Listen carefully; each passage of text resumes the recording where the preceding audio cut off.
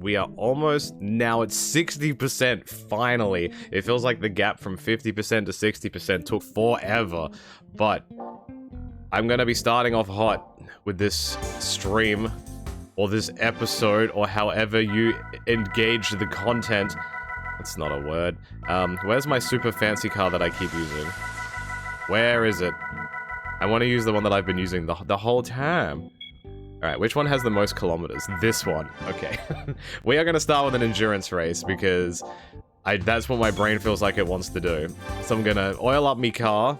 I don't even care if it's brand new oil. I'm changing it. I don't care, bro.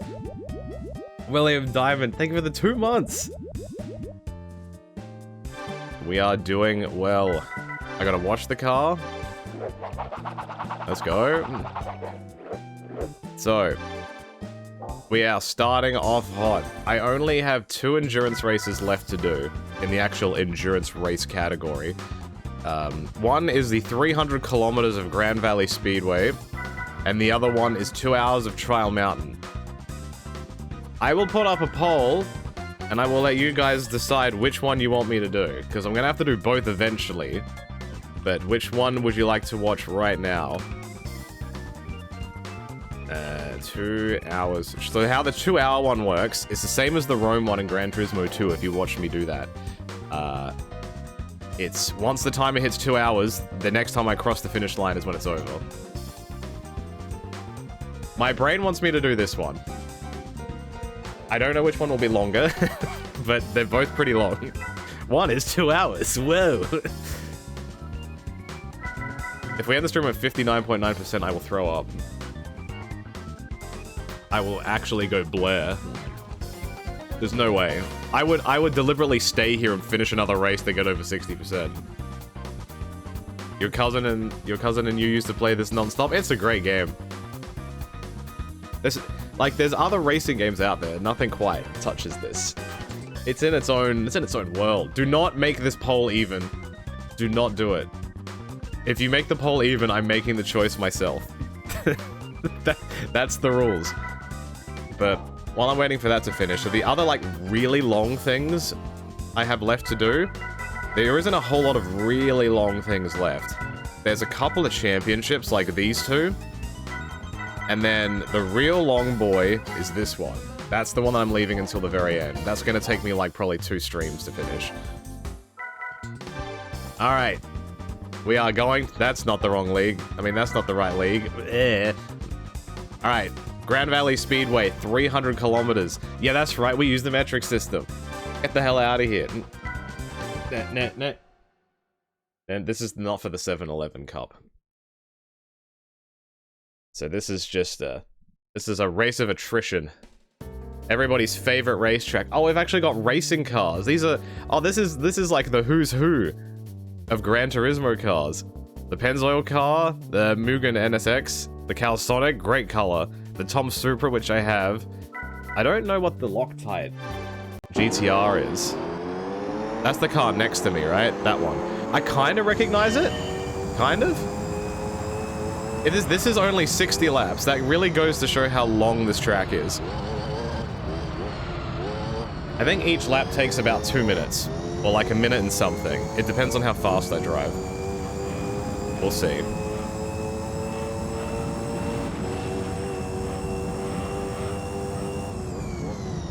Yeah, I was starting at the back of the grid, and I started the race almost at the front of the track. Gaming is hard, man.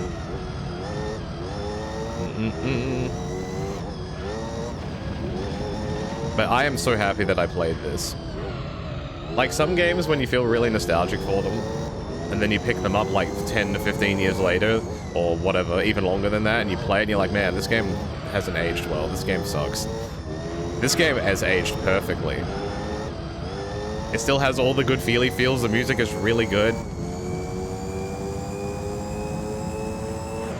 I have no notes. But now that I said that, I'm trying to think of games that I played when I was a kid that I tried to play later. I'm like, man, this game sucks. Insert every comment talking about a wrestling game. I'm trying to think. some like side-scrolling platforms don't age well. Like Bubsy, I loved that when I was a kid. That game is not great.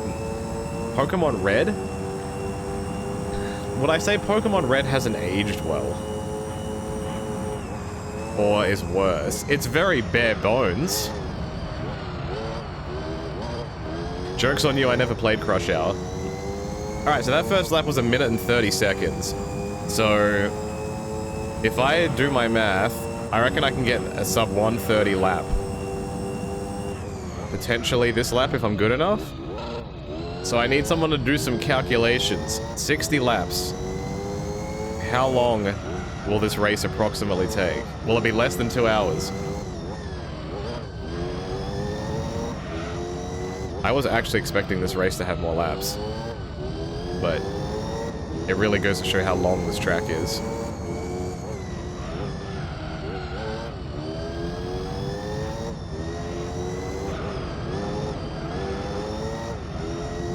I'm doing another marathon. I have to, man. I don't have many big ones left, and I'm getting them out of the way because they're fun. But also, I need to like space them out. I don't want to do too many like 50, 60 lap races at once, and it'd hurt my brain. About 100 minutes.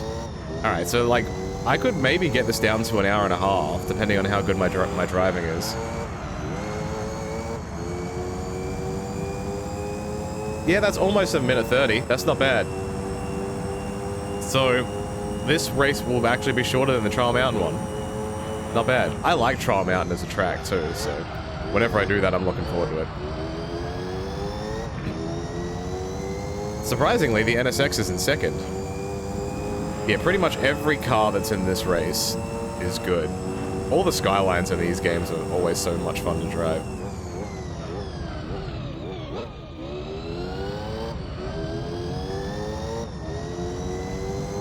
Yeah, would I say that Pokemon Red has aged badly? I mean, technically it was very bare bones, so it doesn't look great. But I don't think it's trying to do anything it can't, you know? It's not like some old school beat 'em ups where the game, the frame rate drops like crazy and shits itself, or it's a pixelated mess and you can't see what you're doing. Mario 64 has aged poorly? I would say, like, if you're talking like the OG, like not like upscaled, like emulation style, Mario Kart 64 probably doesn't look too great anymore.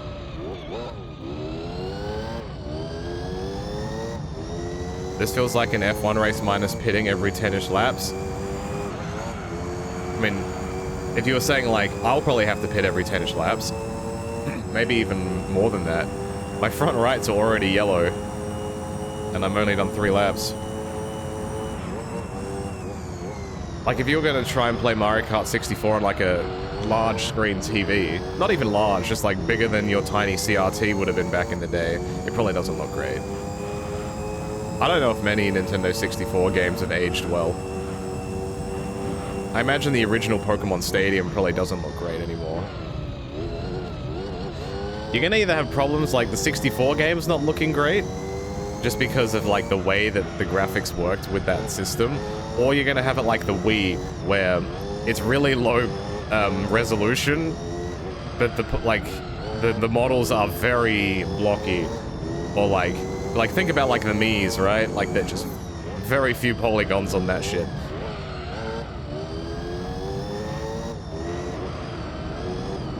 I don't know which one I'd prefer. Would I prefer it to look a little blurry, or just to kind of look like a hand-drawn mess? I saw the Inazuma 11 game came out on PC, and it seems to have quite popular reviews. Like, people are very favorable to it, which is quite a surprising thing for a game like that, with how long it got delayed. But it's also $110, and I don't want to spend $110 on that. I could buy, like, I still haven't played Expedition 33 yet. I could buy that and, like, another game for that price. In my head, I'm like, is that worth it? Yeah, go to the Steam store and look at it. It might be like the banner on the Steam store. It's like 110 Australian dollars. It's ridiculous. Tank controls get too much hate. What game have I played that had tank controls?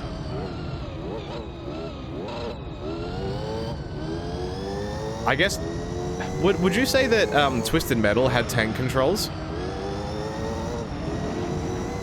Like the Twisted Metal game that I bought?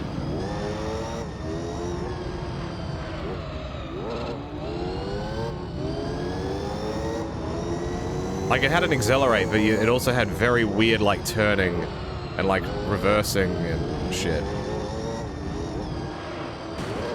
Excuse me, bro. Pardon me. Also, this is fitting. A lot of the cars that are in this race right now, Sony recently did a press conference. Or like a direct, or whatever you want to call it, and they're bringing out an update for the latest Gran Turismo. I didn't watch it, but I know that, like, it's gonna have a bunch more single-player content, and they're introducing a bunch of old cars. And a lot of the cars are the cars in this very race. So that's cute. I want to try and get one more lap out of these, so I'm gonna pit every 6 laps. So I'm gonna have to pit 9 times.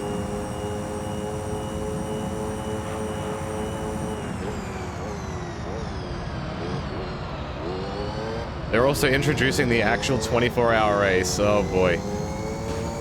I hope if for a new generation game, they might give you an option to, like, if it's a single player one, give you the option to pause and quit, like save and quit. And then when you come back later, you can just resume from the spot that you had it. That would be nice. Because I don't know if people have the time for that. Let alone, like, the friend circle that you could be like, hey, you want to do this 24-hour race with me? The old Tomb Raider games had tank controls. I have not played any of the Tomb Raider games. I was a pure child. I did not play a Bigger Booba the game. I think I played one of them at a friend's house. I think it might have been 2. Tomb Raider 2, I think.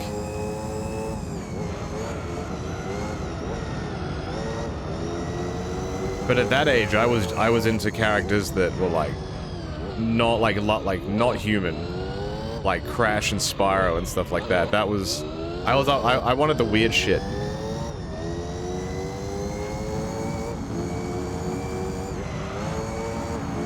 I should set a sub goal one day if we hit it. Oh fuck, I forgot to pit.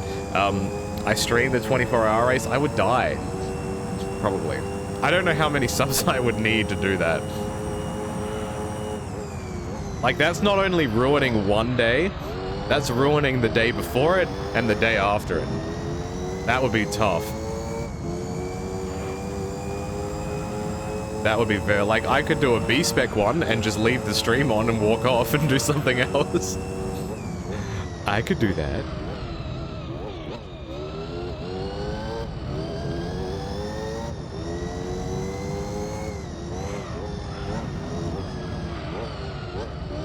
That would have to be like make me a living money. Because if I'm sacrificing 3 days. Am I in the F1 car? Yes. The Polyphony 002. And I forgot to pit, so my tires are red. I was reading chat. Yeah, this car is definitely the car that I've done the most miles in, or kilometers. I've now cracked over 4,500 Ks in this car. So pretty much, almost every endurance race and every, like, large-scale championship that has open entry, I've used this car. It's just so easy to drive. It turns really well when I don't have red tires.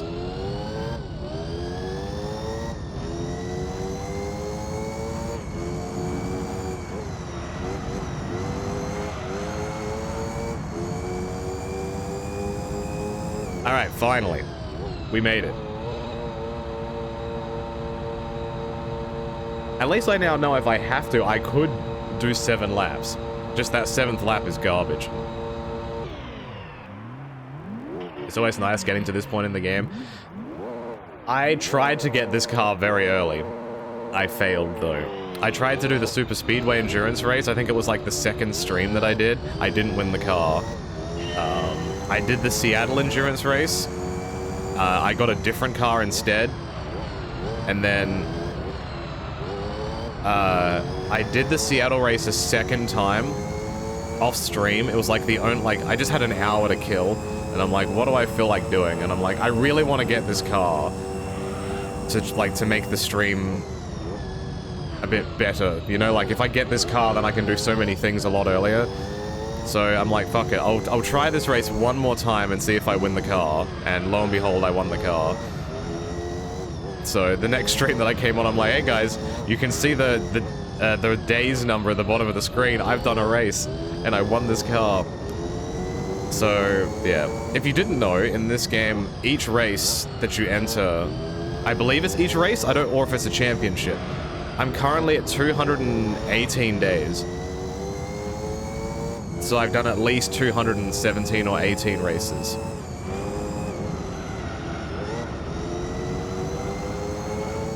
Or license tests. I don't know if they also count as days. But that's still a lot of races.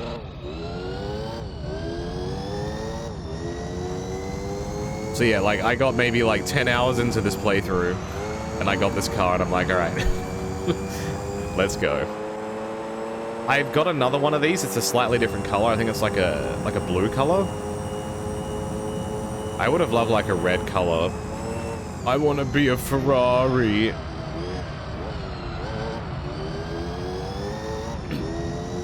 Used to save scum one of the championships. So what would that mean? Like you get to the final race and then save? And then you would do the final race and then finish it and see if you won the car, and if not, you'd reload? That's an interesting way to do it. I've never really had to do that, though. I'm not really, like... There's no other cars that I need to win now. This was really the only one. I would have liked to have won an Escudo. Like the Suzuki Escudo Pikes Peak, but I just bought it. I didn't get lucky. But thankfully, in this game, I don't have... Unlike Gran Turismo 2, which I've also played, you don't have to buy 10,000 cars with racing modifications and spend millions of dollars on nothing. So I had money to burn. If you're ahead, you can just quit out the race and still win. In this race? I mean, like in this game? Oh. If that's the case, it's a bit messed up. How does that work? Do you have to be like a lap in front or something?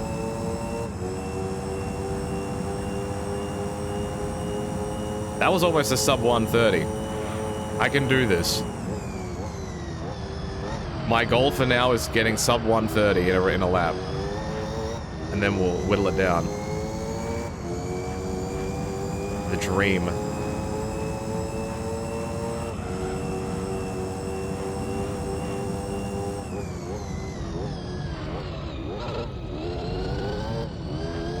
If you won 9 races in a cup and then save, you can... Oh, right, I'm with you. Yeah. Because I'm trying to 100% the game, I'm gonna get gold in everything. So in theory, what I could do is do 9 races, quit, get the car, and then just do the 10th race individually. But,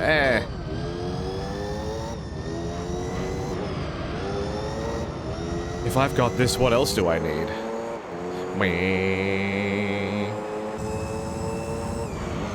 They should bring this car back in the new game. As an homage.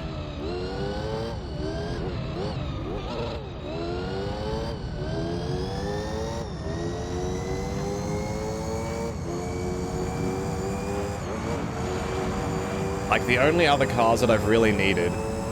Pardon me. I need a GTR. So it would be fantastic if I can win one of the GTR race cars from this championship. That would be really... I mean, from this race. That would be nice. I need to buy an Audi TT, which obviously isn't that expensive. I just have to buy one anyway. I need a a Type R, so I'm probably going to have to buy like an NSX and do that up a little bit. What other car-specific championships do I have? I'm trying to think off the top of my head. I think that might be mostly it. I did a lot of the other ones last stream. Like the Mercedes one. There was an FF Cup. There was something else I'm now forgetting.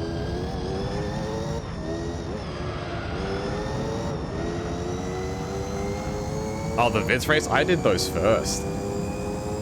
I've done all of those, yeah. Because I started off with the car, so I'm like, alright, I might as well keep using it. Like, doing 10 laps in a Vitz, or a Yaris, whatever you want to call it, is brutal. It feels like I would rather do this than do 2 15-lap races in a Vitz. It'll probably take just as long. Come on. 9, damn it.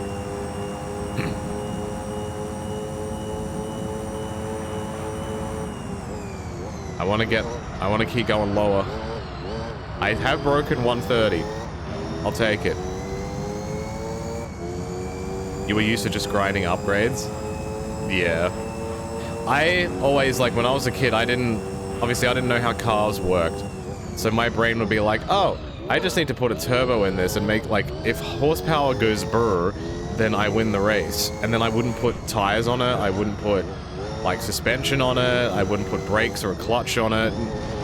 Like, the car in a straight line would be fine, but as soon as I had to do anything else, it wouldn't do anything. It would just not move. It would drive like a boat. And, like, my brain's like, I don't understand why.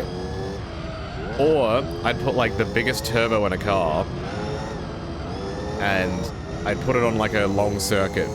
So the straight is way too long for the car, so it would hit its limit. And I'm like, I don't understand why this car's not going faster.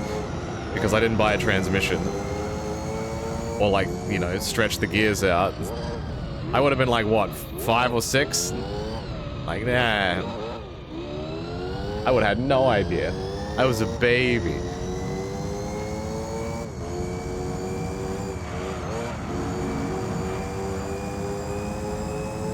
Damn, my front left has gone crazy. So, somehow, this second set of tires has lasted longer. Truly fascinating. Oh god, that tire is just gone. Yeah, why should I have to care about turning a car? Like, I'd be going out there with, like, sports hards on and, like, 700 horsepower. Like, that's not gonna work.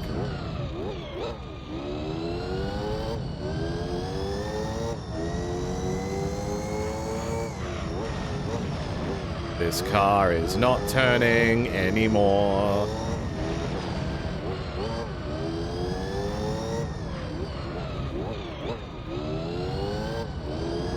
That front right is still hanging on though. That was the one that went first last time. I think it might have been because I went off into the grass and it might have done something to my tires then.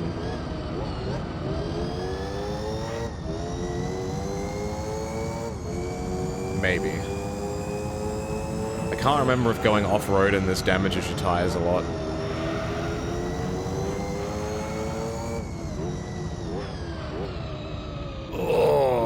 Oh, we're turning. Oh, we're turning alright. Oh, yeah. Alright, I'm pitting. And shitting.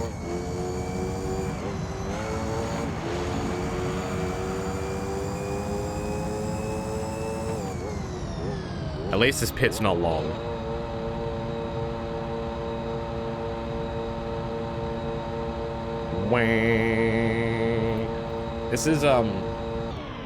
This is like the employee that you know that, like, it's a simple job, but they're like, for them to accomplish it, they got to try their heart out.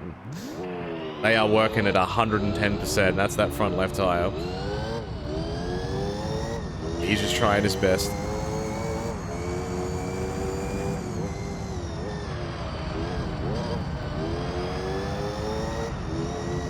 Whoa.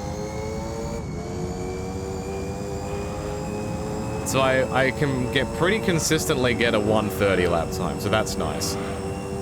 That probably brings this down to like less than an hour and a half, I'd say.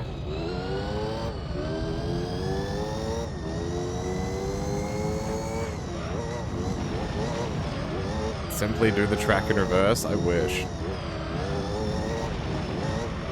When I first started playing racing games, I would definitely be the kid who would turn the car around and go backwards. Like the Formula 1 games that introduced the tire damage, so if you hit a car like on the wheel would fall off.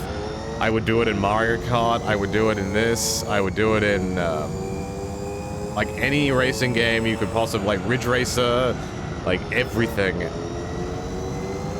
And I would try and hit the other cars head on as fast as possible.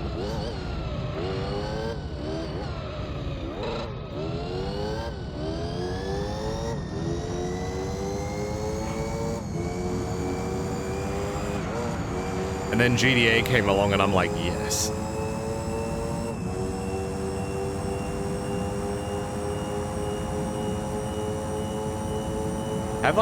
When have I driven backwards in Mario Kart on stream? I don't know if I've done that.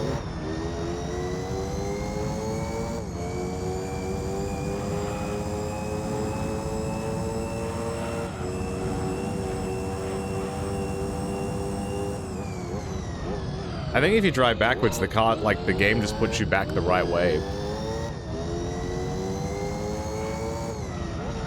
Oh, to cross the finish line? I mean, like, straight up, like, turn the car entirely around and drive at full speed down reverse ways. Like, to hit other cars. I don't mean, like, doing a little spin move or whatever. Like, lives are in danger.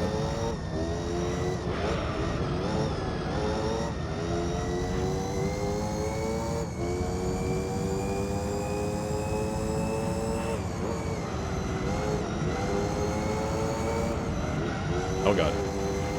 It's fine. Everything's fine.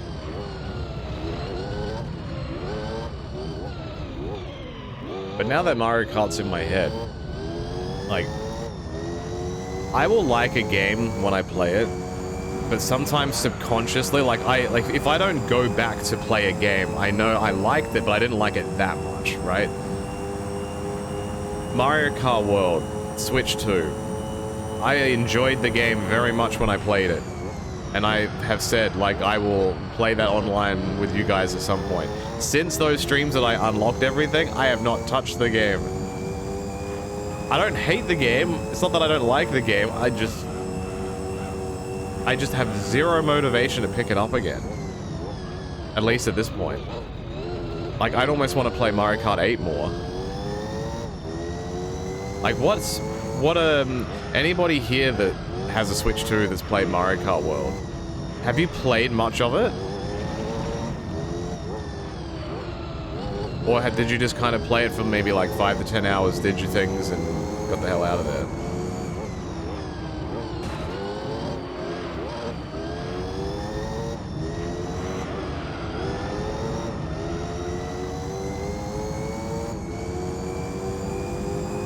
Oh, hell.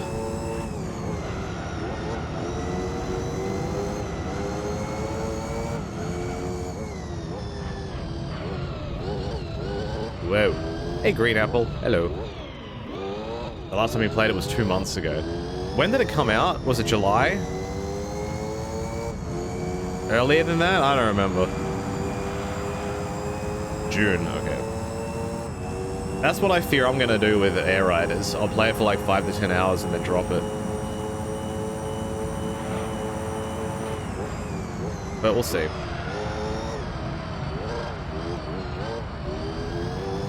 You just did the cup, she got distracted by other games. Fair. That was like me with this. I was playing this in Hades 2, because Hades 2 finally got its 1.0 release, and then whoops, here's a bunch of other games that I want to play.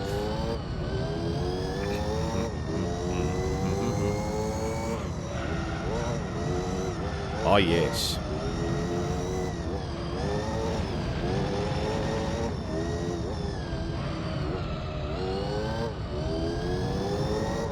The OG Air Ride was fun but thin. I never played it, so I can The only thing I go off is everybody's like, holy shit, have you played this game on the GameCube? I'm like, no.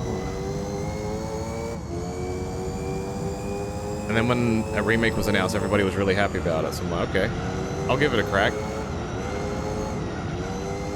I didn't get onto Kirby games until later. In the beginning, I was a Mario and Pokemon guy. Like, I never had, like, Kirby Superstars, or Superstar, or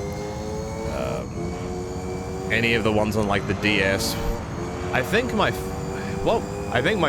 first Kirby game that I played was probably Superstar.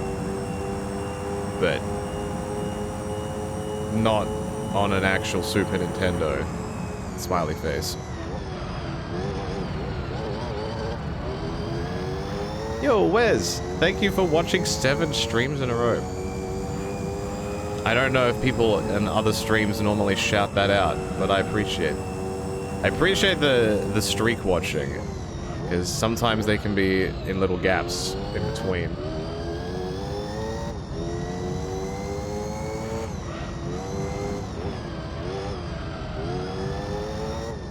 Hey Lafayette, how's it going?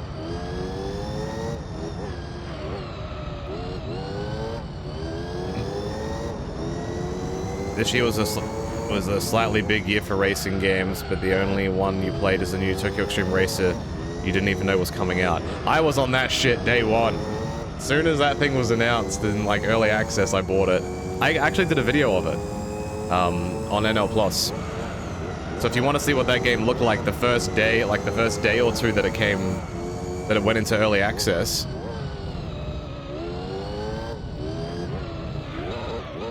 Like, there's a couple of UI changes and stuff like that that looks a bit different, but...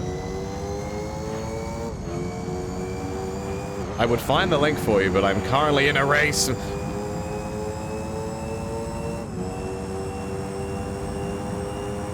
I still haven't even finished Tokyo Extreme Racer. Did I also hear that that's coming out on console? If it is, that game's gonna do great sales. I reckon a bunch of the console racing players would have no idea that game is even exists. And then they'll see the name and go, oh shit. Time to buy that.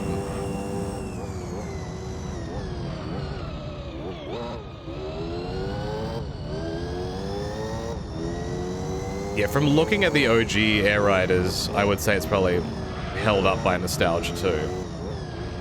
Because it's you know, like,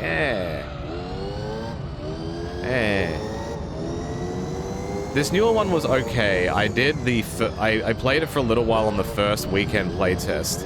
I didn't play it this weekend.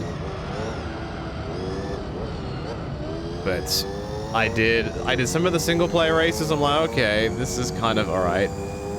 And then I did some of that online battle stuff, and that was interesting.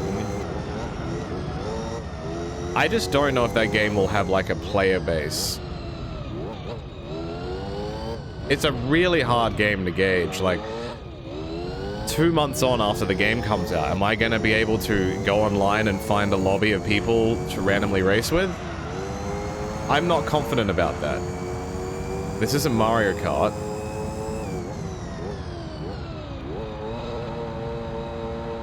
Alright, we're almost a third of the way through the race, and I'm just over 30 minutes. So this should be just over an hour and a half, maybe a smidge longer.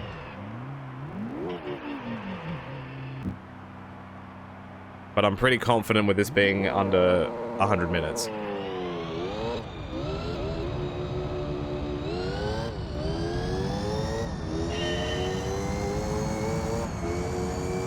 Some of my best multiplayer memories of any game that I've played would definitely be Mario Party 1 and 3 and Mario Kart Wii and Double Dash. They're probably like the best multiplayer game experiences I had, like in person. Online, like multiplayer experiences, would probably be TF2. I also played San Andreas, like GTA San Andreas online, like it was called SAMP. San Andreas multiplayer. I played that shit a lot. That was fun.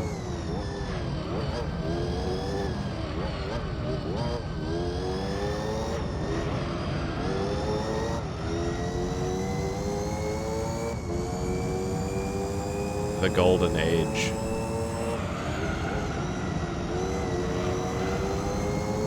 There was never a Vice City version of that, I think. It was only San Andreas. Maybe it was easier to mod. I don't know. Any Tony Hawk's game, I only played single player. Never played the multiplayer. Or online, I should say.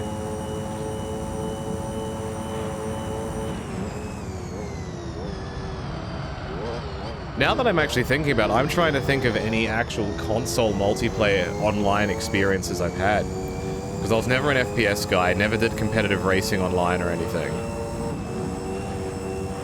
Like, I think I may have joined online lobbies when playing Skate, just for the idea to have other people around you while you're skating random stuff. Of course, there's the wrestling games. That might be it on console. Or, like, besides, like, I'm talking, like, PlayStation. Never played Twisted Metal multiplayer. I still remember when that remake, not the remake, that other one came out on, like, the PS3. And it was a steaming pile of dog shit. Like, people just didn't seem to like it. I never bought it. For some reason, my Adam's intuition kicked in. It's like, don't buy this. It will not be good. Ow. Bruh.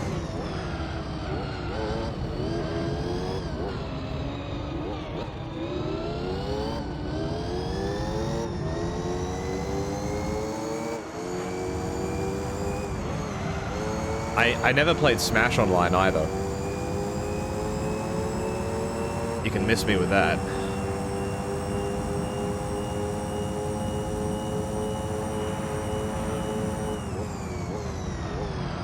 Yeah, remember when games were called like reboots instead of like remasters? They were fun. Like there was that era of like, let's make a new game of this franchise, but it will be crap. And then we realized, oh, we can't do this, so let's just remaster everything instead.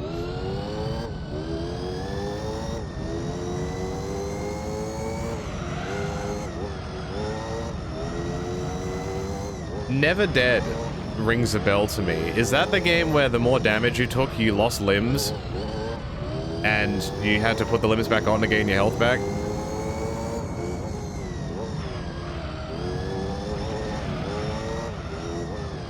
Ow. Ow, I say as I drive into a wall at 150 Ks.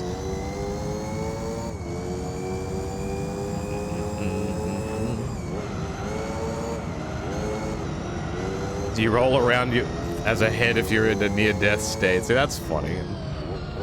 I'm surprised like that didn't happen much earlier in video games. A lot of games that I'm thinking of that have skeletons in them are always like comedies. Or like the characters are kooky, like they've got like they're quirky.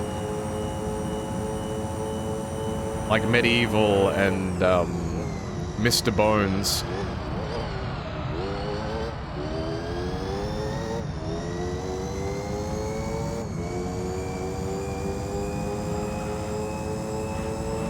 Good old Mr. Bones.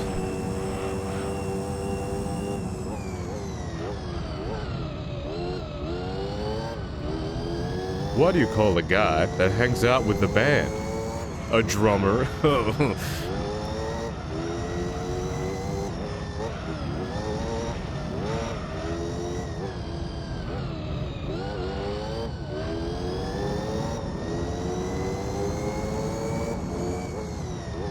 If you've never seen Mr. Bones before, you should look it up on YouTube or something.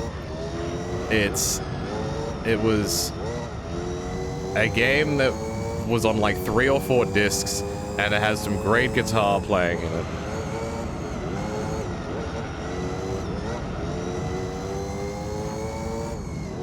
Hey, Bob. I never owned Mr. Bones, I just know of it. Mr. Bones Wild Ride reminds me I need to play Roller Coaster Tycoon again. I keep saying it.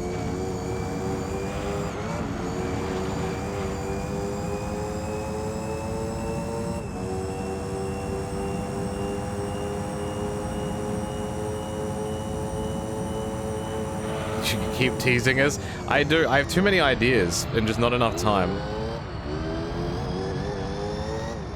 I'm blessed that I have the opportunity to even do this, let alone find more time. I don't want to start like 10 different games though, then I'll get overwhelmed and hate myself.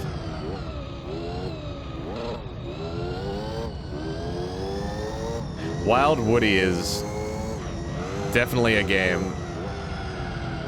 Total Distortion I've never heard of though.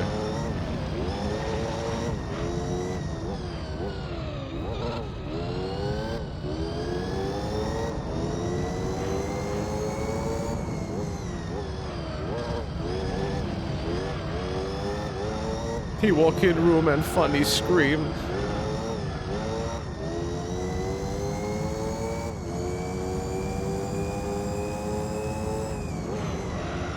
Fuck, what's the quote?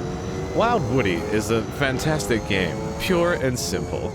You press the jump button, he occasionally jumps. What more could you want?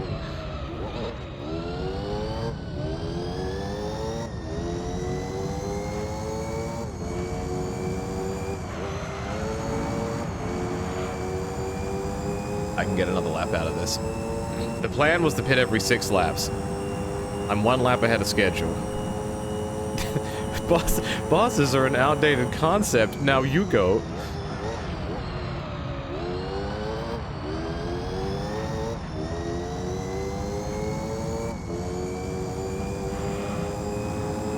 The great 8-bit debate. Whoa.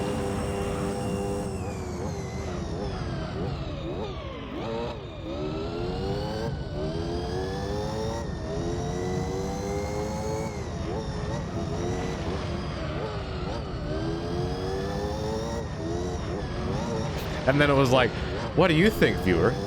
Do you think, who do you agree with? Can we get this video to 100,000 likes? Don't forget to leave a comment in the comments section that we will absolutely never read.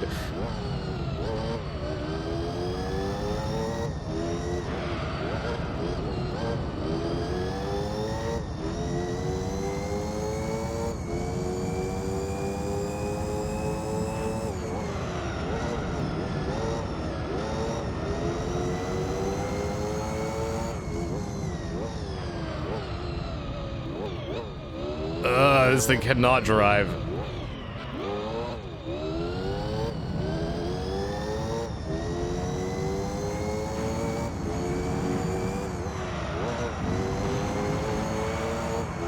I'm at the point with like YouTube comments now on like other videos that, like, you know when like maybe like what, 2 or 3 years ago, you could look at a YouTube video's comment section and go, yeah, half of these are just bots. Like, you remember those ones that used to pop up on our videos that were like, it was always like first name, last name, Instagram model, picture, and it was like, oh, I love the vibes of whatever, and then it would have a bunch of emojis on it. Like that's clearly bait. But these days, some comments, I can't tell if it's actually a bot making a comment or if it's someone is just that brain dead that they're just, like, they just see it and by osmosis they just begin to talk like that.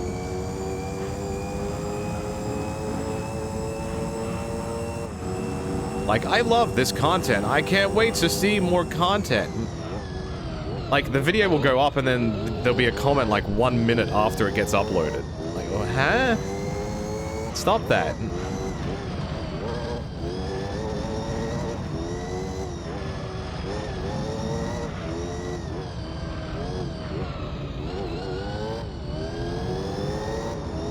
When you press the streak thing, like you just did then, Bob, does it give you the points then, or do you just get the points anyway? Or do you only get it by announcing it? To Zawarudo.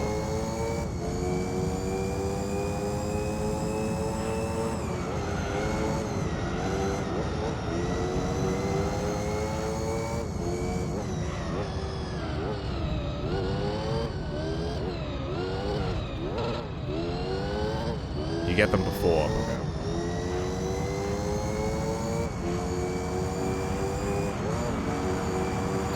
Yeah, it's like, oh man, I've been waiting for this. I've been waiting so long for this video. I'm so glad it's here. And it's a video that was like not announced prior to it coming out, and it's just like some random video. Like with no context.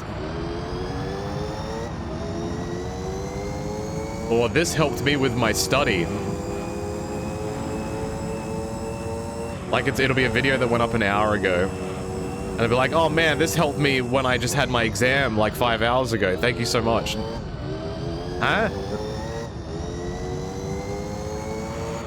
The fuck are you talking about?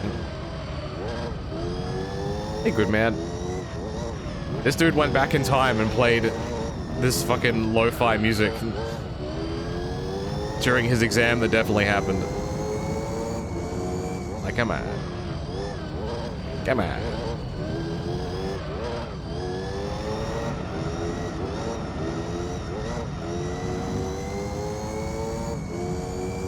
Yeah, I can't. This video finally dropped. Hell yeah. I can't wait to see more of this. And it's like someone announcing they're like leaving the channel. Or like their dog died or something. And the comments are like, more of this, please.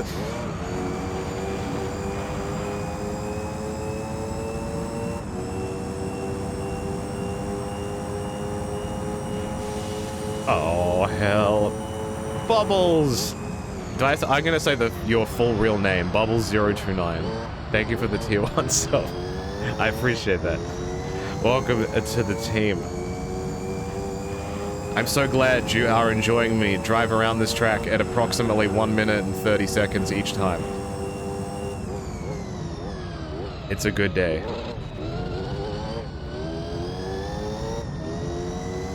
We're saying full usernames now, only if you're special.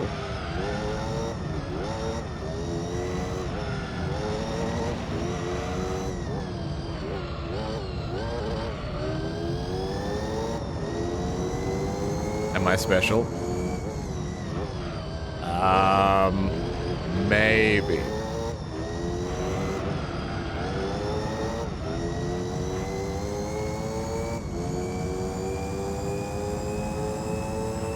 Damn, that was almost 1 minute exactly. I was almost a gamer. No, I'm on the whoa. I'm on the whoa.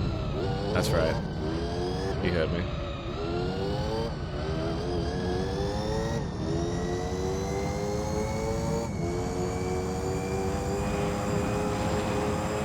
Hell yeah. Hey Stu.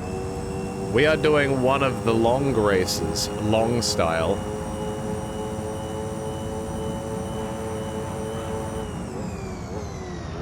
I've also seen the comments that like it'll ping a time. Like, you know those comments that like if it'll have like the time in the video on it, and if you click it it'll take you to it. And like it'll have like time crying emoji, like crying of laughter, but nothing is happening at that time.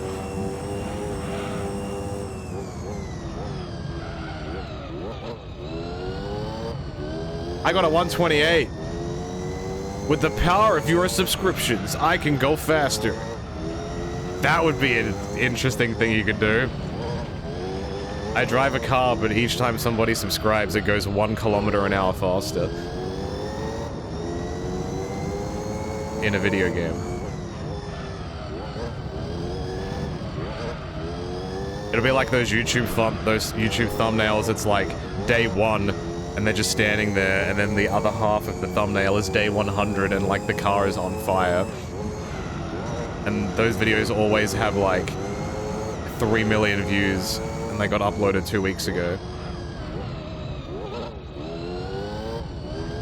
I don't know how people do it, man. They're getting that money. They're getting that money.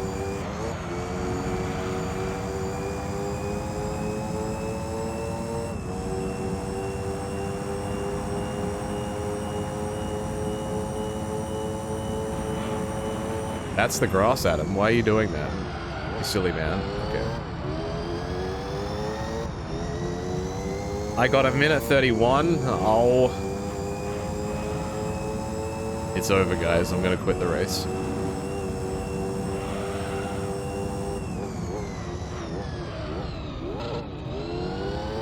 Why is this guy so far behind? A lot of these cars have very, very similar, if not identical, horsepower. Did I just see a car? Did you? Hang on. If somebody can rewind like 5 seconds from before now, did you just see something like driving through thin air when I went around that corner? Did you see that? Or am I seeing things? Like, did it not load in this part of the track?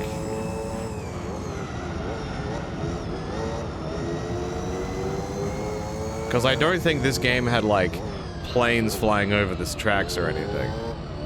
I might be going insane. There are no bugs on my screen. No way, man. We keep this house clean! That's such a nice looking car.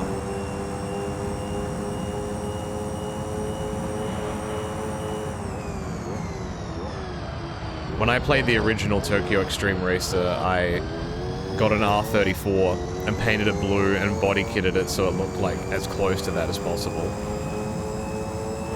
It's so good.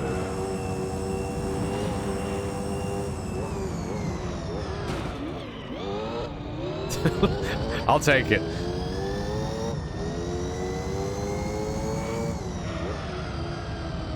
I cannot turn left. Turning right is perfectly fine. Sorry, I lied.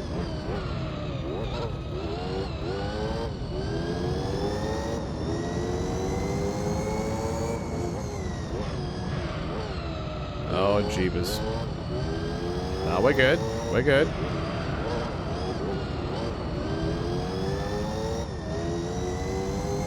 Oh, yeah.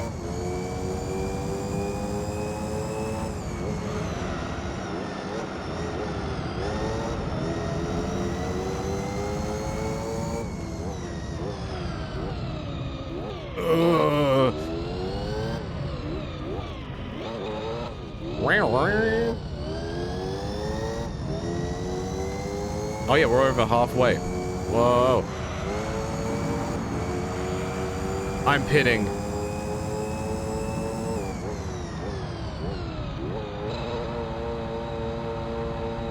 How many times have I lapped them now? 3 or 4 times?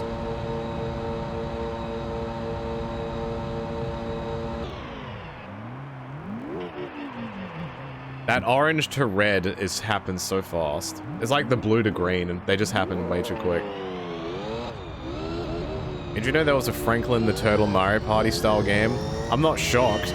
There seems to be like a bunch of those that I am not aware of. Like, I learned that there was a Pac-Man one on the Wii. I'm like, oh. Isn't there a Lego one? There was a Shrek one, yes. And I'm pretty sure they were all just called, like, blank party. Like, Pac-Man party, Shrek party, Lego party, Lemon party. You know? Did the 2-point streams from earlier in the year get uploaded to Plus? Not yet. They are there.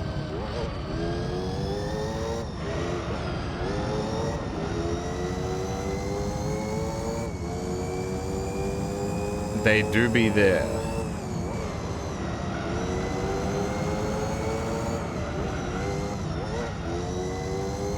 Just the problem is I have, like, 5 years of things that kind of slowly drip out. What is my opinion on Sonic Shuffle? I would fucking love to play that. I would love to play that. So much. I would 100% Sonic Shuffle.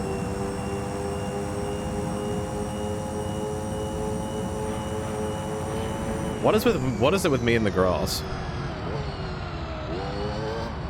Was watching the theme hospital parts? Well, thank you. I appreciate anybody who watches the stuff on Plus. I know it's like older VODs and stuff, but It's always nice to see people go back and watch them and say nice things. But yeah, the 2-point museum one will go up. I don't have a time frame for you. If I'm giving you a very rough estimate, it would probably be next year. Unless I got like a lot of people asking for it, and then I could maybe push it forward.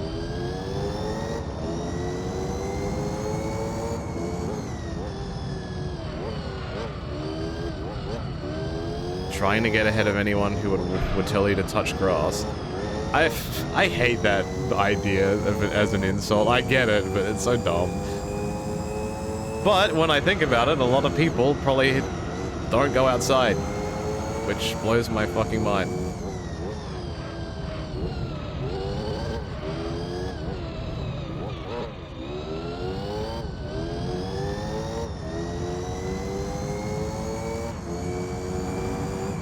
Speaking of which, I tried the fantasy map. All I did was... Because I played it quite early in its lifespan, so I didn't play it before any of the other DLC came out, or anything like that. So I only played like the star ratings for all of those ones in the base game. I haven't touched the game since. I did one thing with the game off stream because I did enjoy playing it. I started like a blank museum, and I got every single what's the word? Every single attraction in the game at maximum quality, and like had different sections in the museum for like the different things. That was kind of like my, alright, I've done all the things. That was fun to do, because you had like 4 helicopters and you just kept sending them out to get the same things over and over and over and over and over. To get upgrades and sell them, and I had so many staff, I was almost losing money. Yeah, they've already brought out one DLC, and I think they're doing another one soon. So, like, the game is good, so good for them. The one that I want to play is 2-Point Campus. That's the one that I want to play. If I would be playing any of the 2-Point games. I have the base game, but I don't have any of the DLC. You feel like it's just the Sims game in a museum? Very, with the Sims, you're controlling the characters. Like, specifically, like, your objective is the Sim, not the building, or, like, the bigger picture. Like the Sims is not like Roller Coaster Tycoon. 2-Point Museum is like Roller Coaster Tycoon, but it's not like the Sims. It's close, but not quite. Different objective.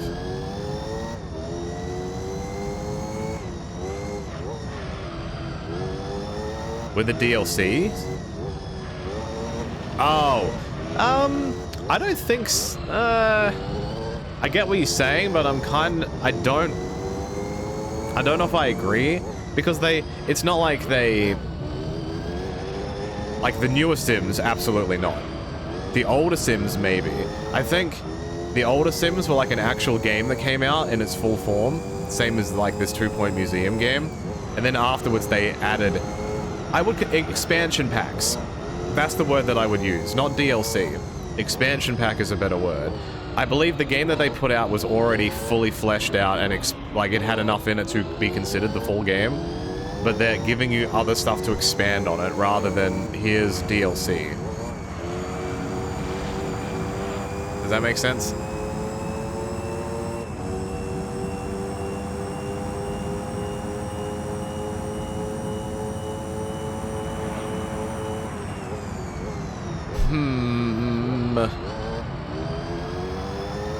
I love typing with too many M's. Or like changing the caps of the M's. So it's like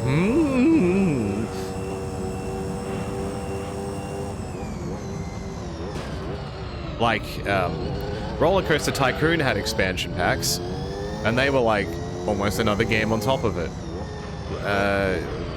What other games had What other games do you guys remember that you played that had specifically expansion packs? Not DLC, but expansion packs. I think Age of Empires had expansion packs. Obviously, The Sims 1 and 2 did. Mech Warriors. I've never played a mech game in my life.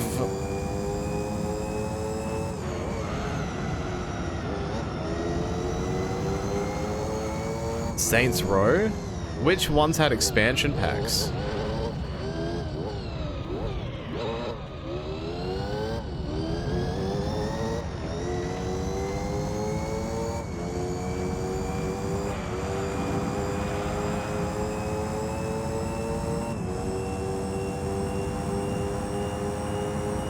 Alright, the front left do be almost dead again.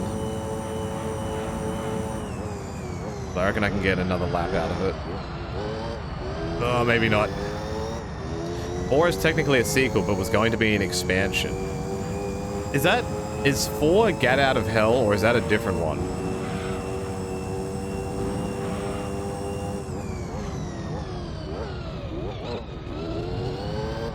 That's a different one, okay. Is it shorter than the others?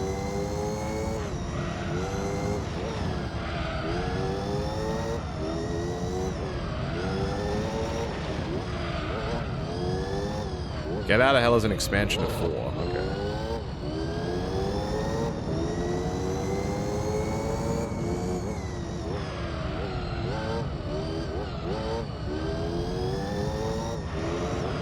I'm trying to remember how much the Sims 1 expansion packs were back in the day when they actually came out. I think the base game was like $30 or $40, and then the DLCs were like 20 to 30 bucks, or the expansion packs.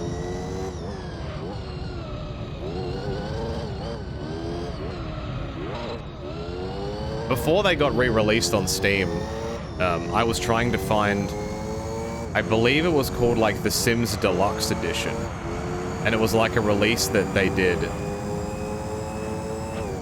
that had the base game and like all the expansion packs in like one installer. But I don't think it was released in Australia. I just wanted like a physical copy of it. I have a bunch of the Sims not expansion packs, the instruction booklets. Like the half A4 size little booklets that had like all the items and stuff in it. I can now get a snazzy sweater in The Sims 4 for $32. Hell yeah. Buy today. Because if you don't, it'll be gone in a week.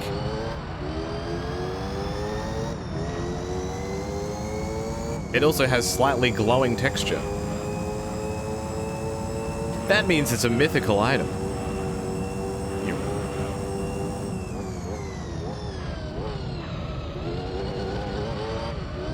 Imagine clothing gacha. That'd be nuts.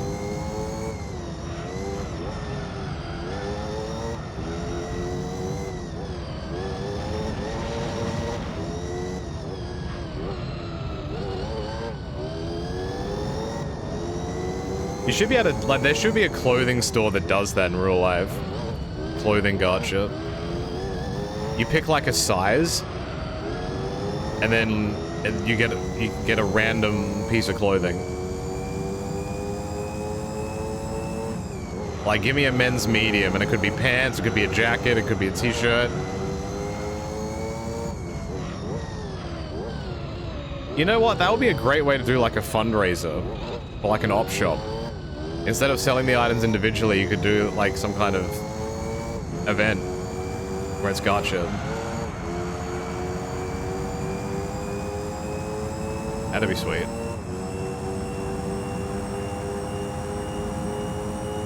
Clothing gacha is what Infinite Nikki is all about. I remember hearing about that game so much when it came out, and I've heard nothing since. Is it even a game, or is it just you just put on clothes and walk around?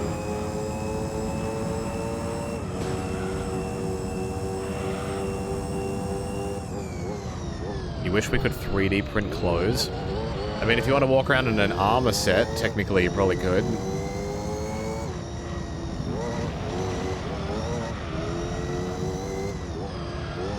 I just saw it again.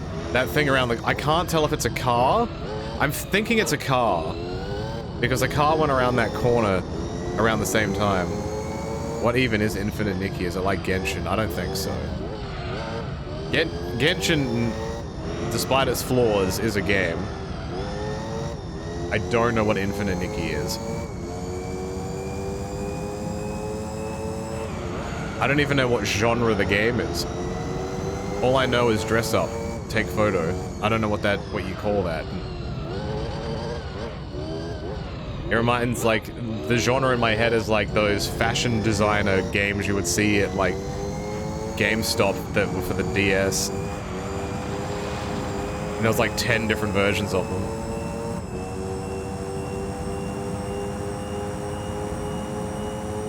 An open world collectathon. Also, it's the modern Banjo and Kazooie of our time. Fashion designer flash game. Hell yeah. You kept seeing ads for something Nikkei? Oh, yes. What did all the characters have gigantic asses and a booba? I remember. That game is still very popular. Very popular. Yeah, I'm pretty sure that's a car. Like, I'm 90% sure that's a car. In thin air.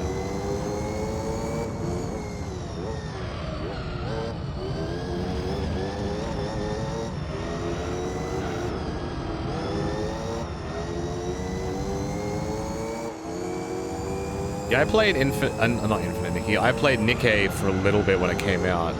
There was a Chainsaw Man collab that I was like, oh, this is interesting. And then I didn't last long. Maybe like 2-3 weeks, and then I fell off. That seems to be the case with most gacha games. Like, over the years, you guys have seen me play Supercard. I love Supercard, but I have not played it in years now. The grind is too real. Like, to get all the... If you're not spending money, to get all the things is just nuts. I can't do it. And I don't want to be a dedicated Supercard streamer. I would not enjoy that.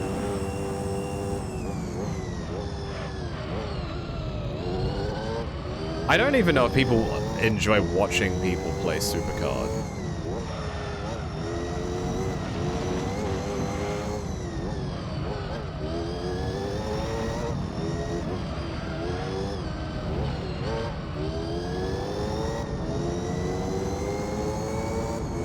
I just remember the weekend events like Road to Glory and like just being an absolute slog. When you had like infinite ads, it was fantastic because you could, you know, if you had like 5 or 6 hours to kill, you could do it all in one hit. But when they limited the amount of ads you could watch every day, you had to like time it out. So okay, I can do this many in this day, and then every hour I have to come back and check this thing. And then the timer resets at this time, so then I can use the ads again. And I'm like, ugh. If I ever hear that they fix the ads, I would probably go back and play it. Because that would be maybe a more valuable use of my time. But in its current ad state that it was in, I don't have the time. I don't want to have most of my day thinking about, I need to check this. I don't want that to be an important part of my life. Ow.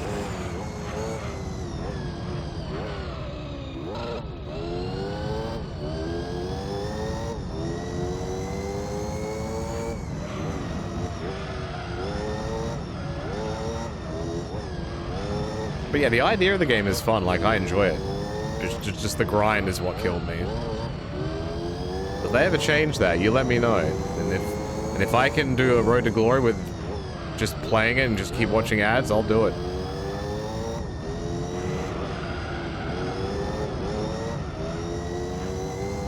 They've been getting away from weekend events. I'd believe it when I see it.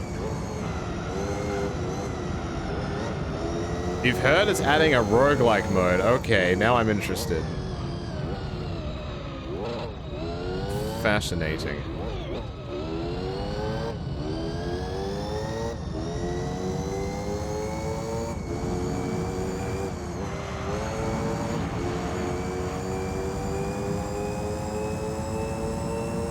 we pit next lap.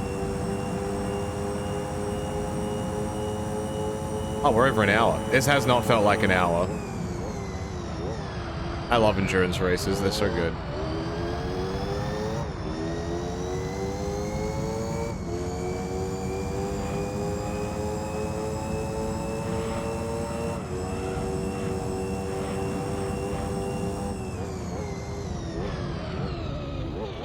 I mean, if an update is insane enough, I'd consider looking at it.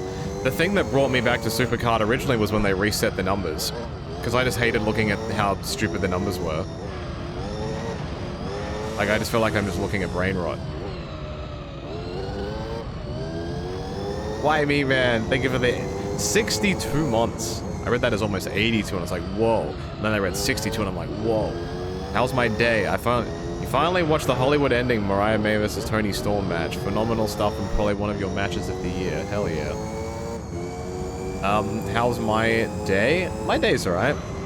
I had a very busy weekend, and I'm very overwhelmed and overstimulated when you're around so many people.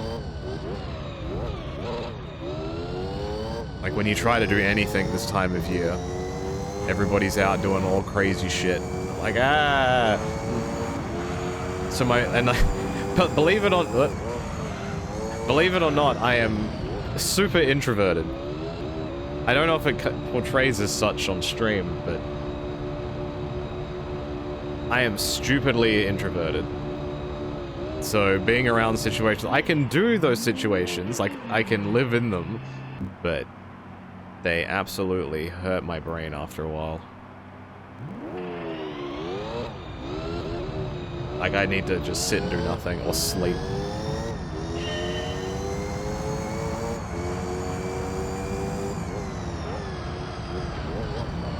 Like, I can give you the best of me for like a couple of hours, and then after that I need to crash.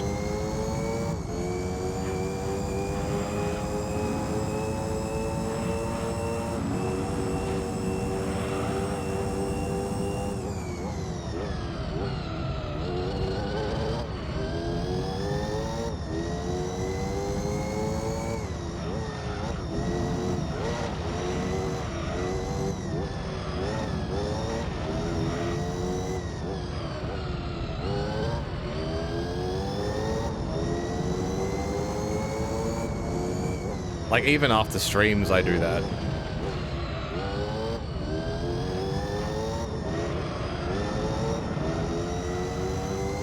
Like, as soon as I finish any type of stream, especially ones that are, like, loud, I'm like, I need to just do nothing for a moment.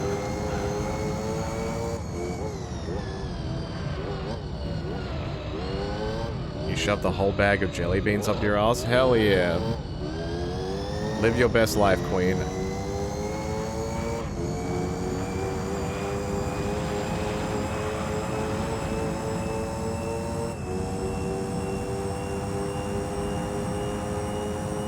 You go out of your way to avoid people because you're terrible at social interactions, but going to wrestling shows the last couple of years, you got out of your comfort zone. Well, that's good. I like talking to people, it's just tiring. It's exhausting. Because, especially these days, people always want something, or like there's this energy pull of like, what do they want from me? Why does it feel like anything that I do could be misconstrued? Does this person hate me? Like, so many things go through your head that are completely unnecessary.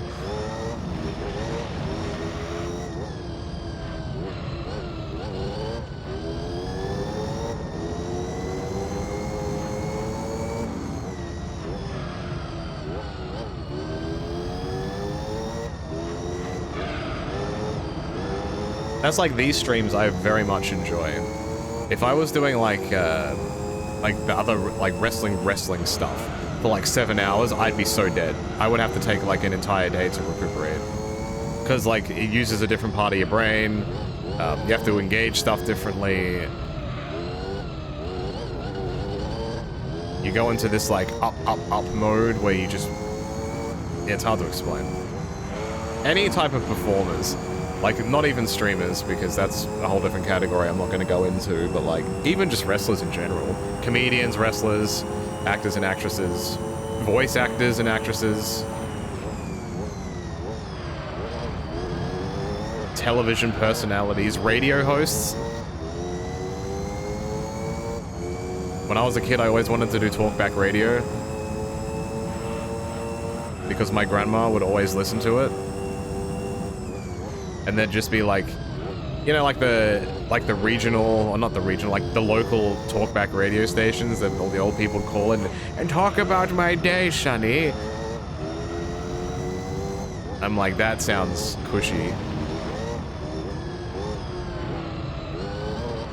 And you get like the graveyard shift of like 11 p.m. until like 5 in the morning. And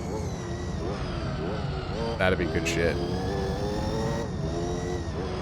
You just came back from a hunting trip, and to celebrate you shoved some jelly beans up your butt?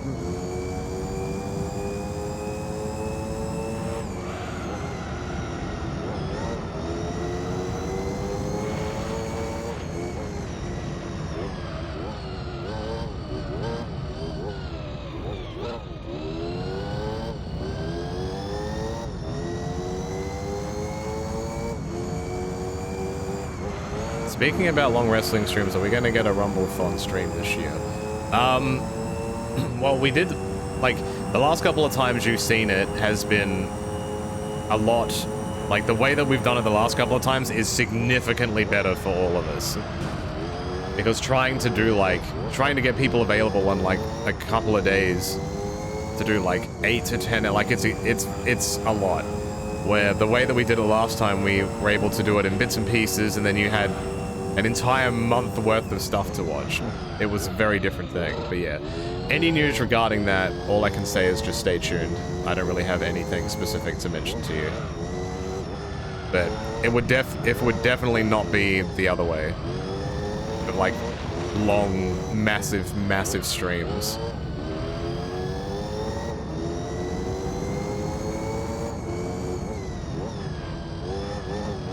That can be a lot harder to do.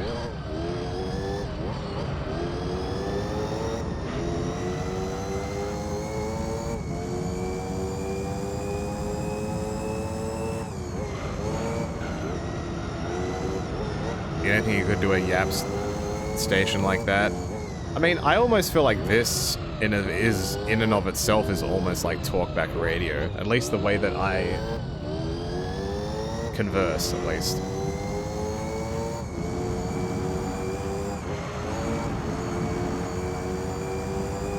Like there's back and forth. The only real difference is I don't have a number that you call in and be like, hey, let me talk about this.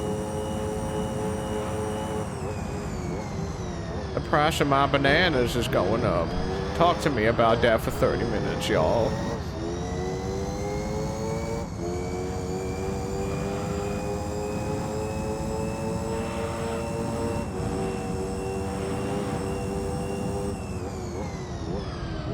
And I need to be committed where I genuinely miss the super long weekend of streams for that. Yeah. Like they're a cool thing to think back on, but like,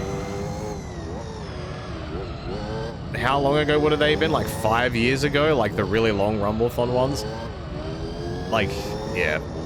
A lot of us now just have commitments now that's, you know, we have grown older. We aren't the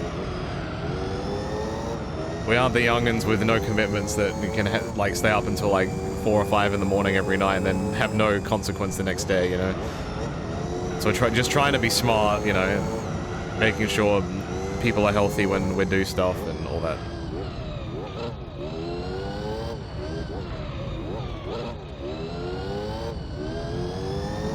How about Zack Ryder coming back? I'm confused. I don't know if that means he's coming back, but cool, I guess. I don't know. He didn't win, right? So I don't know.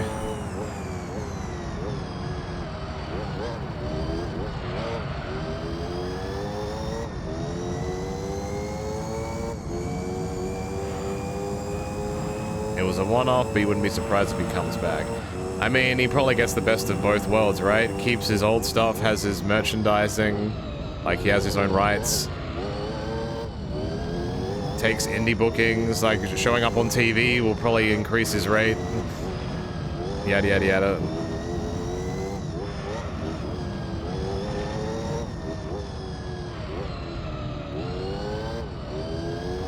He bet he appears at the Rumble. Is it a surprise anymore though? Like if like his theme music played at the Rumble, we'd be like, oh shit. But now like you heard it like a month ago. Will it have the same impact?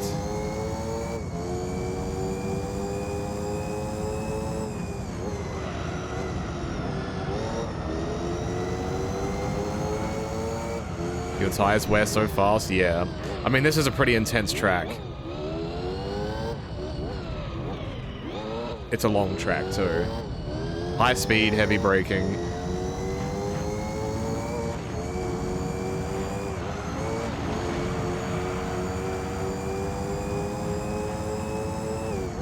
I only have to pit one more time after this, and then I should be clean smooth sailing.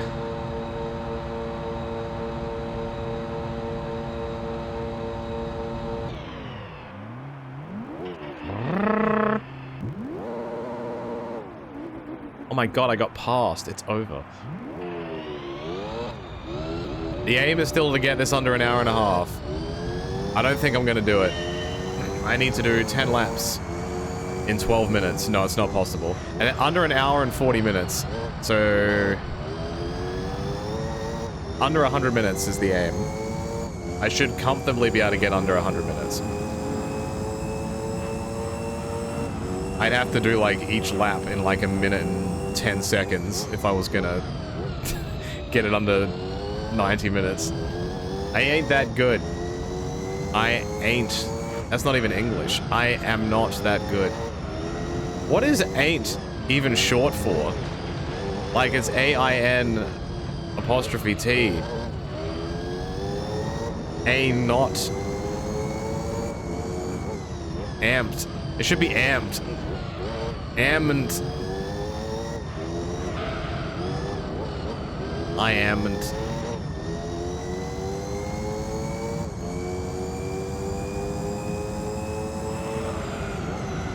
yeah, I also don't trust crowd reactions anymore, unless you can visually see the crowd reaction, like with when the people go up.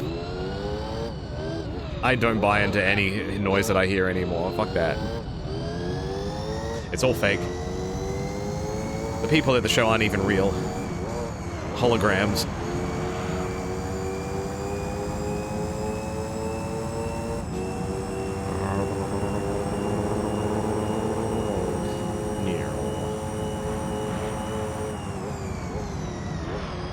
I got my position back. Ammond.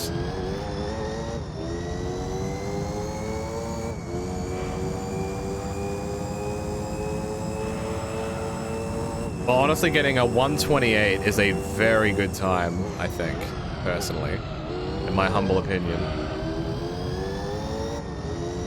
I usually try to break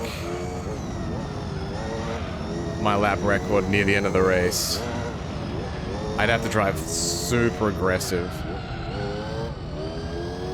Do I have that dog in me? I don't know.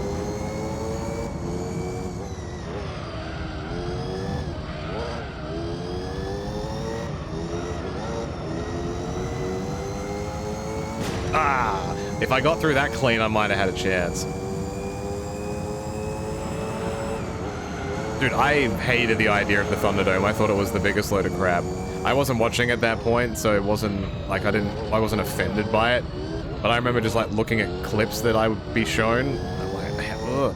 That would have been so disjointing for wrestlers. It would have been so weird. Like, great that they got work still, but shit, man, that would have been so weird.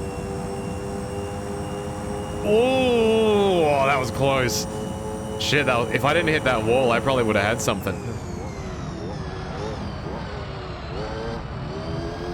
That is a 1/10 of a second off. Less than a 1/10 of a second. Alright, I got this. We're locking in.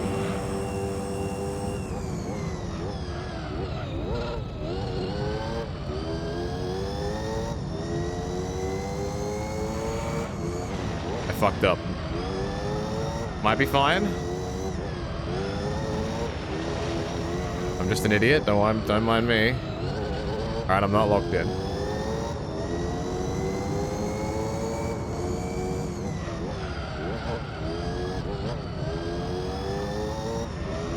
Can I get out of here at a good speed?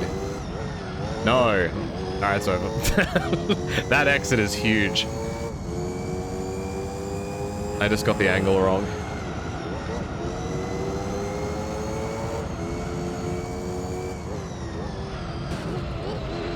What the fuck, man? Give way to the leader, bro. Jeez.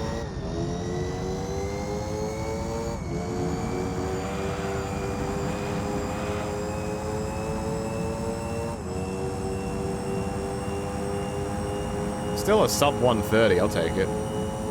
Alright, this is the lap. This is the run. Alright, I fucked it. It's fucking. It's fucking. I shan't.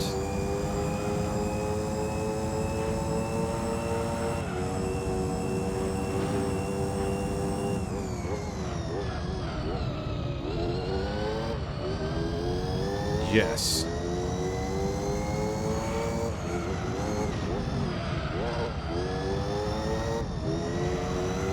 I'd have to get a crazy last sector if this were to work.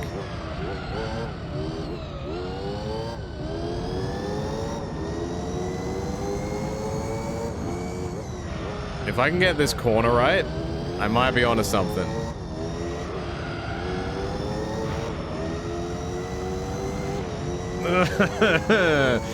Oh, it's so agonizingly close.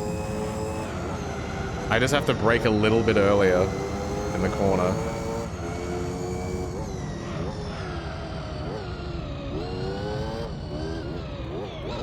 The Thunderdome flopper, what else could they do exactly? You either do nothing, or you try something, and they tried something. People got paid, a TV show went out. It's better than reruns.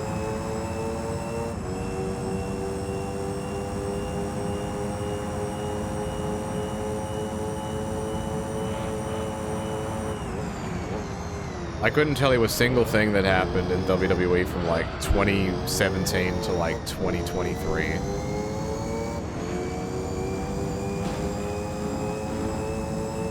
And heck, I even watched one of the WrestleManias. That was like the last one that we watched together.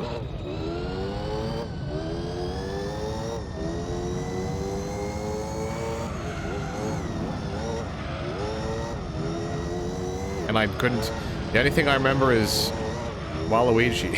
That's all I remember. 25. Okay, this has potential. My tire is completely boned, though. It's in the bone zone. Ugh. I had to brake extra.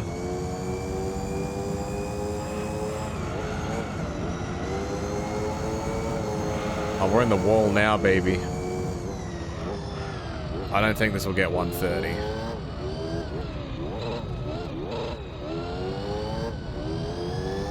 Eight, 9, 21, 2, 3, 4, 5. No.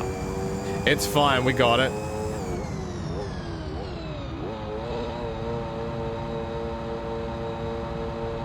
Final pit of the race, and then we go to the finish. Because reasons. I need to win the race. If anybody's a lore master of this game, what are the 4 possible cars that I can win from this race?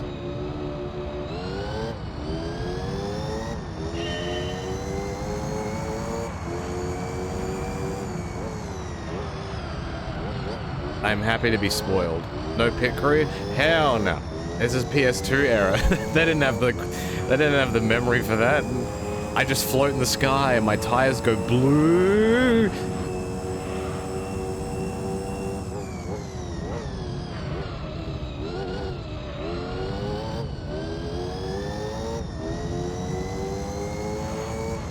I don't even know what year they introduced the actual pits crew.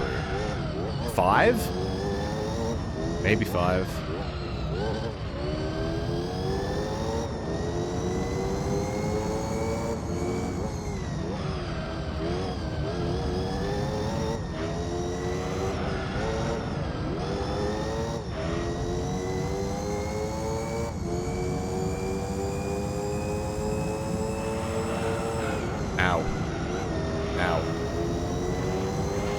Alright, I got 5 laps, or really 4 laps, to try and break my lap record.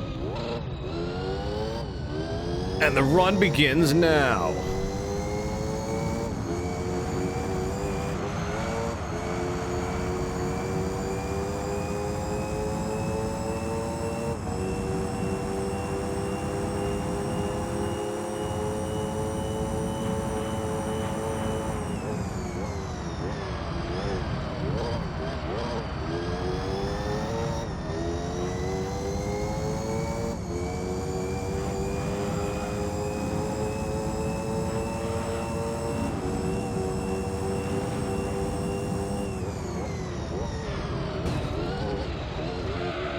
Not great.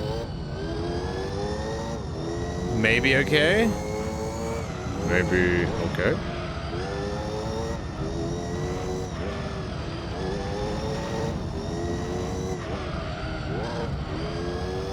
Oh, that was almost perfect. Alright, this is fine.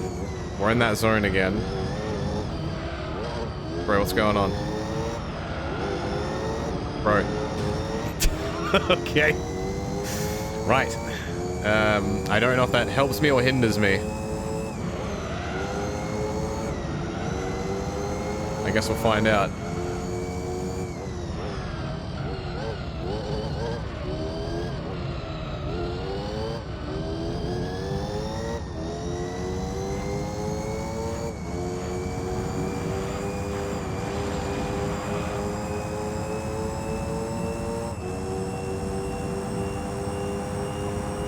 Oh, hell. That wasn't even, like, perfect either.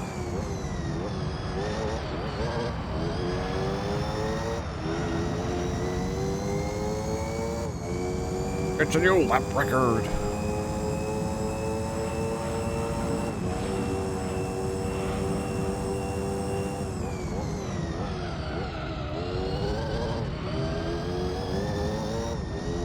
I want a 127. That's what I want.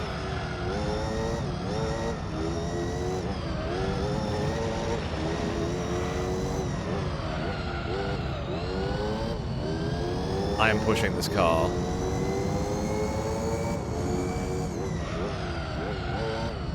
I'm half a second in front of where I was last lap.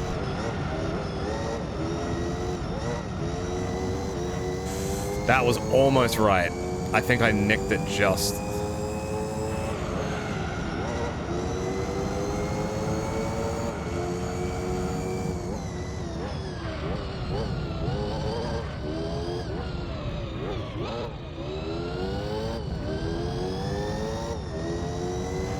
This could be a 27.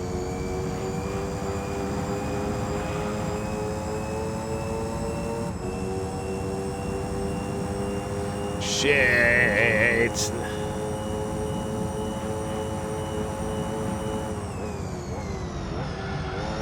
I got like 2 laps. Alright, I have 1 lap to do it. Next lap is the lap.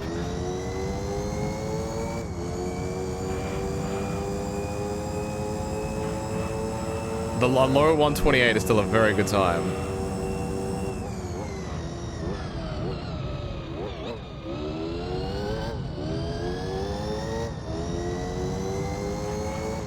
Didn't Ziggler, like, once just drop the US title and then came back, like, 2 months later and nothing happened?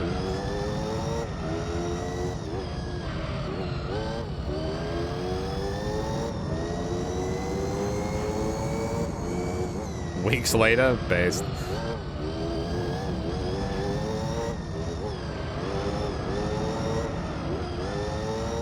Really keep the fans wondering, right? This last lap is going to have me with an orange tire. This is going to suck.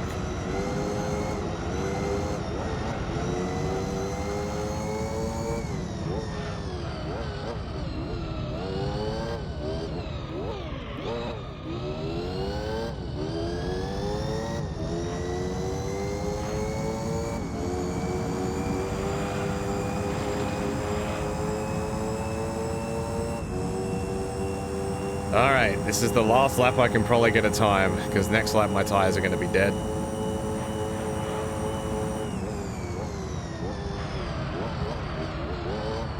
If I can get it on orange fronts, that'll be an impressive feat.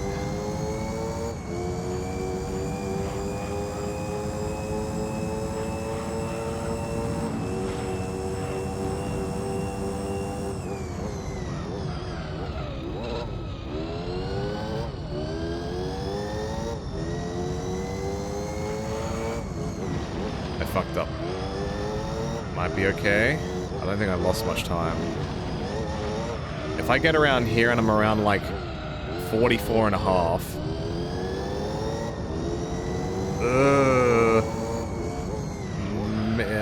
I'd have to have the biggest PP coming into this section. I need to come out of here like 200.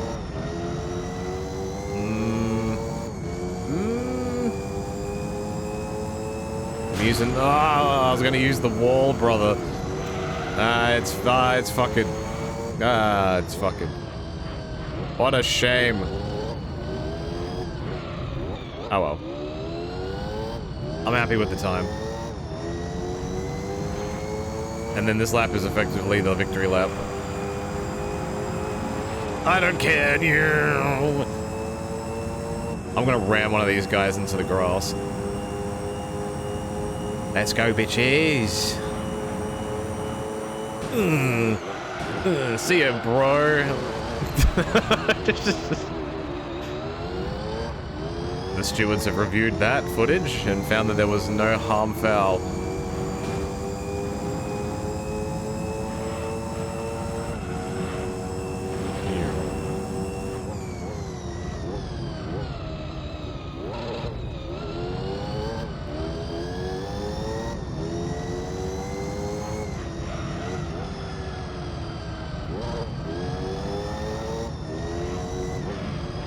Why do people call it Hell in the Cell when it's Hell in a Cell?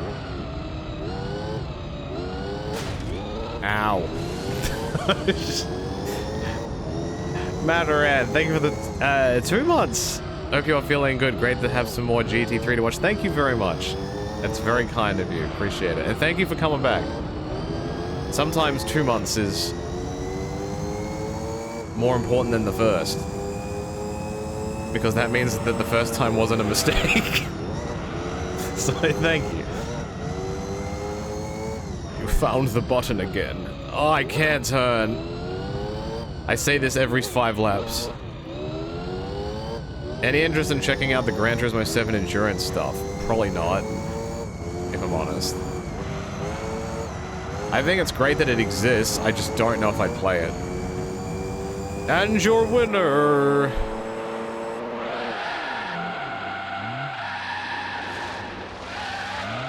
Clean.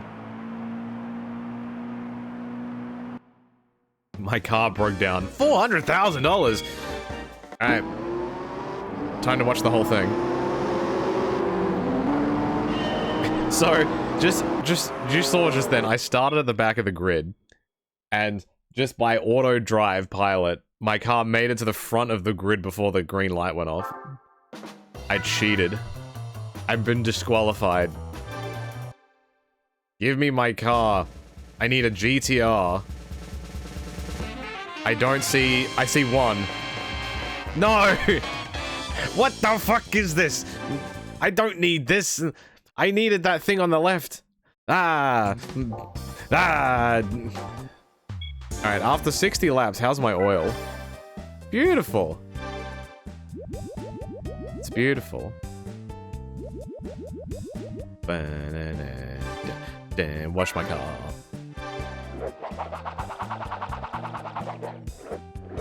Hell yeah. Alright, what car did I win? Was that a McLaren?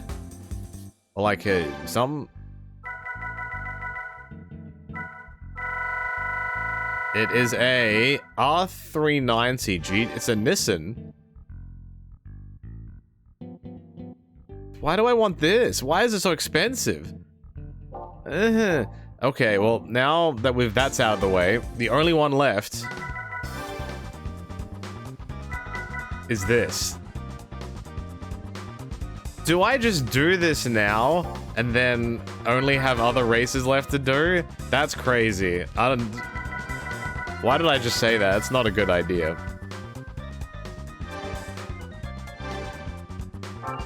Okay, so my options are for this championship. So there's my R34 GTRs. See, I wanted one of these. I wanted the Calsonic or the Pennzoil. Because they're like proper racing spec. I need one of these for the professional league. I need one of these for the amateur league. I don't know if there's one in beginner. No, there's a Type R, which I need to do. I need the Altezza race car. That's what I needed. How goes the vroom vrooming? You just came in after I finished an endurance race. Took me like an hour and a half. Alright. Type R, and we need a Skyline. I'm just gonna see what type of Skyline I can just buy. Because I didn't get lucky. And get the one that I wanted. So... let's see. I can buy the Pennzoil at least. Oh, this is the... okay, so the car that I won in that is the road version of this. I can't even buy this. You cannot buy this car, you must win it. The car that I won isn't even here. What is faster? This has 300 bhp. This has 493 bhp. What would be better to drive? This Pennzoil? Or this? I own this. I have that in my garage. I feel like the race car is probably going to drive better.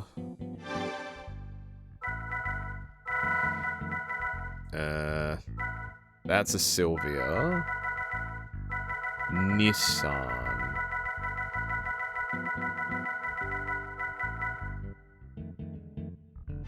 Wait, I have this. Yeah, duh. That's what I was looking for. I'm stupid. I was like, wow! I have a small brain. I just want to see how fast this goes if I put a turbo in it. Hey, Sean. 556, and the Pennzoil is 500 default. I'm buying the Pennzoil.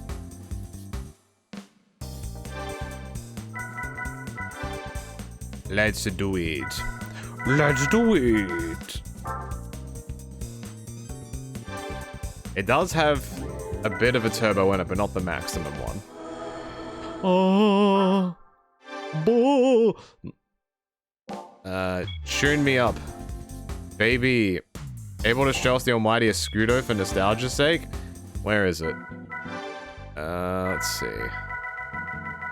I think I bought the car because I didn't win it, and then I immediately won the car afterwards. That annoyed me a lot. Ta-da!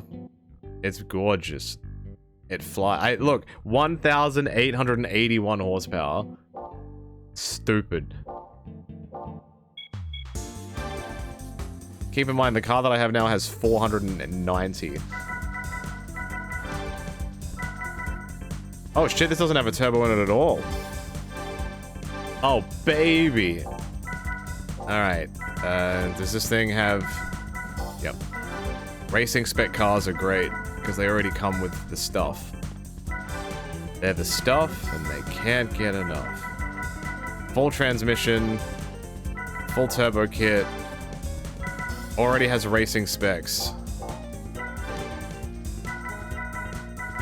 Don't need to do anything else. Alright. Let us drive a Skyline for a while. This is used for 2 cups. And none of them are championships. They're just straight up races. We're in the yellow mobile. I wonder if this will sound drastically different. I hope so. I will need to use the Escudo more, because there's a couple more rally races left to do.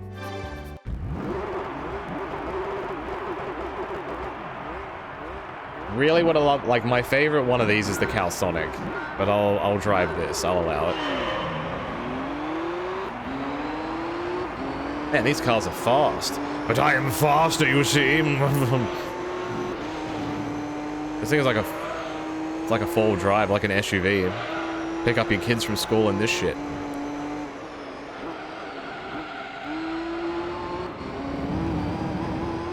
I gotta say, this definitely feels slower than the Polyphony, obviously.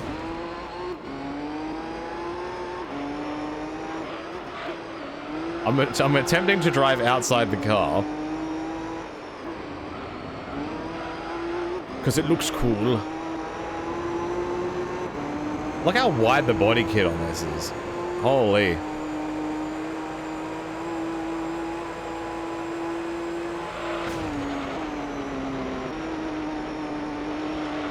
I don't need to turn.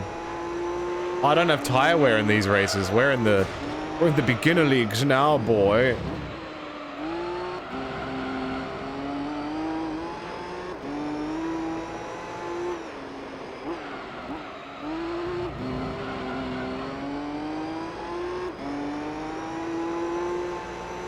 The first Mania I ever watched was the one that Ric Flair retired, heavy quotations. Ric Flair, Shawn Michaels one. That was the first Mania I watched live.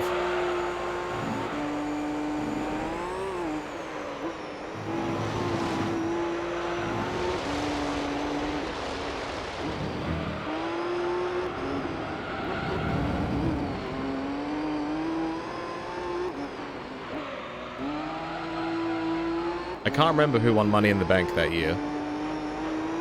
If it was Kennedy or if it was Punk. Maybe Punk? No, that might have been too early. I don't remember. Clearly I have fond memories.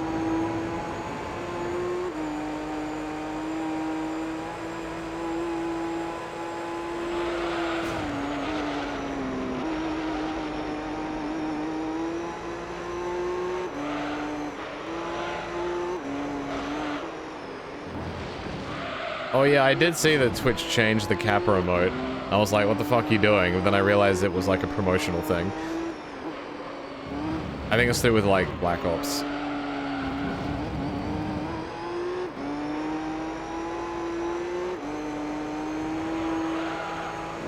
Do a flip! Oh.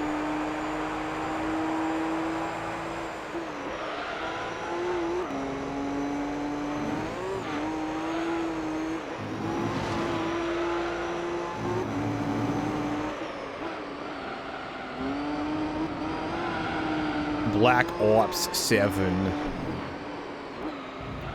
People that play like shooters always seem to have games that are coming out. Like Battlefield came out, Black Ops came out, Arc Raiders came out. There's always something in the pipeline.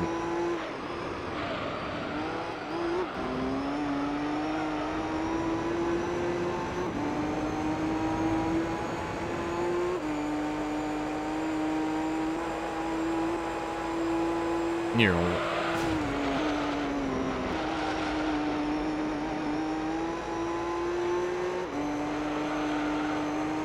These are nice warm-up races. Get used to the car. This car is a bit slippery, though. It does have racing mediums on it, but it's still a bit slippery.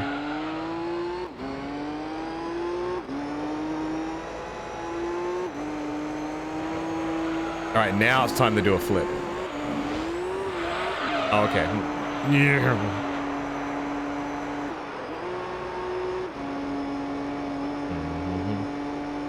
What is the finals?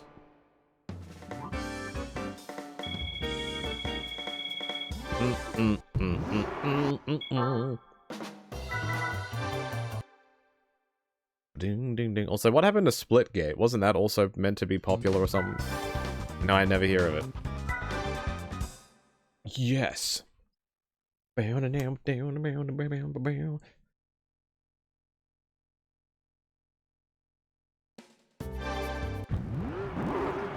Do I like the idea that Money in the Bank is its own individual pay-per-view? I don't know. I really like the idea when they had, like, The contract is valid for an entire year. And if you won it at WrestleMania, then it was valid until the WrestleMania of the following year. I reckon that was a really good, like, time frame to have.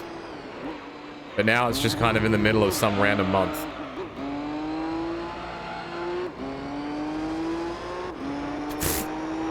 Alright. Calm down, guys. Only I can drive off the track like a maniac. That role has already been taken.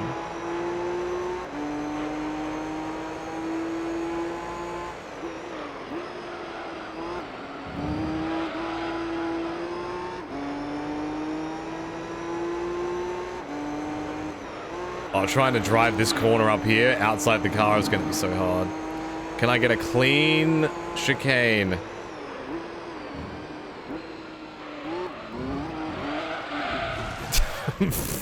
Fuck. Game is hard.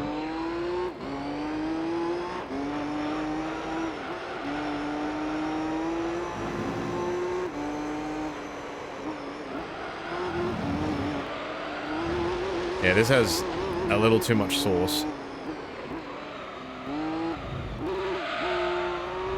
It's fine. I just gotta be a bit gentle with the car.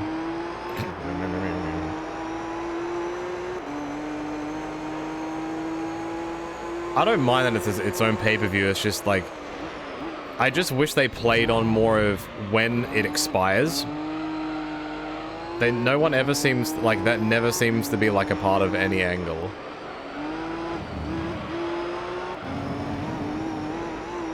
Like, this is valid until now, so it's usually just they would just aim for someone. It's usually just like a feud starter, rather than it being the angle itself.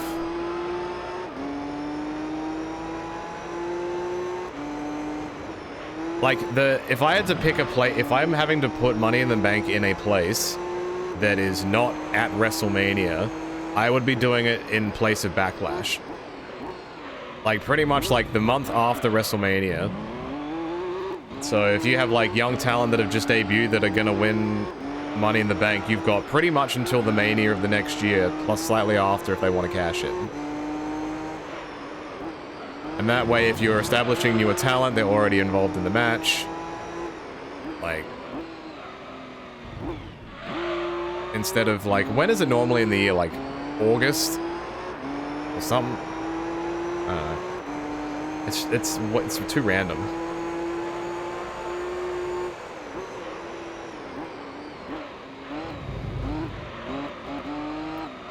Like, you've got, like, WrestleMania has its big moments, you've probably crowned the new champ, finished these big stories, and then a couple of weeks later you've got this person who wins the Money in the Bank, and now this is the entire year, there's this threat of, at any point, it could be gone.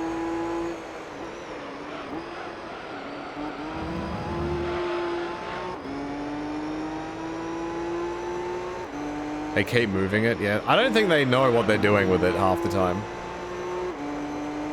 I think if you remove Money in the Bank entirely, I don't think anything would be lost. Not because I don't think it's a good concept, I just think they have no idea what they're doing with it. At any given moment.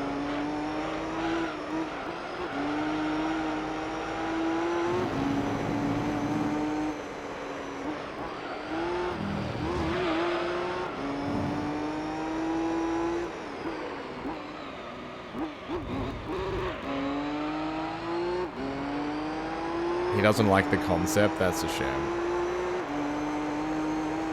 If the concept goes away, I could definitely see AEW using it. Like, just straight up. It's a great concept.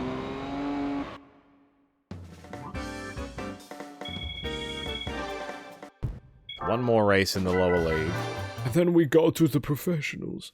When I get to the professional, I'm probably gonna have to drive in the car. No, not this damn track. Why this circuit, damn it.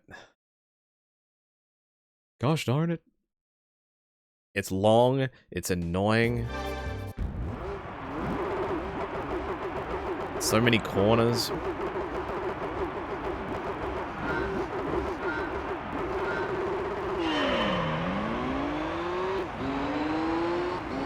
I also don't know if this car sounds uniquely like a Skyline. I can't tell.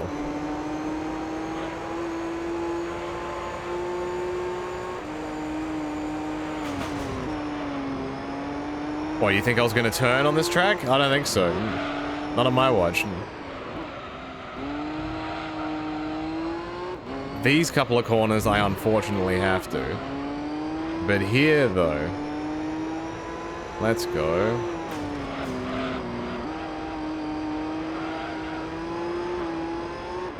What was that internet show that had Road Dogg and like Josh Matthews hosting it? Was that called Are You Serious, Bro? Or something like that?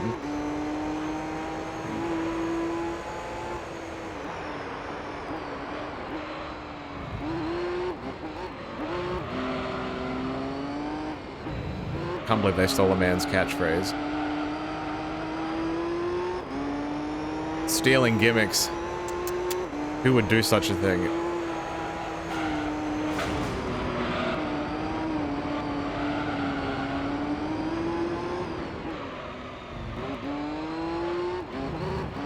You actually like that show? Condolences.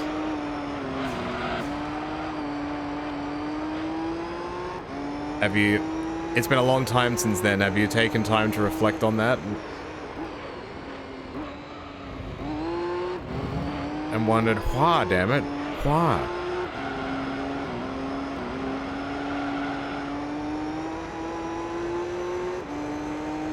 You were a kid? Yes, we all make mistakes.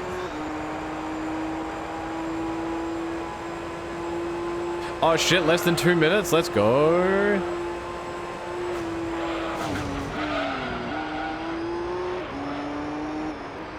You do drop a considerable speed.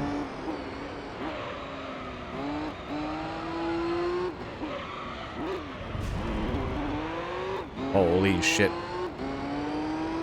The JBL and Cole show was good. I feel like, did we talk about this last stream? I can't remember. I think so.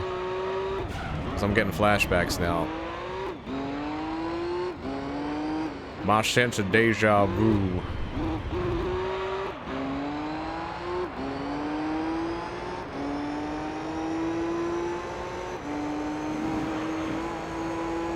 Oh, the trees are reminding me of a question. Okay. Does anybody in chat already have their Christmas tree up? To date this video, it is currently November 17th. Does anybody already have a tree up? If is thou celebrates said occasion.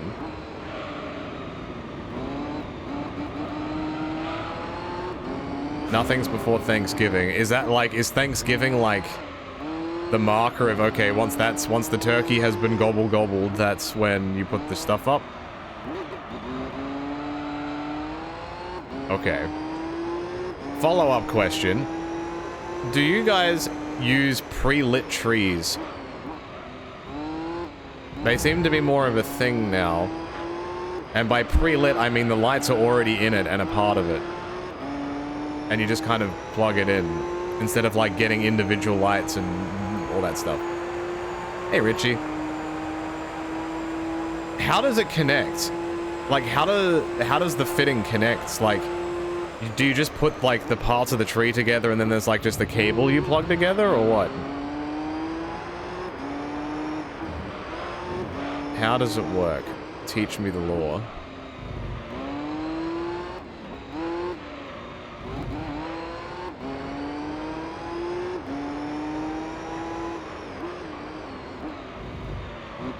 The cable runs through the base. Oh, so there's nothing to plug.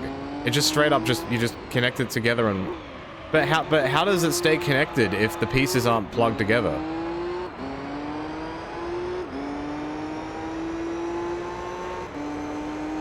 So basically your artificial tree has either a relay cable or different plugs or different strings that go all the way down the base. Right. No. I'm not talking about how you get electricity to the tree. I'm not... Like, I'm talking like... When the tree comes in the box, it's in like 3 or 4 different parts, because obviously the whole thing can't be in a box. Is it like a cable that you have to plug in each segment so the electricity goes through all parts, or does it go through like the stem? Or the trunk, whatever you want to call it. Just because if I ever got one, I have pets. So I wasn't sure if, like, the electric part is outside of the tree. You know? More my thought.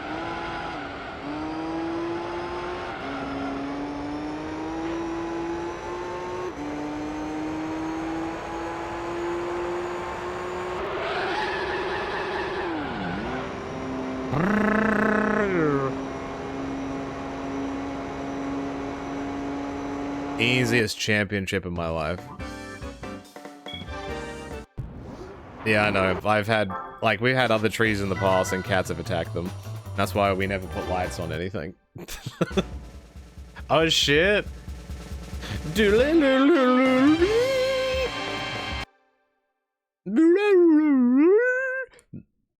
I got a car that I don't need. Goody. Alright, let's do this. We've made good progression today. Endurance race. But now we're getting these out of the way, and then I need to buy an Altezza. Yeah, the real tree thing is not really a thing here. Because our trees don't quite match what a Christmas tree is. At least in this area, a lot of it is drier trees. Gum trees and things of that nature. Alright, let's see. Do I have to try? Or can I get away with not trying? Okay, I don't have to try. I think we're safe. I'm astonished this race is not just full of race skylines. There's so many.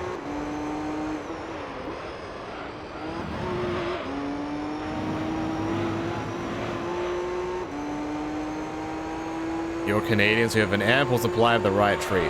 What is the tree called? Is it just a pine tree? Like, you can kind of get them here, but yeah, there's definitely not a market for it.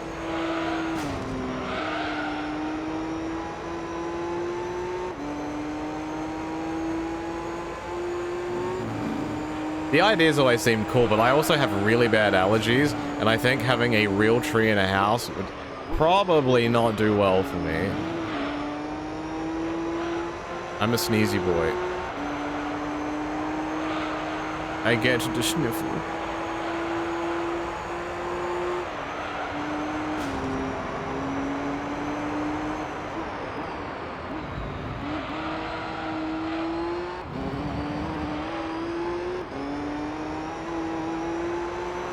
And also, how do you deal with, like, bugs and stuff not getting on a real tree?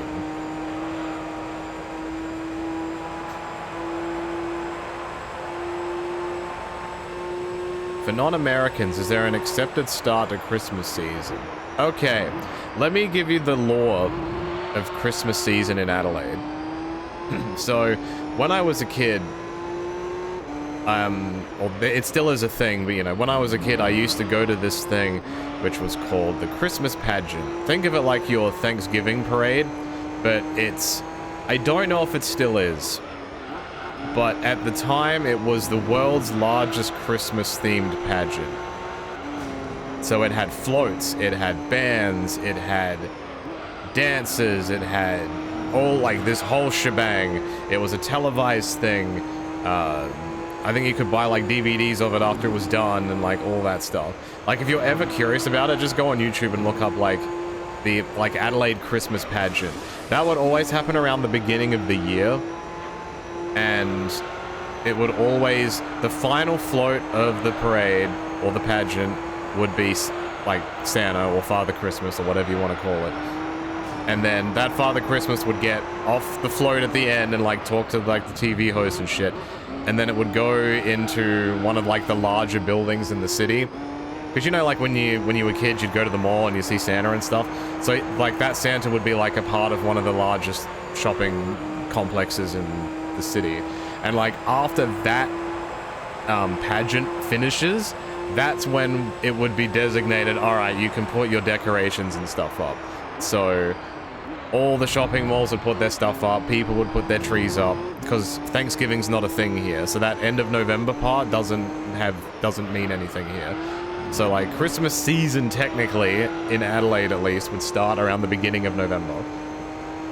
That's when you'd start seeing decorations up places and whatever.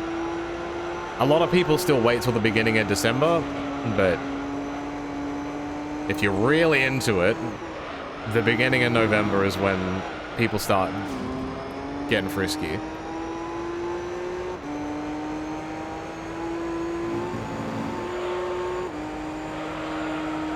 It's very interesting, actually, if you ever go back and look at those. So it's very much a time capsule. Like, if there were certain movies coming out, there might be a float related to the movie. Like, I remember when I was a kid, there'd be Lion King ones, because that's, like, when those movies would have been coming out. Like, I'm talking, like, actual baby. And a lot of the floats are to do with, like, things related to Christmas, typically. Like, old-time stories or specific songs or whatever.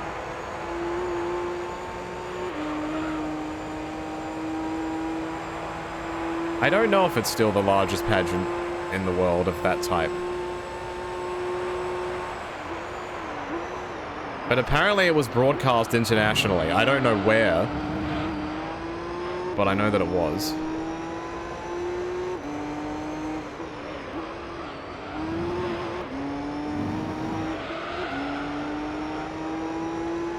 Yeah, I've definitely seen Santas in fire trucks. Yeah, absolutely.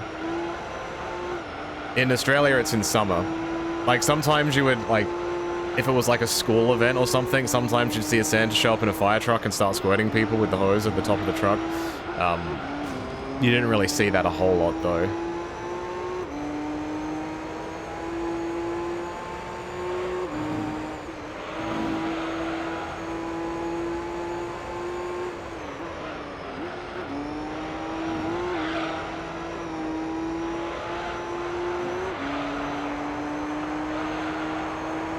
Oh yeah, the place that the Santa would go after the pageant was called the Magic Cave. I don't know if it's still called the Magic Cave or not. But it was like this massive building, like structure that they built inside the shopping complex that had like... It was an actual cave with like lights and... Like they'd have like elves and helpers and all that stuff. Like they tried, they honestly tried.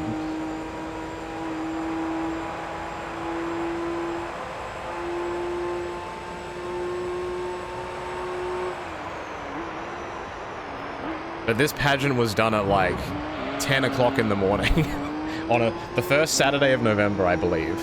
So it's already come and gone here this year. And they close all the streets off and...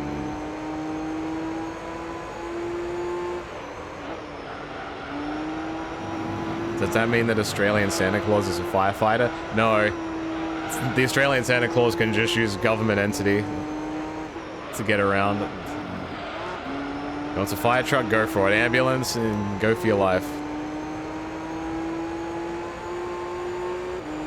No, I think it was just because, like, in Australia, it doesn't really snow unless you're in very specific parts of the country. So a sleigh isn't a thing. What would you, like, what are you going to use a sleigh for? So there were some books and things that replaced the sleigh with a fire truck. If that makes sense.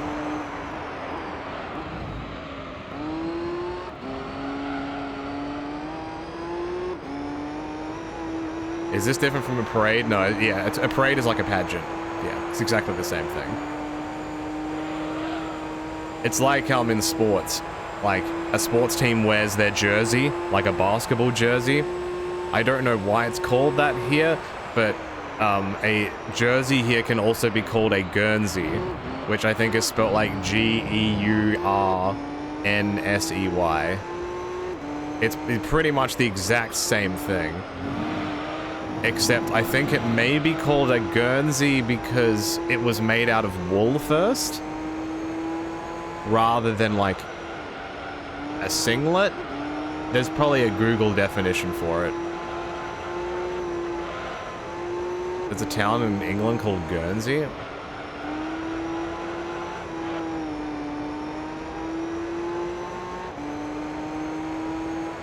Yeah, I'll admit I don't know the law. I just realized I need to pit, probably.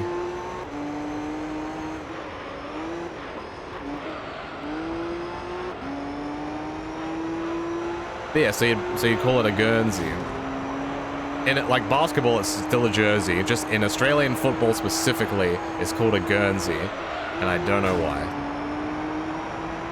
I've never really bothered to look it up. I'm sure at some point in the many years that I've streamed, I've probably mentioned that before.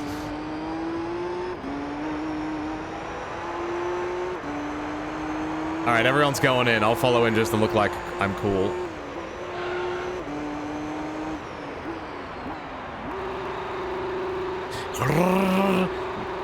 Yo, speed up, bro. Ow! Dude, that guy should get red flag. That's a drive-through penalty if I've ever seen one. Brake checking me in the pits? Do you call frogs chazwazzers? Unfortunately not. But bullfrogs were a huge problem here. I can't remember what the first animal was. It was maybe rabbits. There was a rabbit infestation here, like there were too many rabbits. So they introduced another species to kill them. Or something like that. And then the bullfrogs became too many.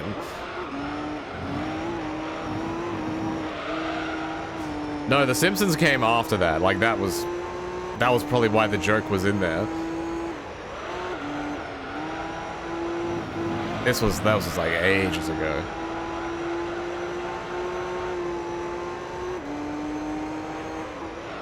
I don't believe it's an issue anymore.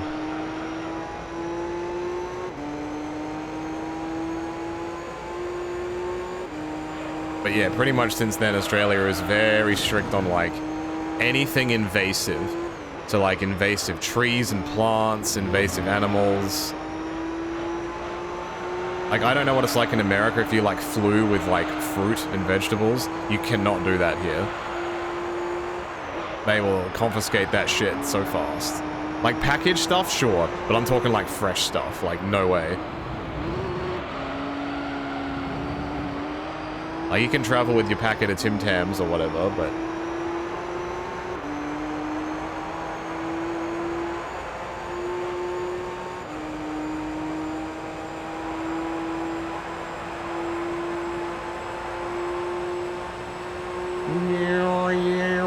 I'm gonna not brake, I'm gonna...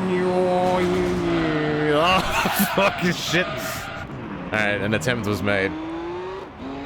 I don't think this car has quite the traction the other ones do. That was very beautiful. Like a swan over the lake.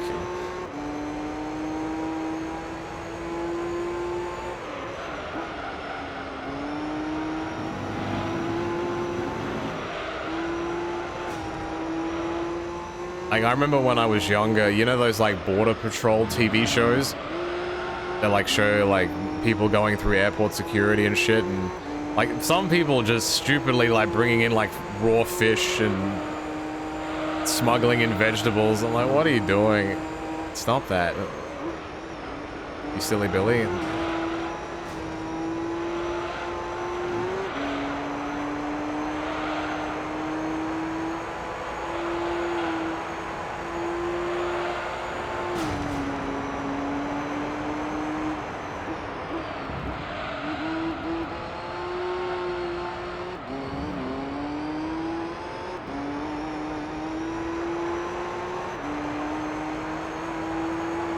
2 more laps. I didn't check. I hope one of these other rate tracks I have to do is not Route 11. I don't want it. Bad track. Give me super speedway. That's what I want.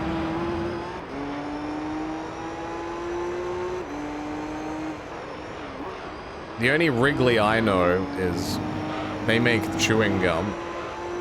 Wrigley's Extra. That's all I know them for. Isn't there like Wrigley's Field, like a baseball field or something? Same family? Oh shit. Is that why baseball players chew gum? It's a dumb question.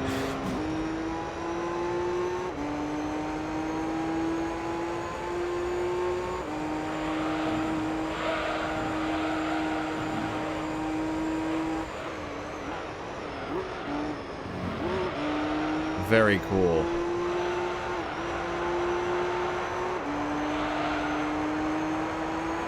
They chew gum because chewing tobacco is a big no-no. Of course.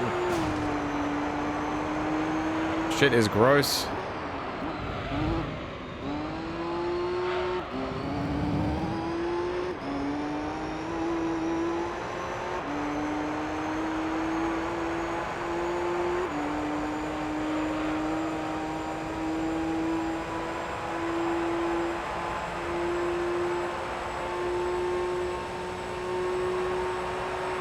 Final lap.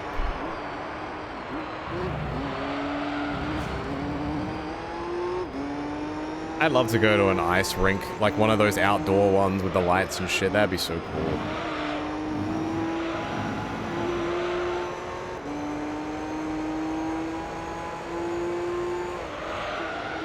Maybe one day.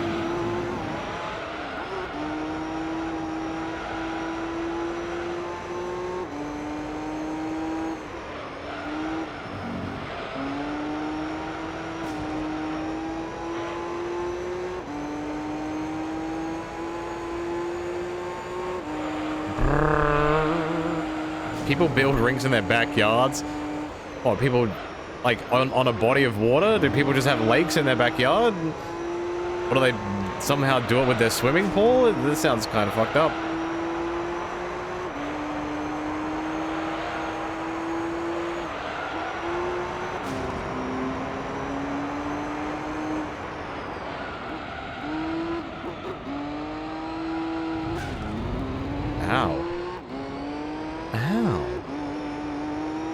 Literally set up boards, plastic, a flat surface, and flood it with water. What? So there's nothing underneath it and it's just ice. It's just a slab of ice. What happens if it breaks?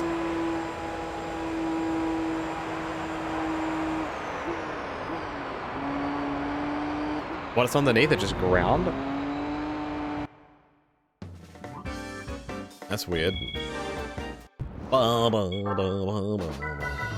Alright, what are the other two races I have to do for this?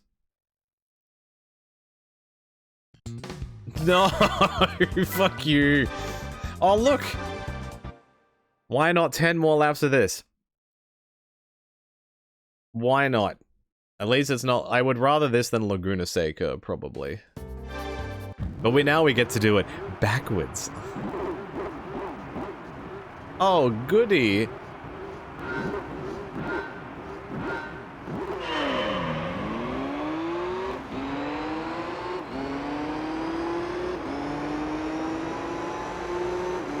See, this is the difference. You guys in winter fill your backyard with water and make an ice rink. In Australia, we fill our backyard with water and make a slip and slide. We are not the same. Merry Christmas. Oi.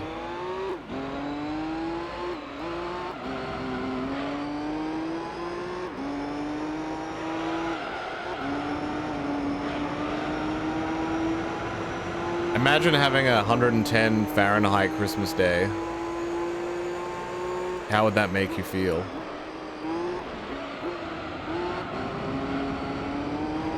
Though it's been a few years since I've experienced one that hot. Usually it's not that bad.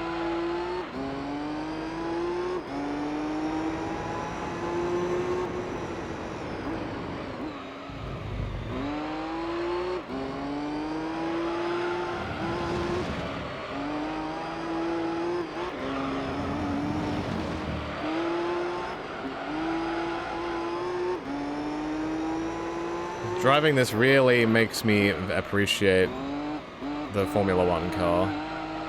It turns so well. It's so much lower to the ground.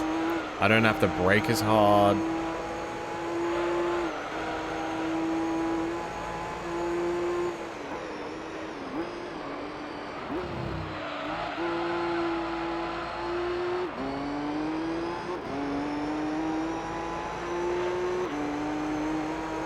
This feels so weird now doing this backwards.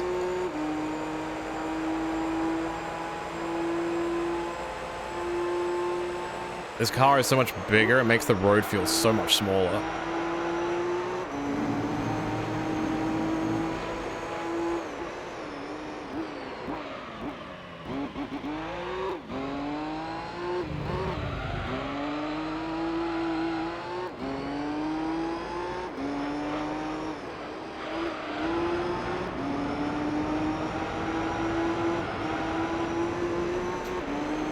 Ow.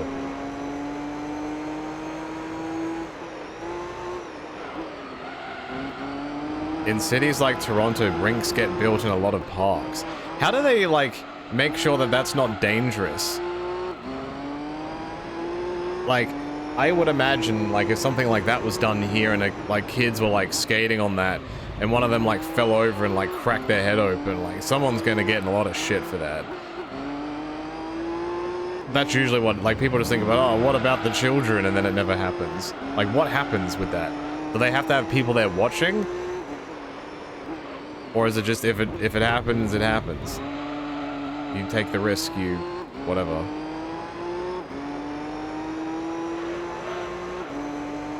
I mean, they put concrete basketball courts in parks? Yeah, but, like, you're not ice skating on it.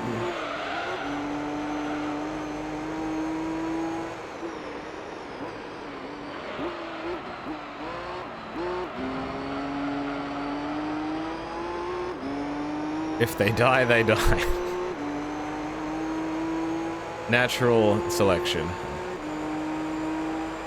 Only the strong survive. Yeah, I guess it's just weird to me because I've just never skated in my life.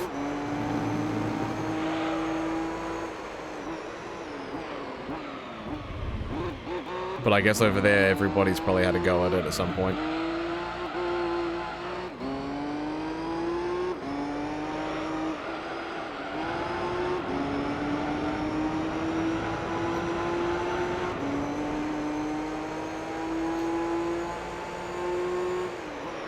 See, this car with a good lap is almost 30 seconds slower. That's crazy.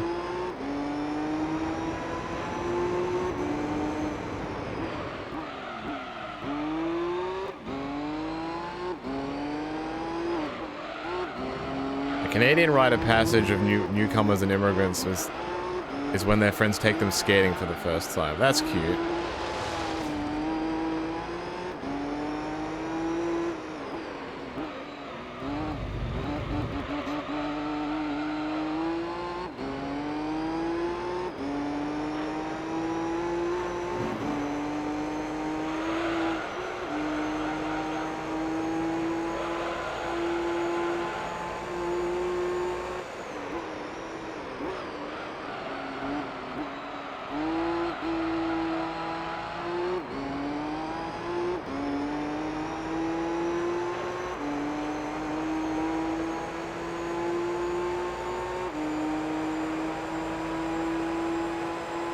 You played hockey with a kid who just moved from Canada at 10 years old, and he was shocked that you weren't allowed to hit each other yet.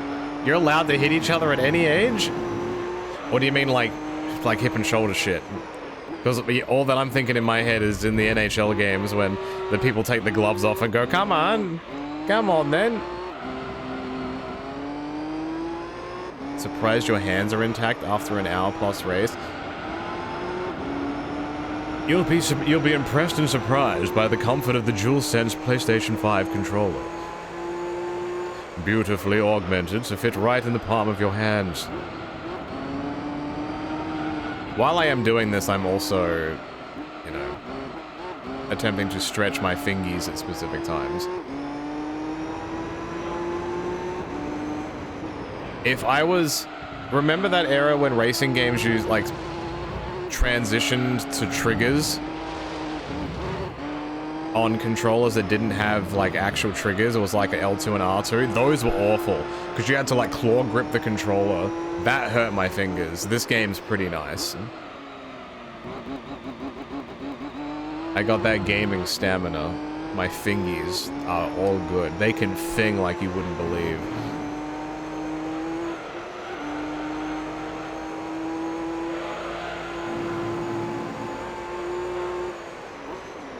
But yeah, some games using a controller for too long is awful. I can get one more lap out of this.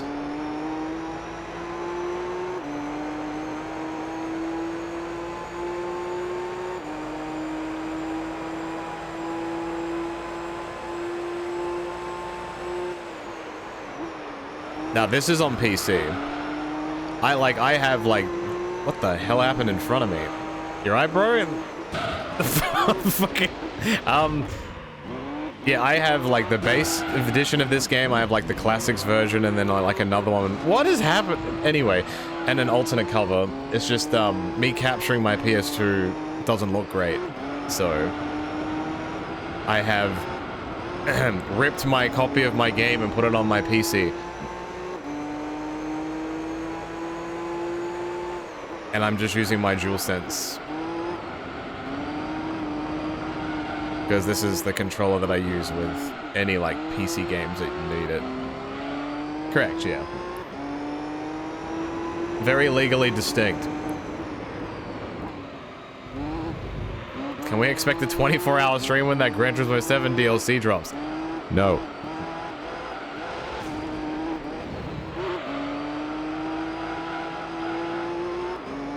I need to finish this game first.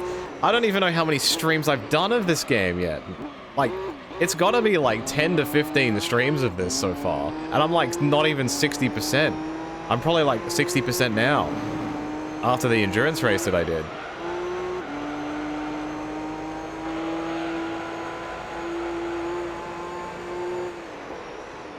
Shit is crazy. I don't even know where the other 40% are. Alright, we're going in.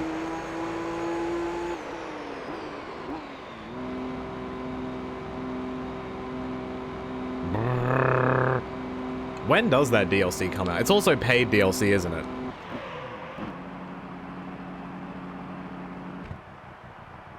Speaking of which, shit, man. Remember when, like, I was buying certain first-party PlayStation games for, like, 120 Australian dollars to stream? When I see those games on sale now for, like, 30 to 40 bucks. That price range was never gonna last. Not with Sony games. Nintendo? I'm slightly annoyed.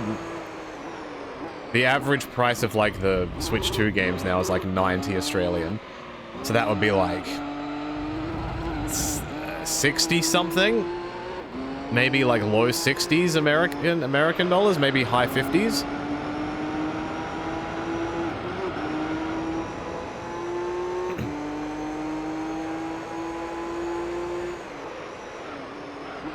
There is an Australian ice hockey league. It does exist, but they're all on, like, man-made arenas. Like, it's not... Like, you know what I mean? Like, it's... You have to very specifically want to play ice hockey if you want to do stuff. But yeah, there is a genuine national league. I don't know if it's televised. I don't think it is. There's a... Like, Australia has a lot of national leagues of things you wouldn't expect. They have a national baseball league. They have a national soccer league. That one might be more known. A national basketball league, which is renowned as, besides the NBA, one of, like, the higher quality leagues in the world. Like this, like the Australian League is the league that a lot of American scouts will come and check players out.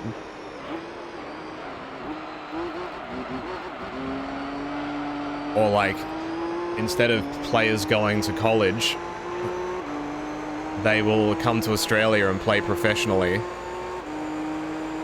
Chicago has a former NBL player on it. Can I blow your mind? They actually have 3, and they're all from the same team. From my home team. I remember 2 of them, but not the name of the third one. Josh Giddey is one of them. Trenton Flowers is the second one. And the third one, I don't remember his name. But there are 3 of them.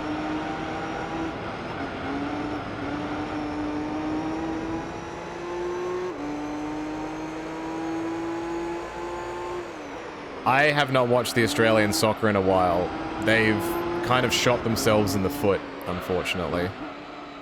They went into like an exclusive rights broadcasting deal with like, you know, like I think it was Paramount, and nobody had it, so people didn't watch it, and it wasn't on free-to-air TV anymore.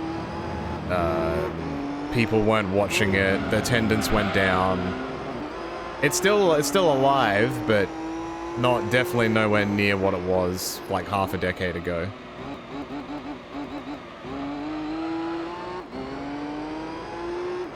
Yeah, I forget the name of the third Chicago Bulls player.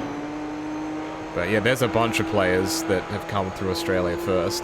LaMelo Ball played in Australia before he got drafted. Alex Sarr played in Australia before he got drafted.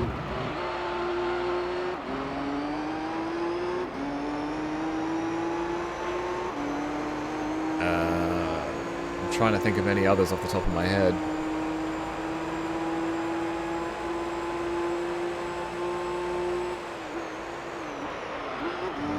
Dyson Daniels' brother is currently playing here in Australia. He's in his draft year.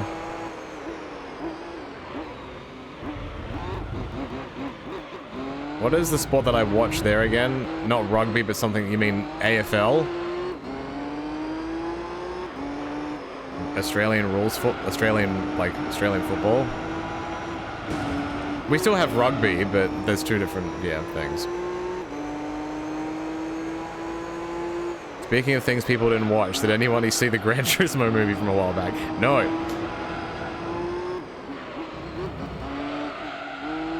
From what I heard, it was just a drama movie about Brad Pitt.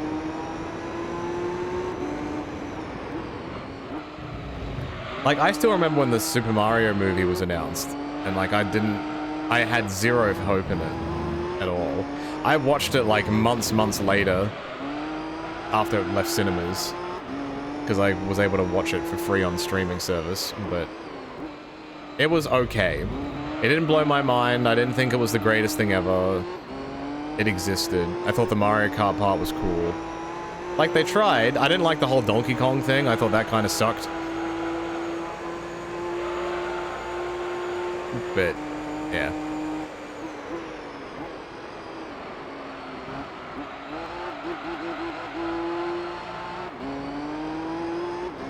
Yeah, AFL is a fantastic sport. It's my favorite sport. Like, basketball's a close second, but... And if you ask me what is AFL, all I can say is just, you have to watch it. You can't explain it. It's a lot more physical than NFL. There is no pads. No helmets, unless you have one of those, like, concussion saving, like, the material helmets. But, like, no padding, no, like, hard helmets. You are just straight up tackling people and kicking their ass.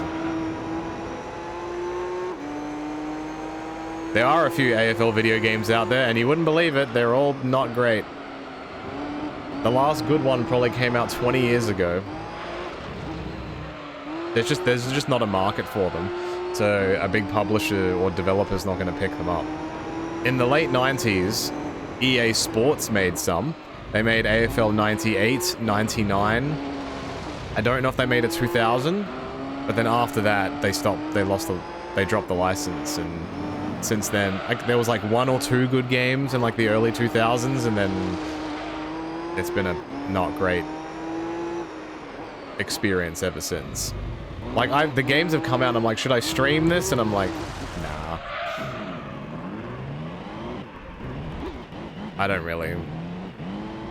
Like, it's not even in like a ha-ha way, like playing a wrestling game and it's broken. I just feel sad.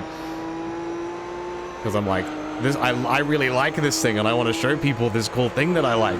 But this game is not a good representation of it.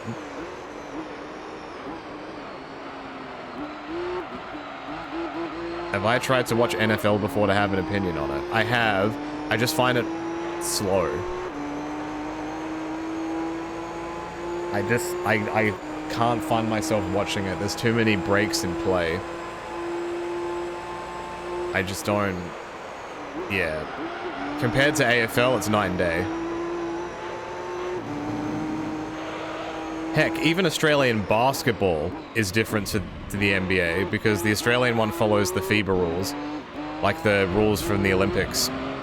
The game is a lot faster. They play a lot faster here. Not as many timeouts. You can be more physical.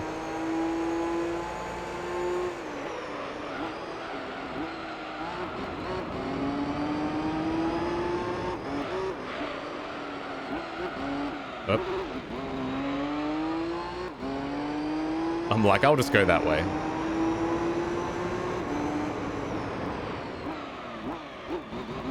Yeah, NBA games have longer quarters. They're 12-minute periods, where at least here they're 10-minute periods. And their time off, like, you know how, like, when stuff happens, they'll blow the whistle? Like, the time off is a bit... It's different. But typically you can watch an NBL Australian game in, like, 2 hours. The whole game will probably be done in 2 hours. Unless it goes into OT.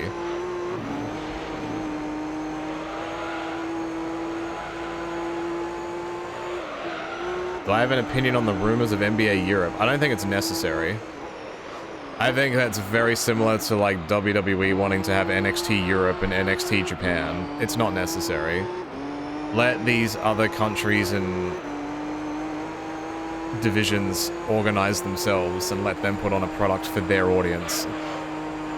Instead of you thinking you know better. People like the NBA because it's American. If you took the NBA to Europe, it's like, it's gonna lose its shine. It's not gonna be unique anymore.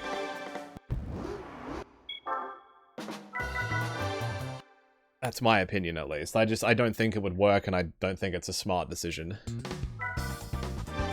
Final race with this car. Like, there is so much history in Europe, in European basketball already. Like, it's insane. It'd be like the MLS trying to start an another football league in Spain, when Madrid and all that is just sitting there going, what the fuck? Alright, who's ready to fall asleep to this fantastic track that I love and enjoy?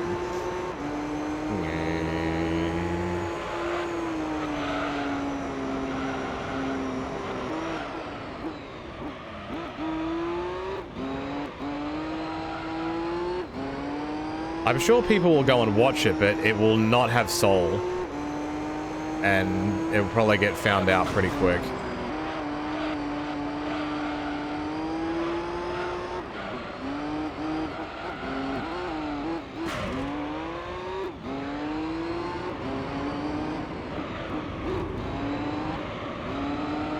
What if the NBA had a Royal Rumble pay-per-view? Oh, huh?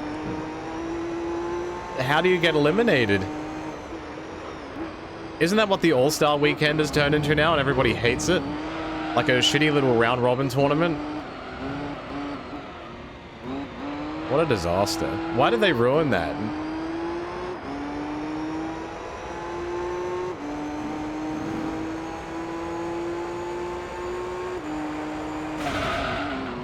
Give me that sweet, delicious East versus West. Give me the fancy jerseys so I can buy more of them.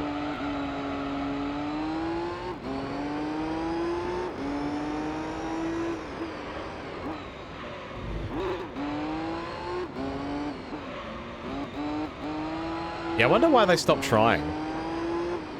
Was there like any explanation given by like some,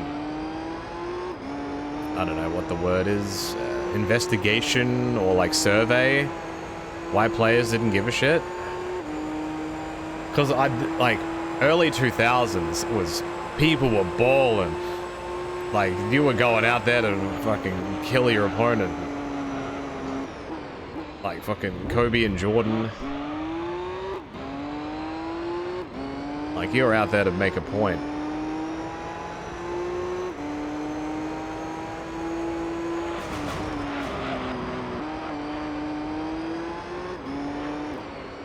Maybe it's because like everybody's just buddy-buddy now, so people just thought, alright, well, we're not really out here to prove who's the best or whatever.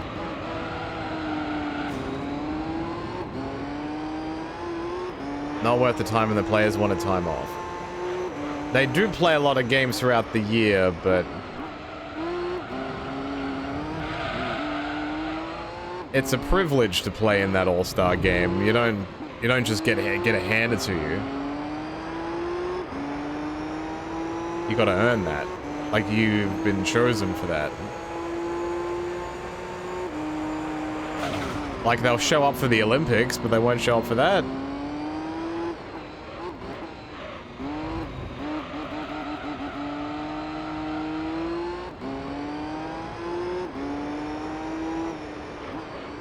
Not really into in basketball, but isn't FIBA already filling up the international need for basketball? You wouldn't believe me. What does the I in FIBA stand for? That answers your question.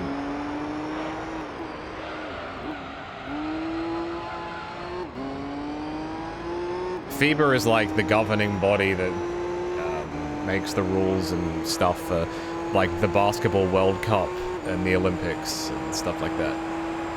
Like, they're already big.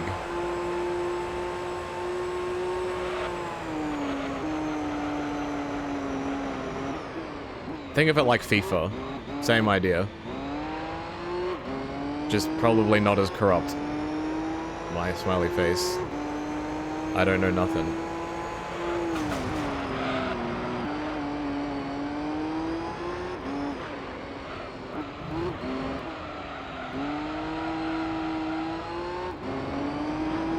I still remember when Australia was going to get a FIFA World Cup.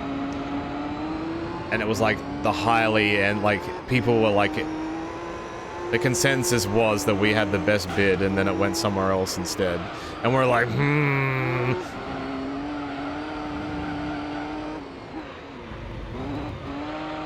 Oh.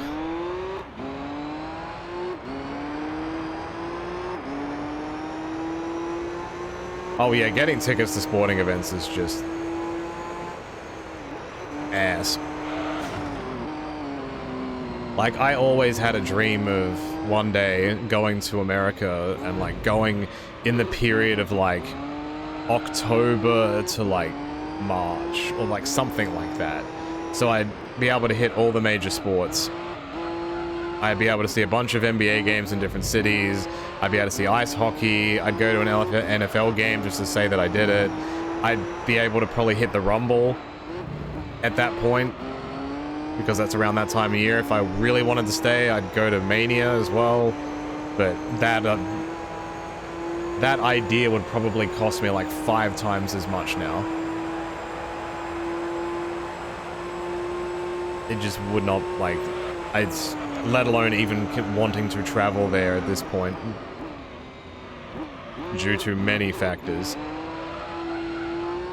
It's just, yeah. That was a dream I always had, because I always wanted to go see the American sports. But...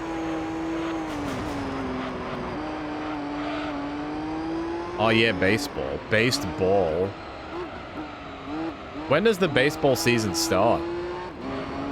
Like, what month?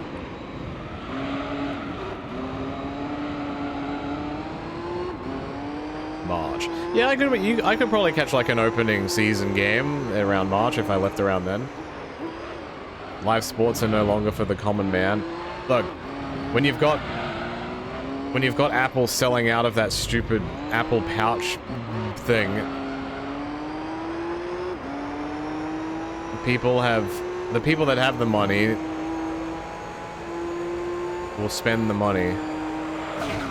And as long as people are willing to spend their money, then they will not stop. Unfortunately.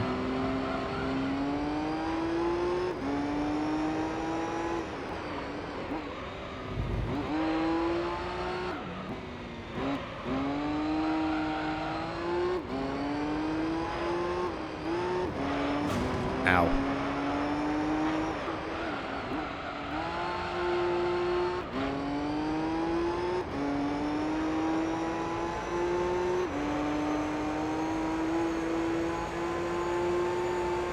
Dude, I'm not even a minute in front. This track is fun. Yeah, why charge $50 when you can charge $1,000? Exactly.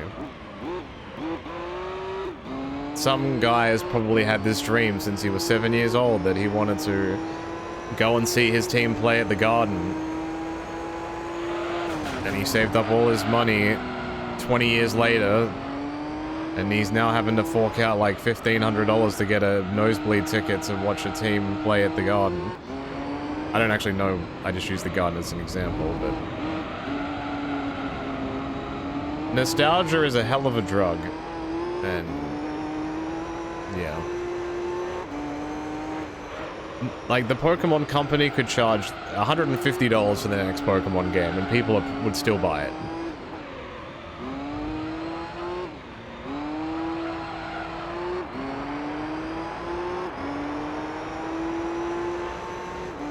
That's just the way it is, unfortunately. Who's my NBA team? I don't really have one. I've usually just gravitated towards players.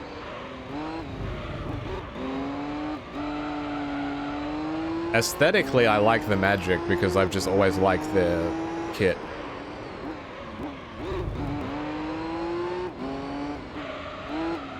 I wasn't watching at the time, but when I started getting into basketball and looking back on history, I was a very big fan of the Shaq, Penny Hardaway, Orlando Magic.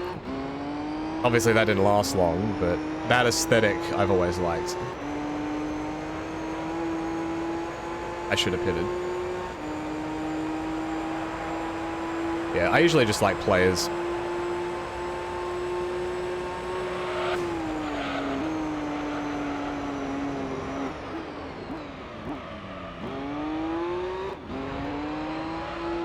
I kind of like that because it means that I don't get frustrated when a good player plays well. Like, my team fucking sucks because this guy's too good. Grr.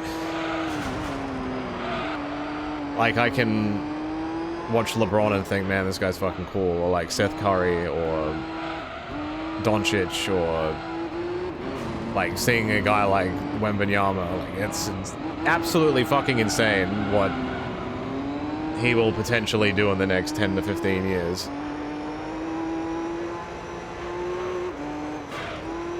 I didn't grow up with the NBA, so I wasn't like, oh, this is my hometown team, I have to support, you know, I'm glued to this team. It's kind of nice. Like, if you guys are like watching sports, you should try finding like an international league that you like and just follow players instead. It's a really nice feeling because you can watch any game and enjoy it instead of like, my fucking team. Oh, my back tires are no good.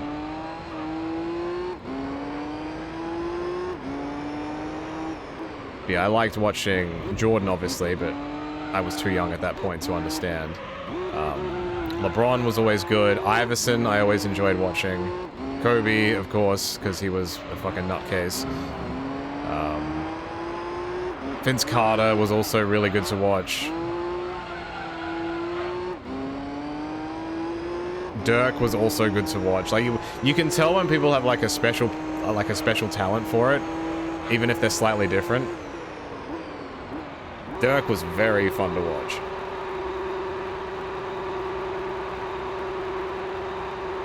In Australia, NBA was like, would get the ESPN games, and I think because ESPN was more for the international audience, we would get a lot of the San Antonio Spurs games. So I'd see a lot of Ginobili and Parker and Tim Duncan, David Robinson.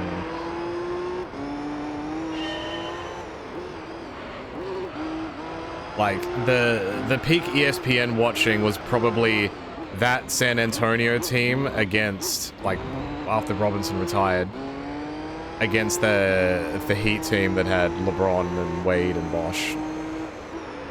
That was a very interesting time in basketball.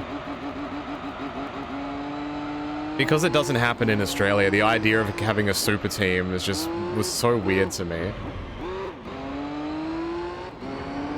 So it was very fascinating to watch. Or like Garnett and Pierce and Ray Allen. Like that era was like really fun to watch.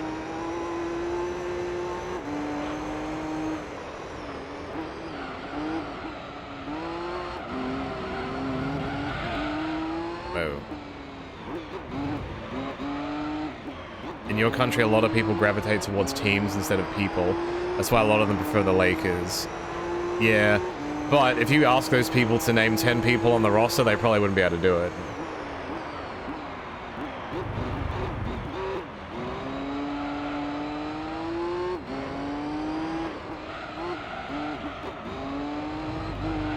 Like, alright, name 3 of the bench players.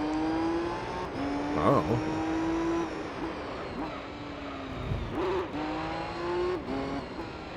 Ten people as a whole team? No, it's 12. Thank you very much. And then whatever unfortunate soul got sent to the G League in Albuquerque or whatever.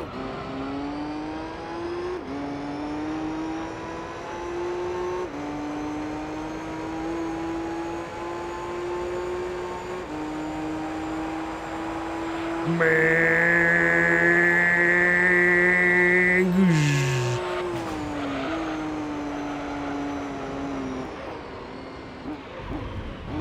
you're wondering why I'm driving around the corners, I don't care. Like, I'm not under threat here, I'm just having fun. This isn't an endurance race I'm trying to, like, crack a time on. I just need to finish the race. Your basketball culture sucks. Here it comes in waves. At the moment, the basketball culture is good because the talent level is high. Like, people, like, scouts have compared the NBL to the G League in terms of, like, you know, if you want to get noticed by an NBA scout, you go play in the G League because it's like the tier underneath. Where the NBL is seen as, if you're in the G League, you can also play here. Potentially at a higher level.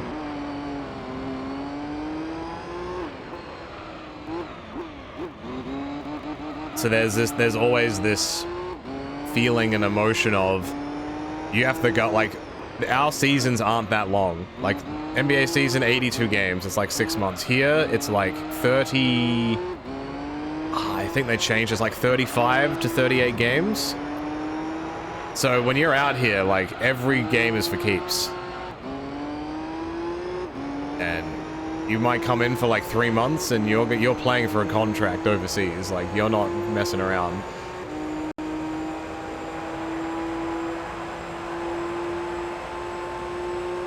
You like sport? Hell yeah.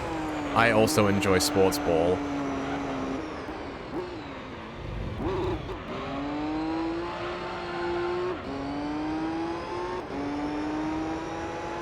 Your basketball teams represent corporations? Like, they're not based in a town?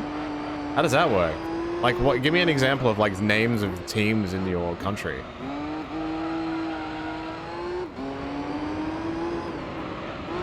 Like, do they have a home field? Like a home arena? Don't you guys over there have huge bugs? Maybe. But they're harmless. Holy shit. The whole animal thing is grossly overblown, in my opinion. You live out in the middle of nowhere? I'm sure, but...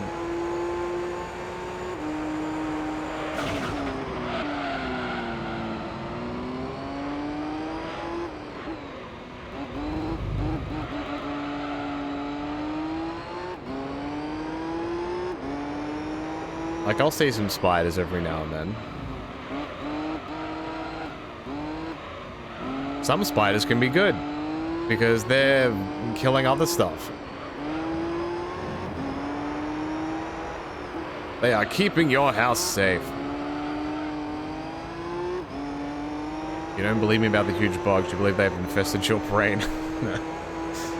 Like, if you live out in the sticks, or if your house isn't properly sealed, you might have issues, but I think that would be the same with, like, a rat infestation in the States. Like, you don't really hear that in Australia, but, you know, when I see, like, TV shows or shit about, oh, there's rats in the walls, I'm like, well, how the fuck does that happen? Like, it's not... yeah. It's a bit overblown, to be honest.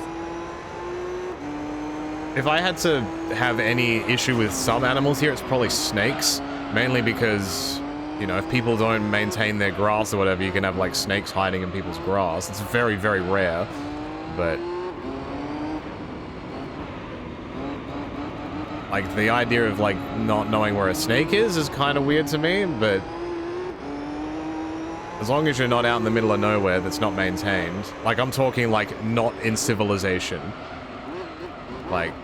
if you ever look at a map of Australia where, like, the capital cities are, and, like, maybe, like, Google Maps, there's, like, a good, like, 70+% of the country has got nothing on it. It's just desert, mate.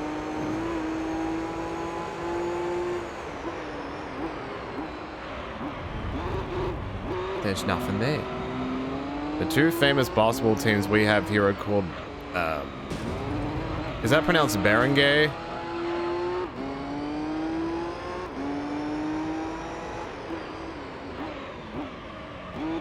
Ginebra San Miguel, which representing the gin. But,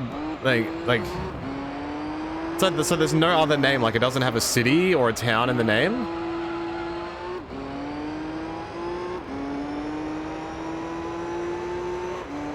That's really weird then.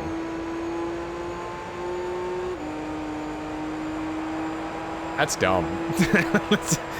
Like my head's I'm trying to wrap my head around. Oh, I support I support this corporation. Like, huh? Nah. Oh, thank God it's over. Oh, thank God. Route 11 is over.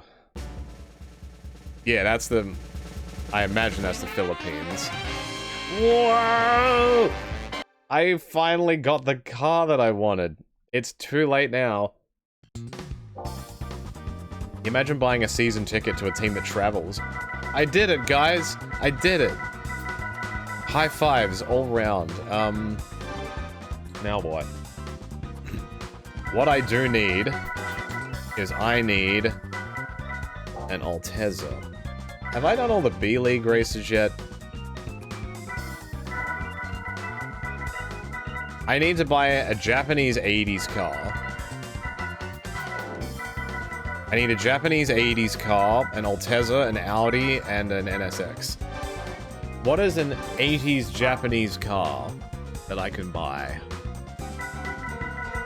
that's fast? What would be the fastest car here? Either the RX-7 or maybe the 300, but it's probably this. Probably the R32s, especially the Nismo one. Nismo GDR S-Tune R32.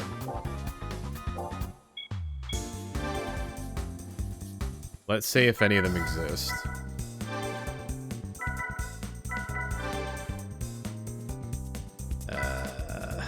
Type M. This one 80s? Does it have a year here? I just have to guess? It doesn't give me the year that it was made? Definitely not these. These are like 90s. This is probably late 80s. J-Raves! Thank you for the 97 months. You used to love this game, the Race Trim New Beetle?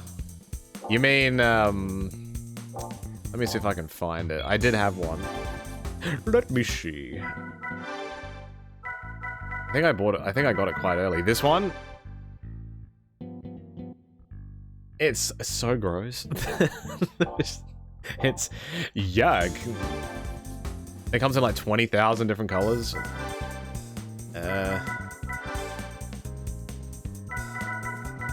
Okay. So there's the 300. No, that's the 200. Where's the 300? Here. So this is the twin turbo 2-seater. So this one is... These are both 80s cars. 276 Burpa. 276. I like this one better. Now that's a car. That's a car you can set your watch to. I don't see the 80s Skylines are R32s. Is this an R32? No, that's an R34. That's a 34. That's a 33. This is a 32.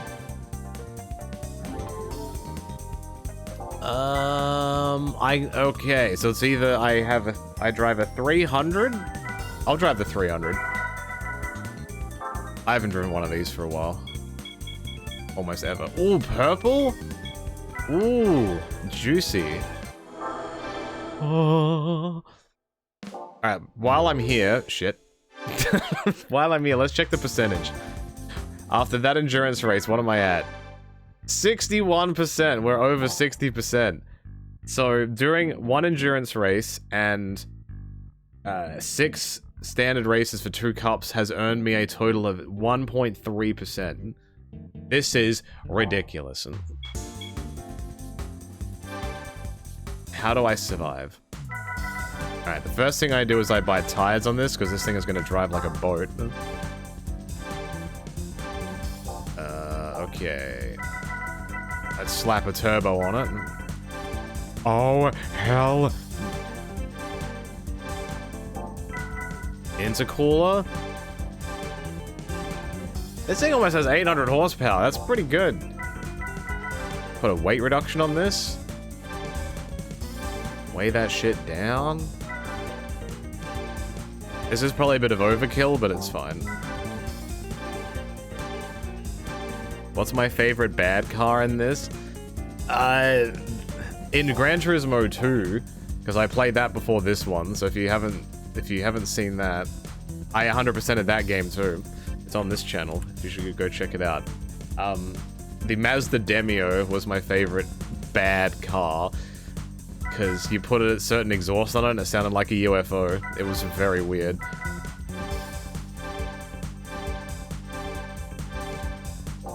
I wouldn't like, the Pikes Peak car is not a bad car. It's just a stupid looking car. It's so dumb.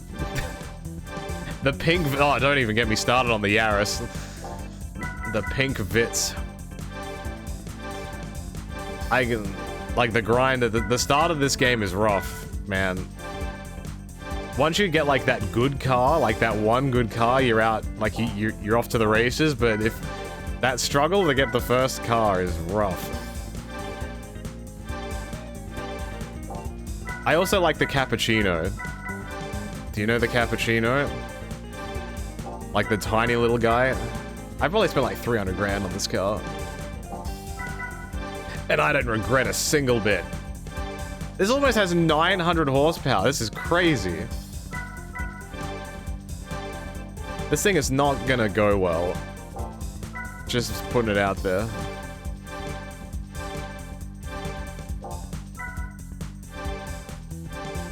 This is not gonna go well. Like, what other bizarre cars do I have in my garage? Let's have a look. Yeah, this is the first car that I had in the game. You like my rims? Mwah. And then I won this. This car pretty much carried me. I did my first endurance race in this car. The Speedway one. I used the Yaris for pretty much a bunch of races at the start. And then there's this. I didn't use it, but tiny little guy. FTO. And then this was kind of just when I just kept winning cars. There's your Beetle Cup car, road car, my first rally car, and then I won this. And then this car broke the game. And then after that, I was just doing championship after championship after championship. There's this monstrosity. I'll be driving that again, probably very soon. I still have some rally races left to do. But, let's do some of these first. SS Route 5. Nice, dude. There was 5 of them. Jesus! I don't know if I can handle this, guys. I don't think I've got the power.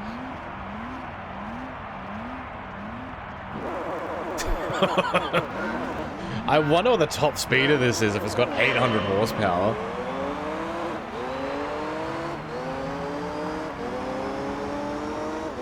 Surely it gets 300. Oh, this has 7 gears, I think. Oh, this car is screaming for mercy. Oh, God.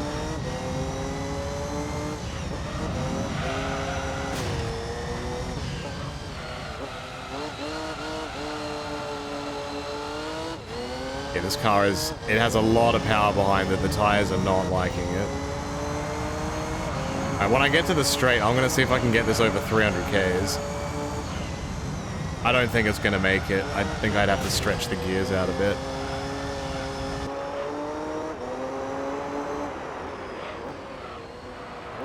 Crazy to think that this car is an 80s car. I would have said 90s for sure.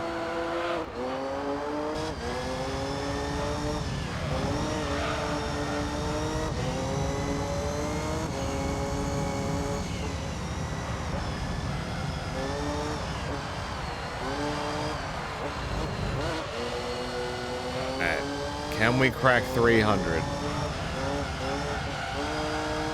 I can't even get on the straight. Alright, we're here.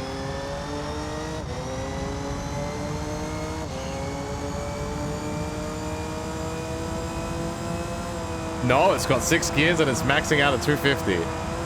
Alright, I might have to fix that.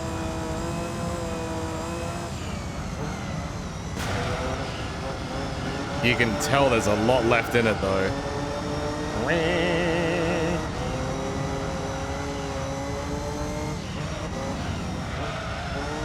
Ow.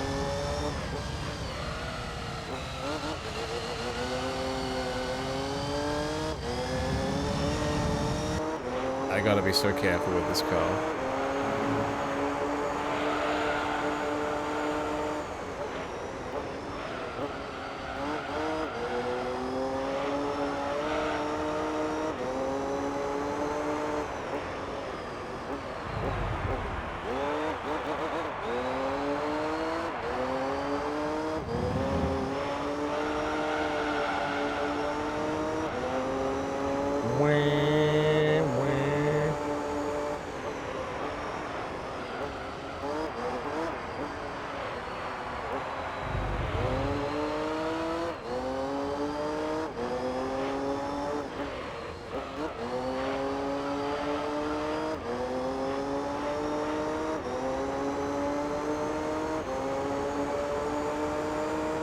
This is the perfect race length, 2 laps. Every race should be 2 laps. Douche. Would I drive a car that literally had an engine that said wham? I mean, I pretty much am right now. I like a crying baby? Hell no. Crying babies send all the red flags to my brain. I've been around enough crying babies that I know. What if my car sounded like Wario? That I can handle. Now let's change this up a bit. I just need to add more final gear. Settings. Let me stretch you.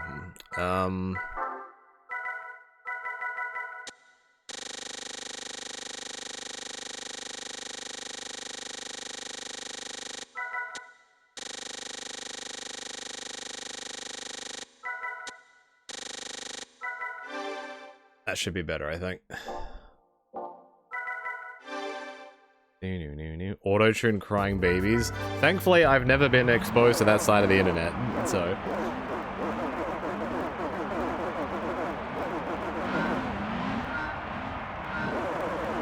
Which Nintendo character will make the best engine noises? Toad.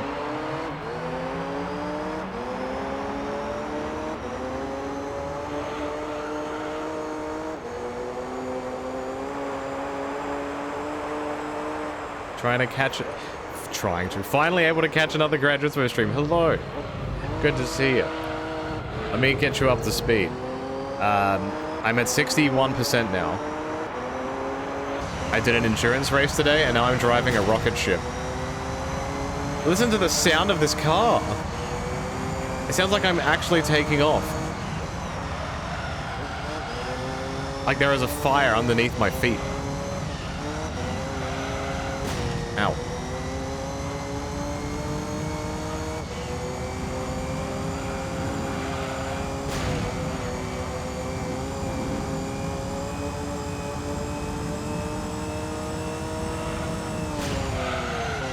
I think my car was gonna hit its limit at like 270. We want 300. Am I gonna have to stretch the gear like as hard as possible?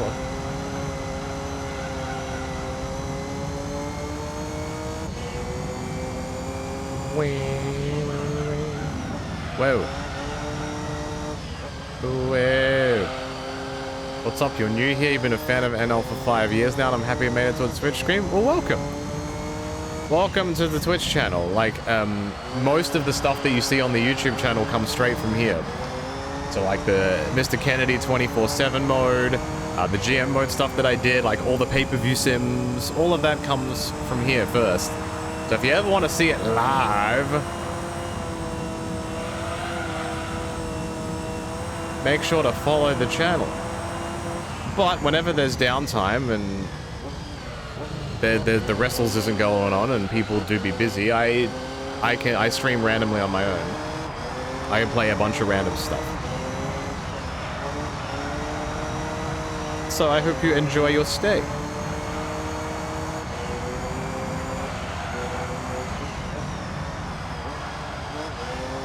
But right now, I'm putting myself through torture by playing Gran Turismo 3, because I played this when I was a kid.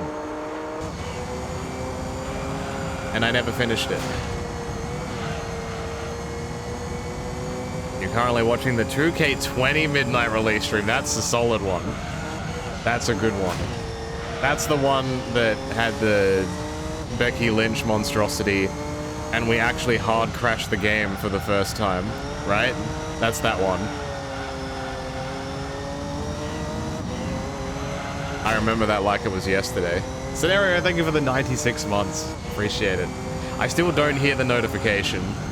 So if I do somehow miss a subscription or any notification, please remind me. It's just broken, guys. I don't know.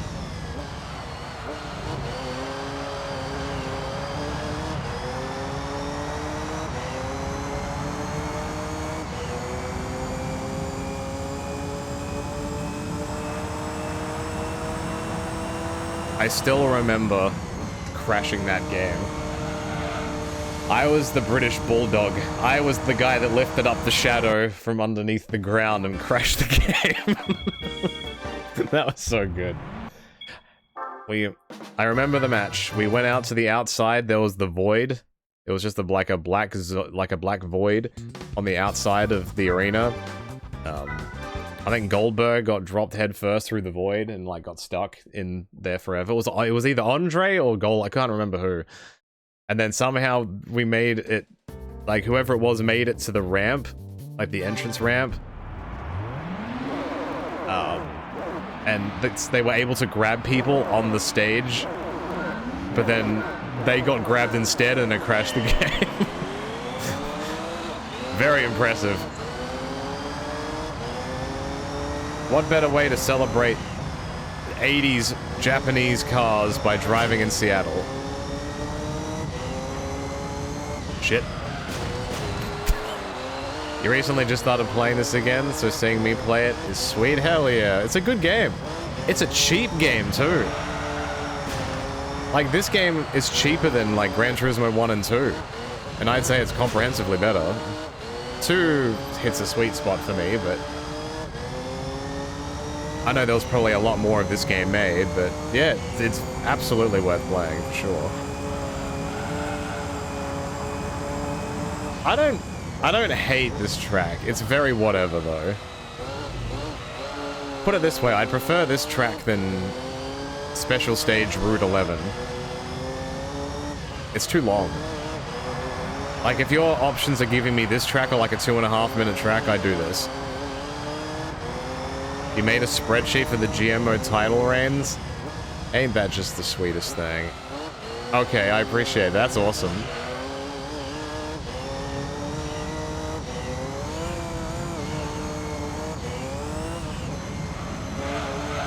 Yeah, we do like our spreadsheets here. We sure do.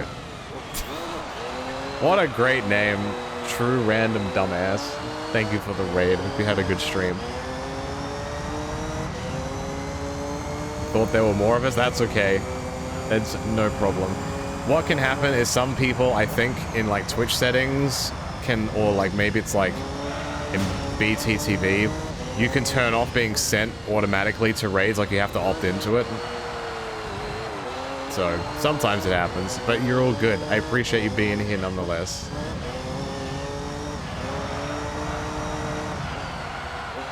Truly love how unhinged the GM mode you've been running is. Thank you.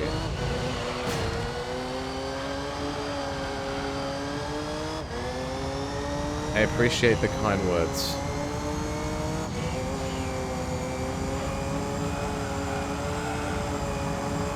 I'm glad I was able to have duel for the last one.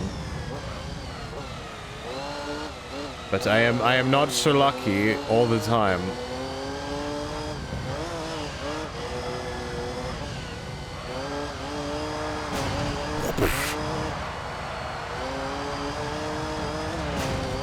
feel like Gran Turismo 3 in particular was a huge deal, and I look at this game.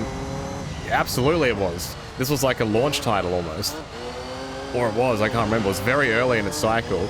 You put this up against, like, put this side by side against Gran Turismo 2, nothing, looks nothing like it. It was such a technological leap at the time. And as I almost say every single video, like, you look at this game now, it doesn't look awful. Like, it still looks pretty good. Quick question, what is my all-time favorite video game? Super Mario Sunshine is my favorite ever video game. Patiently waits for hate. Well, actually... yeah, I don't know, I just love Mario Sunshine. It's up there. There's a couple of others that are like honorable mentions, but...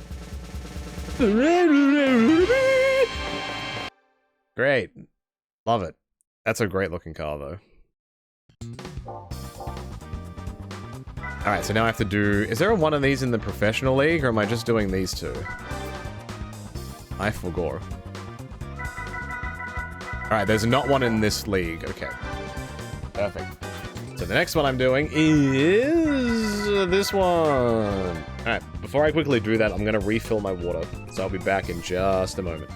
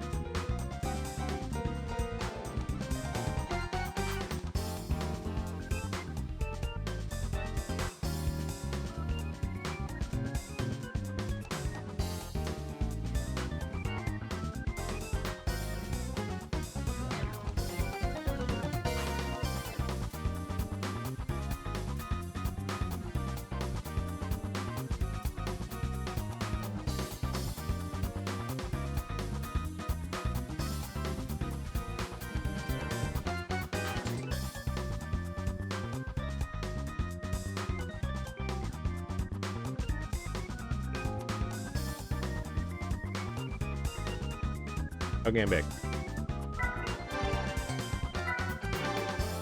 I didn't see Special Stage Route 11, I'm happy. This is good. Every cup that I look at has that damn track in it. I was also a PS2 kid, but I was also a Mario kid. Like, my parents knew that, so... they're like, we will do this. Funny, like, I love Pokemon too. I never got any of the Pokemon games on the GameCube.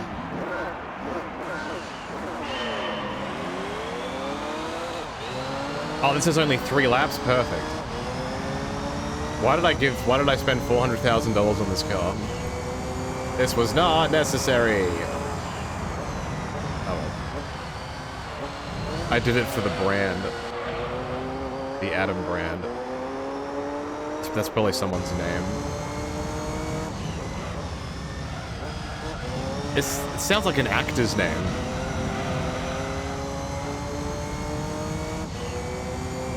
I've played Mario Galaxy 1, I still need to play Galaxy 2. I do own the Galaxy collection. So at some point I will get to that.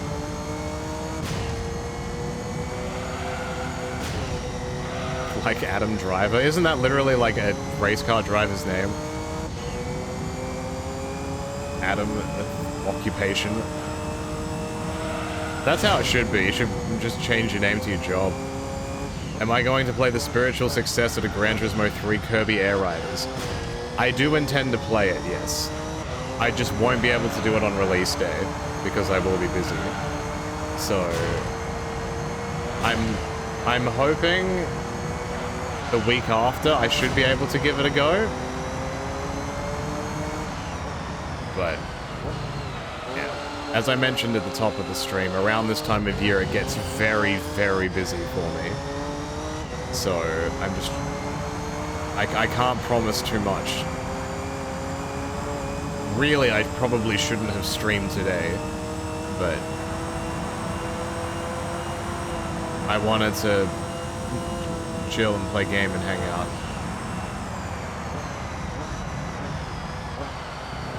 But yeah, Christmas is always busy, and it can be very overwhelming and overstimulating, and acknowledging that you need to take a break to just chill or get other things that you need done, instead of going, oh, I'll do it next week, oh, I'll wait until another day that I have off. I'm secretly Santa? Imagine. I don't think I have the stomach for it.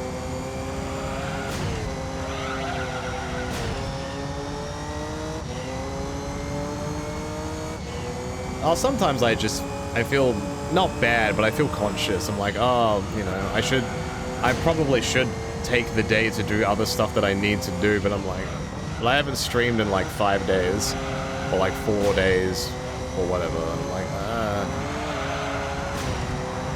I just want to be able to go live and go, hey guys, I'm still here. I'm just busy, I'm sorry.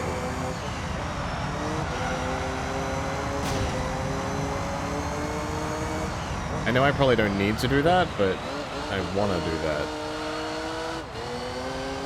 Your dad has the Pokemon Coliseum game for GameCube. He bought it when he was a teen with Smash Bros.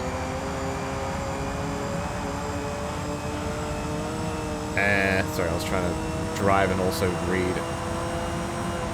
And a wrestling game he doesn't remember. If it was a wrestling game on the GameCube, it was either WrestleMania or Day of Reckoning, if any of those names ring a bell to you.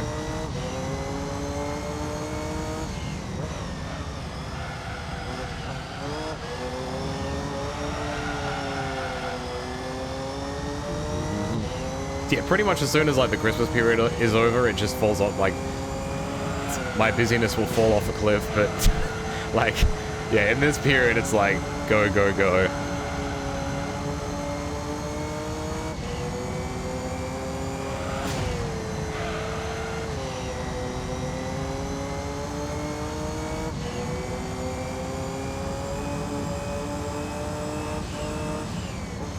Seeing this just reminds you of how bad they've dropped the ball on the newer Gran Turismos. And yeah, I guess, like, I feel like the good thing about me playing a game like this is so many people, like, exactly like you, will come in and be like, oh shit, like, I remember playing this game is awesome, and then they'll say the same thing, and then I feel like I'm repeating myself every video. So, sorry, but, yeah, I think these games lost what they had when they moved away from the Gran Turismo mode, so to speak. Like, buying cars, doing races, buying what car you want to buy. Like, you know, having that, instead of turning it into like a competitive racer, or you must do this race and then this race, and let me teach you about this car, and now do this race. Like, yeah, it missed that. Forza took over what Gran Turismo stopped doing, for sure, in that small period of time, and then it kind of flipped back a little bit. Like, 4 is still fine, 5 is okay, and then after that, I don't know. I think 6 was also okay, but I don't remember too much about it. But like, Gran Turismo Sport, missed me with it, couldn't care less. Like, a lot of the competitive racing stuff on the new one, no.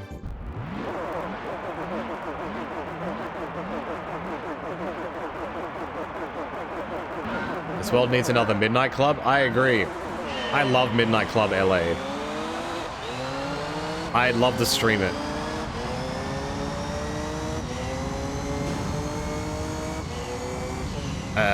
It's just capturing a PS3 is quite difficult. I should probably go around to trying to fix that. I have attempted to play it on PC, but it's not super good at it. Like, it has texture issues. It runs fine. Yeah, it has some texture problems. There are Midnight Club games on the PS2, yep. I think it was like Midnight Club Dub Edition that had like this was in the era of like spinners. You remember spinners? And like stupid neon lights and all that. What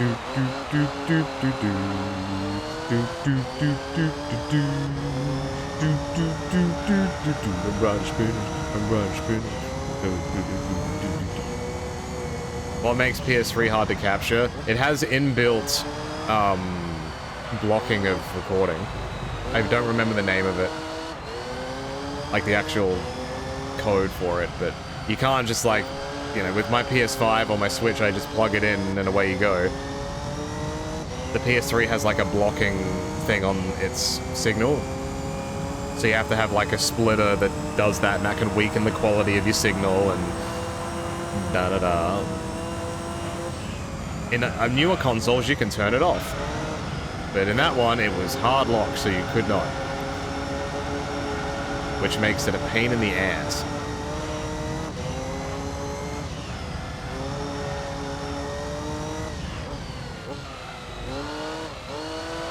Hey J-Dub, how goes this evening? I've done many a race, and I'm driving a purple machine, 300ZX. And I'm gonna crash into this wall. No, I'm safe. Okay, good. So yeah, I just have to buy a good splitter, really is the thing.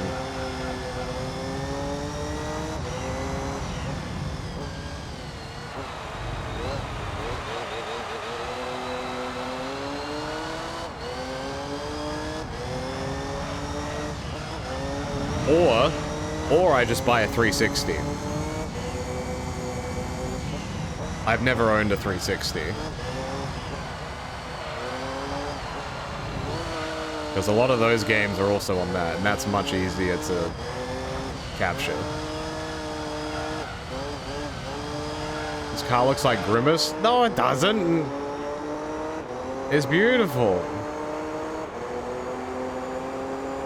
No Grimace here. Also, these cars are slightly catching up to me. This is dangerous. I'm so used to not caring. Oh god. Midnight Club is backwards compatible for the newer ones? What do you mean by backwards compatible?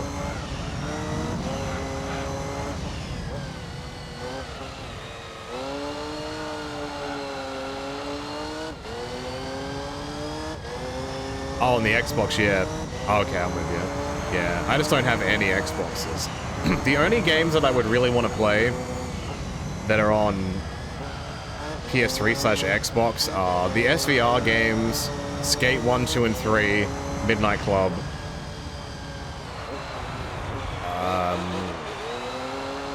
That's probably close to it.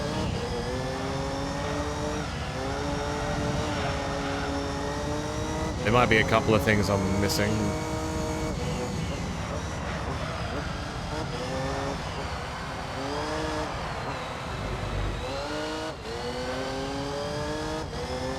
$360 seems to get pricey again. It's like the Wii. The Wii was like, you could buy a Wii console for like 30 bucks. But now they're going back up. DS games are very expensive now. Like 3 or 4 years ago, you could buy a 3DS XL, like one of the fancy ones, for like 70 bucks. Now they're like $400. It's stupid. Like, I'd love to own more DS-related stuff. But it's expensive now.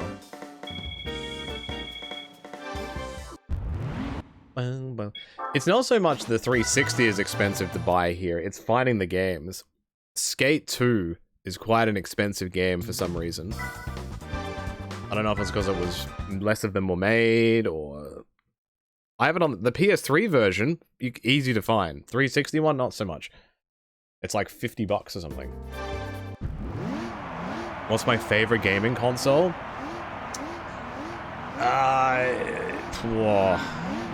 That I think I got the most out of?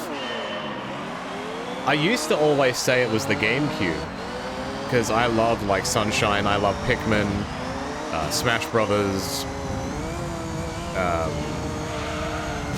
Mario parties that were on there, all that stuff, but honestly, like, I don't, like, nostalgia goggles are playing really hard on it, but I reckon the Switch would have to probably be the best value console that I own. I've got so many games for it, and I've played so many games. Like, I usually don't put that console in the discussion, but it surely has to be up there with how much I played it.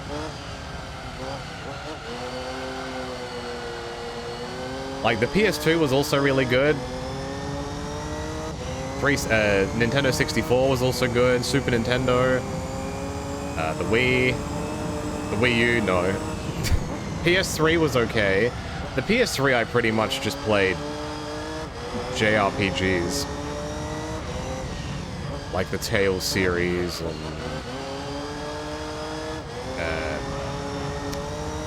what else am I forgetting? Like Final Fantasies if I did. Stuff like that.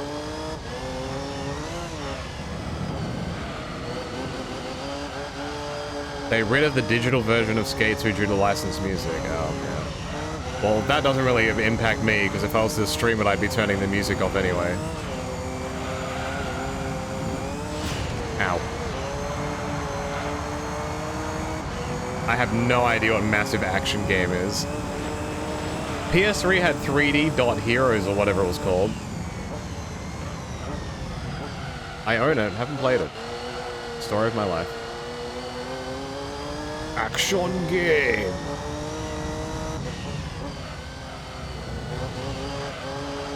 The PS3 also had some of the Wangan Midnight games. They were never translated though.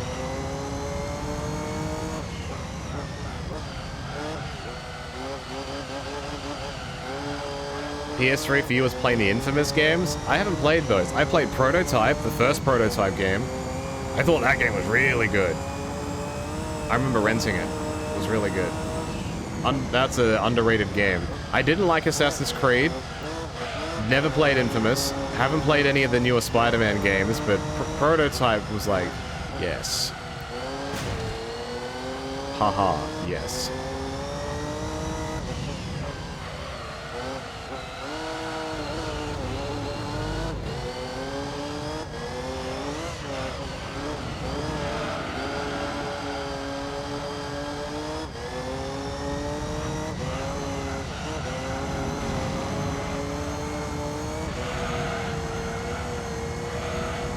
Oh, wow. Oh, wow. Alright, time to flip the car. Let's go.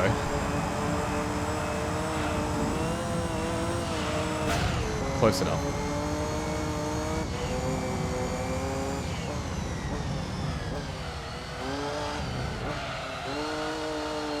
It's insane how all the mascots that came out of that PS2 and Xbox era, you say that, but then when Sony tried to make their own, like, Smash Brothers clone, they had, like, nothing. Because at that point, they had not used any of their IP, so like half of the stuff they had was irrelevant. It was kind of sad.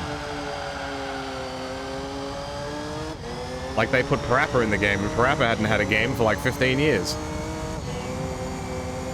Or like, they couldn't put Crash in it.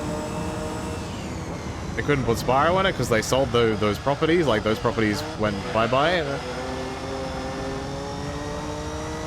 They put Heihachi from Tekken in it, which I guess is fine. The Bioshock guy, yeah.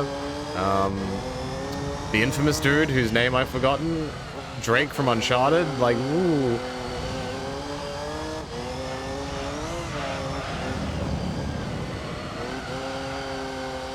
Cole. Michael Cole. Oh my.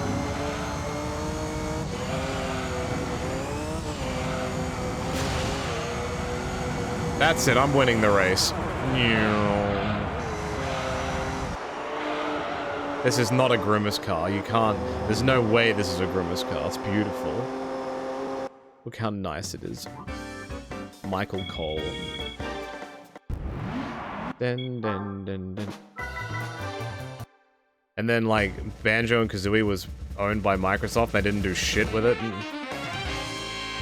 Ooh, a car. I like cars. Do you like cars? Me like car. Alright. That's a championship that I really needed to get out of the way for a while now. So isn't that good? What do I do? I've probably got like an hour left that I can do stuff with. I didn't do the nah! Oh, I didn't do the beginner nah! The beginner, nah, nah, nah, nah, nah, nah, nah. Which car was I using for the nah? This one. Yeah, this one. The nah. Nah, nah, nah, nah. How did I forget to do the beginner nah? The beginner nah. Yes. Rareway, how fitting of a company name that went into obscurity. It's truing. I will say, if you ever come across the Banjo-Kazooie Nuts and Bolts game, it is an underrated game. It is not a Banjo-Kazooie game, but like for a physics-based game, it's pretty fun to like make your own shit. So if you see it and you're like, I don't know what this is, you try it. You'll be pleasantly surprised.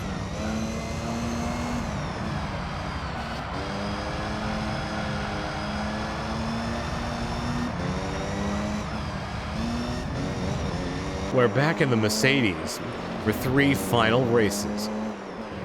I don't know why I'm talking like this. This is the video that will end all videos. This is something.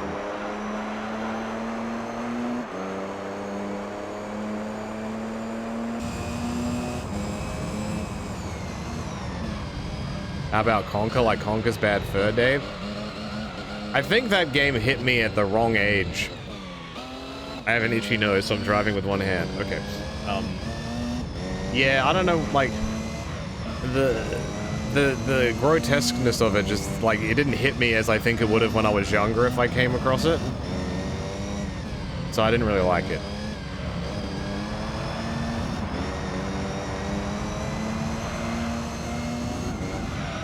I own it. But that's just because I saw it at a good price, so I wanted to buy it. I actually have the strategy guide for it too, oddly enough.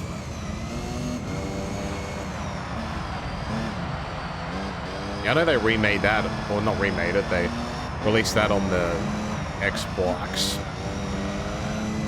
with like that collection thing that they did.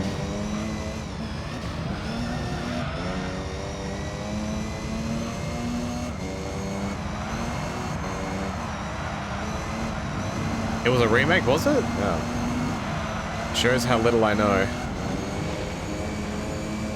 They made Jak and Daxter too edgy. True. But if you like Jak and Daxter and you want to see me play those games, I played the first 2 already. It was like not even that long ago. I think I finished playing the second one like a month ago. I intend to play the third one as well. At some point. But if you want to go check those out, they're on Plus as well. I think they actually went up on Plus like a week ago. So you're just in time! Oh, goody! Yeah, I love the Jak and Daxter games, specifically the first one. Well, I played Jak. Jak what? How deep into Ratchet and Clank have y'all gotten? I have not.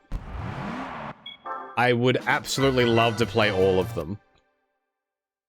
But I thought I'd start with the Jak ones first. My first Jak and Daxter... Not Jak and Daxter. My first Ratchet and Clank game was A Crack in Time, which was the PS3 one. So there's a decent chunk of games that I haven't played. All the PS2 ones I haven't played. So I'd be very curious to go back and play them. Because I've heard nothing but good things about them. Ever played any of the mystery dungeons? I have. That was one of the... Pardon me, that was one of the first ever games that I played on stream. I still have the VODs of them. That was when I had a shitty microphone. I was streaming in 480p. And I didn't know what I was doing. Because I was too self-conscious, but I did it. Yeah, that was the one that was released on the Switch. I think it was Mystery Dungeon DX. And I had a Totodile, and I named it Totoduel.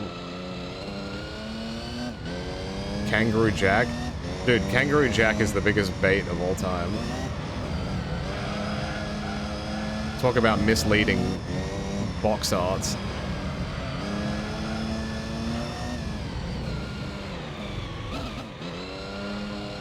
Is that the one that had Totodile and Cat? Probably. That checks out. That was the first Mystery Dungeon game I played.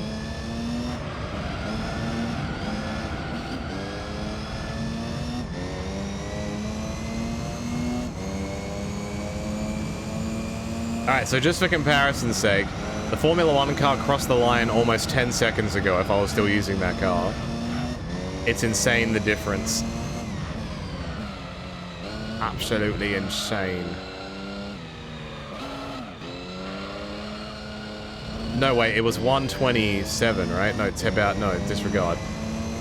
What time was it? 1:28, I think was what I hit. Yeah, 1:28.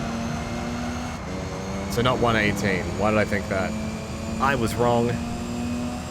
Is there a game you played that you liked as a kid but realized it wasn't good?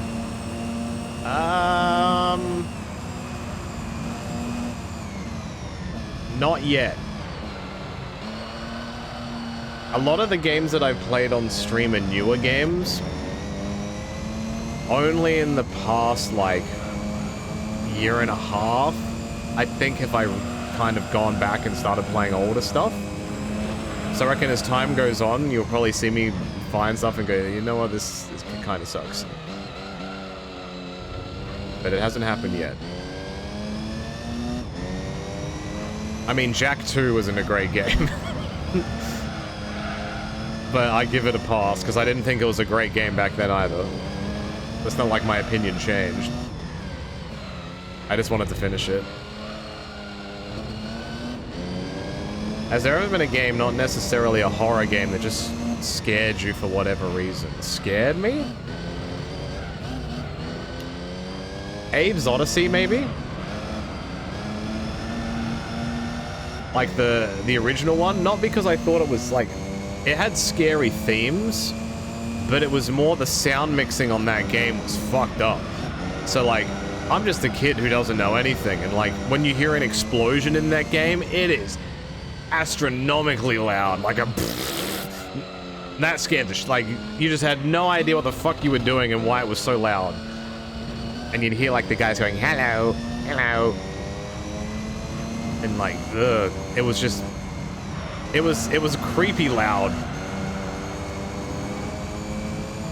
Just, yeah, I don't know. I don't know.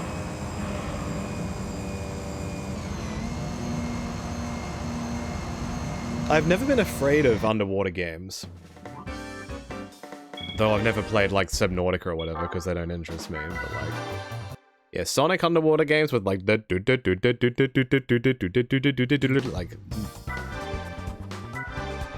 When a game is brightly lit, it's hard to get scared by it. Like, the Sonic games are always like very bright and vibrant.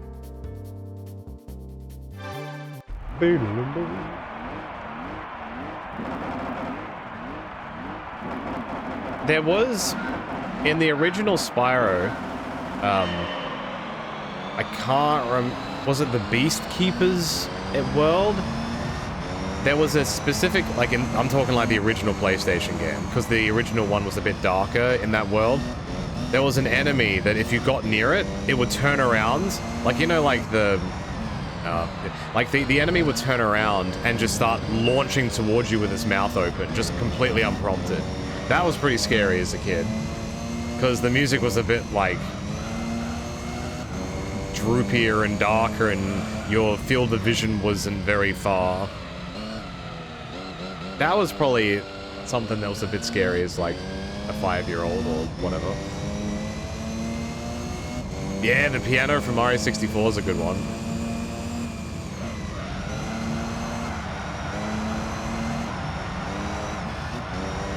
I was probably the right age for Luigi's Mansion, because sometimes the little jump scares and that would be a bit scary.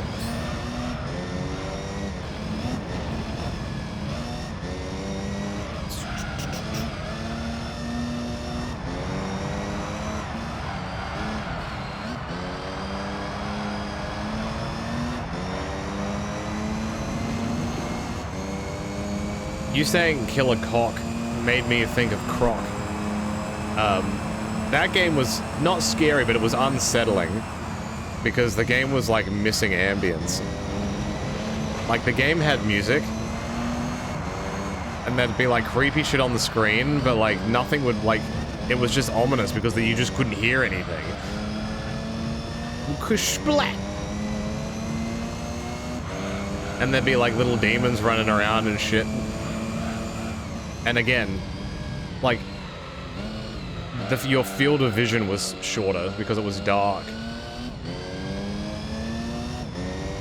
And the bosses were always really creepy because they weren't programmed to do anything.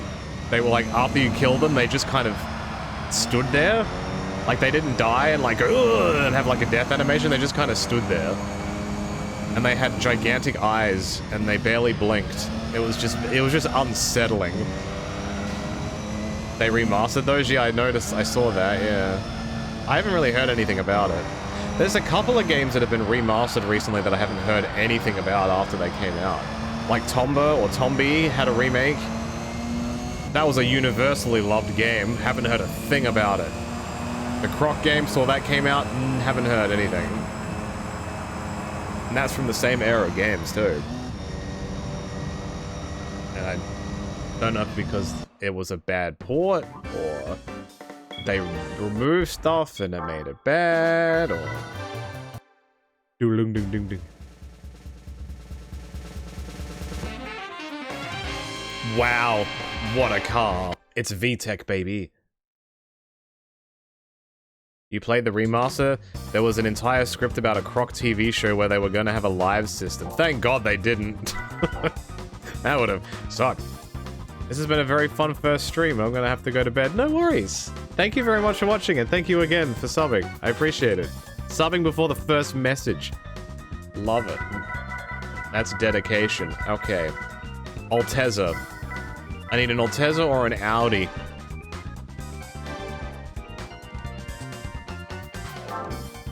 Oh, okay. So the Audi is just... there's only one car you can use.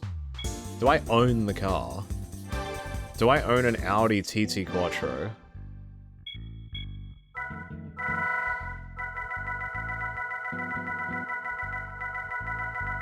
I'm gonna say yes. I'm gonna say yes. Alright, let's use this car and just slap as much as we can in it.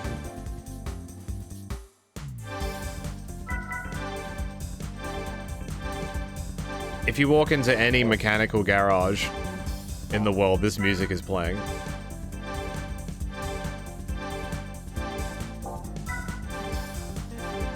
This is going to be one of those races that might be a bit difficult because every car is going to be the same. So I'm going to put everything that I possibly can in this car.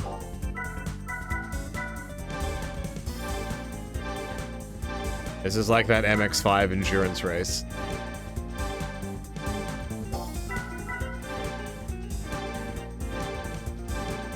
How goes the Gran Turismo? Pretty good. I'm now doing up an Audi TT Quattro to do the specific Audi race. I think there's like 2 or 3 championships. And that'll be very fun. I'm down to like some of the smaller things now. I still have 40% left to go, yet I'm doing all of this tiny stuff. That's just how it is. I reckon that Polyphony Cup has a huge bearing on percentage. Otherwise, this doesn't make any sense. It has to be. I don't think each race is equally weighted in percentage in this game.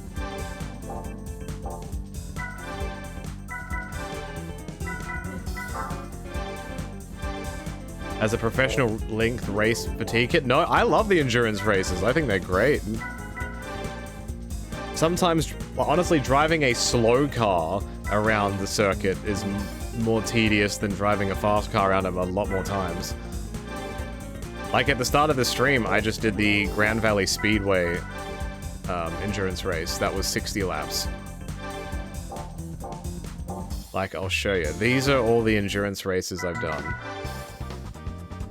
The only one that I haven't done is this Trial Mountain 2-hour one. Every other one I've done. I like the MX-5 one. It was a challenge. It was very different to the others because there was one car that was my rival. He pitted more than me, but his car was faster than mine, so it kind of worked. All right, let's do. Is there a professional TT or is it only amateur? Only amateur. Okay, good. Let's do this one first.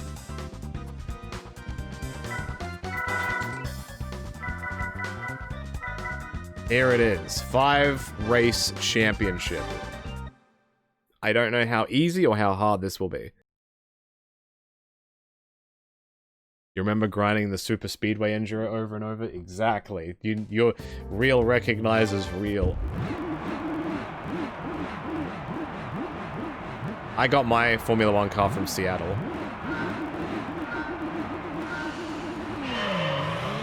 Whoa, the launch on that was crazy. What the fuck? Okay, bro, I see you. That thing launched. Mamma mia.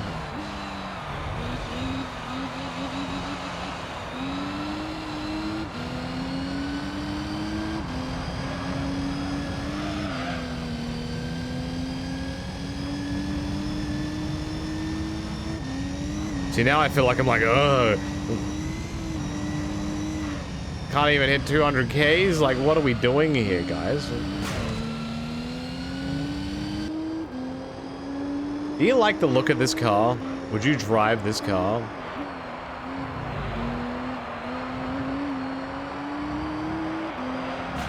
Ow. Oh, thank goodness these are only 3 lappers, no tire wear. Maybe not in piss yellow. If your piss is this yellow, I would go consult a doctor or drink some water. Because something is wrong with you. This is like pineapple yellow. Did Australians get the TT over there? I want to say yes, because I feel like I've seen them. But not many of them. I wouldn't say many of them. Yo, Video Games McGee, thank you for the tier 1. Appreciate it. Immediately after saying you wouldn't get this car in piss yellow, but you would get this sub. Can you get me water? No. You got to get your own. The front of this car looks flatter than I remember. I thought it was a lot more rounded than this. Or maybe I'm just a stinky doo-doo liar. I don't know.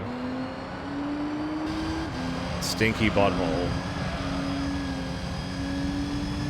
Let's look at Seattle's greatest sights, like the Valvoline building, and the apartment complex, and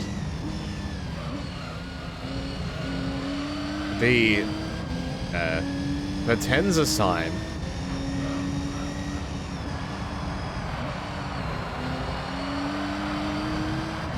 All that Seattle has to offer. In the UK, they are always considered to be hairdressers' cars. Oh, haven't heard that. Reminds me of The Getaway, the PS2 game that actually had real cars in it, like it had a Skyline GDR in it, it had a Saab, Alfa Romeo, a couple of other like generic style like people movers. I forget what they all are now though.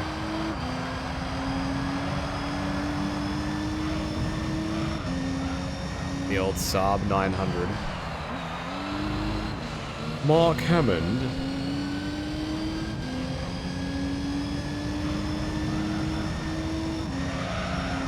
The most popular European car I'd say over here now is the Volkswagen Golf.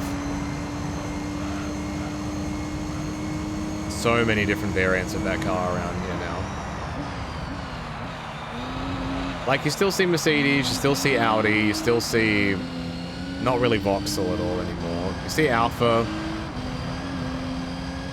But, yeah, Volkswagens are probably the big one. This track was based on actual road layouts, however, nowadays it would be impossible to race on. I know, like, some games, like, they'll take parts of a city or parts of an area and kind of slap them together. So, like, if you looked at this place in real life, these two areas wouldn't be connected, but separately they'd be identical, if that makes sense. Espen, thank you for the 4 months. Thank you so much. It's like, the Yakuza games, like, Kamurocho. A large portion of it is correct, but there's like, you know where the batting cage is at the back? I believe that's a different section, but they've just kind of slapped it on the back of it, I think. Your favorite car in Midnight Club, Midnight Club LA. I remember when they brought out the bike DLC. I thought that was the funniest shit ever.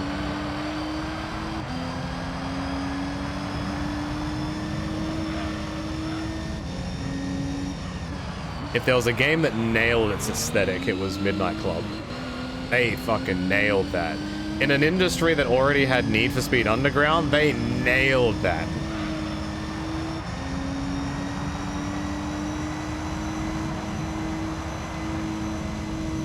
Like the map, like the streets, the music, like just nailed it. Like that's an absolute time capsule game. I don't know if I would look like... I don't know if I would look at a game like GTA 5 and be able to time capsule that. Like, oh, this is so 2010s. Or... You know what I mean? But with that game, you're like, this is easily mid-2000s. Like, just straight up. Music, the type of cars that are in it, all of it. Have I ever played Tokyo Extreme Racer? I have. I played the new one on the first day that it had early access. There's a video of it on Plus if you want to see it. I've played the PS2 version so many times. I love that series. It's fantastic. I haven't finished the new one though. I just don't have time to play it. There's too many other things I'm doing or playing instead. But it's a very good game. If you're considering playing it, top recommendation from me. I trust that company to get it right.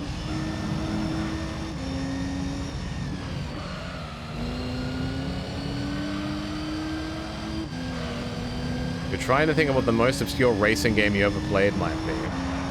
I don't know if I'd call it obscure, but I played like MotorToon Grand Prix, which was the first game made by this exact same company that made Gran Turismo. Crazy, right?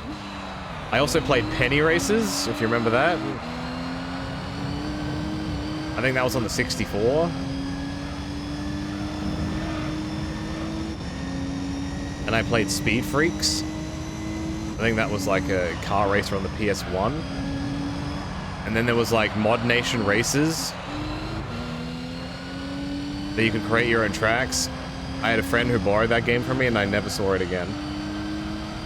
Feels bad, man. Micromaniacs. Do you mean Micro Machines? Or... Because I played Micro Machines.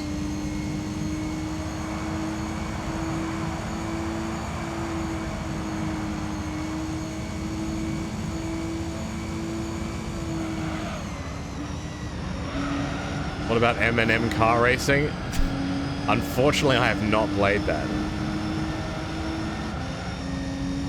I don't think any of the M&M games were good. I feel like I remember buying my mum one of the M&M puzzle games, because she had a DS at the time, and it was a steaming pile of doo-doo.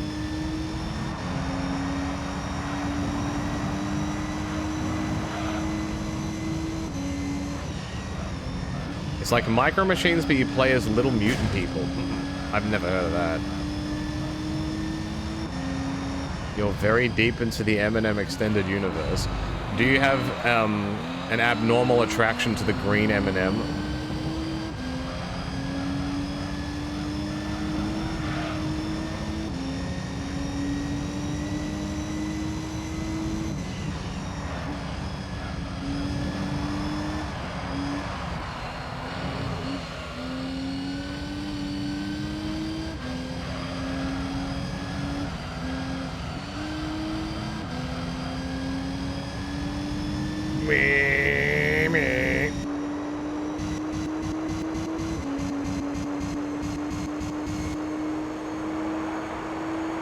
I wish this game I could like move the right stick and look around the car.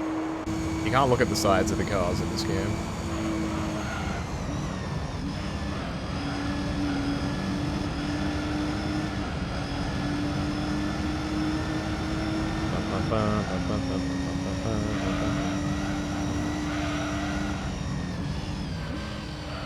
I'm trying to think of other obscure racing games that I've played. There's probably like some random motocross games that I played on like PS1, like rally games, like Rallycross. Did you ever play a PS1 game called Rallycross? Not V-Rally or Colin McRae, but Rallycross.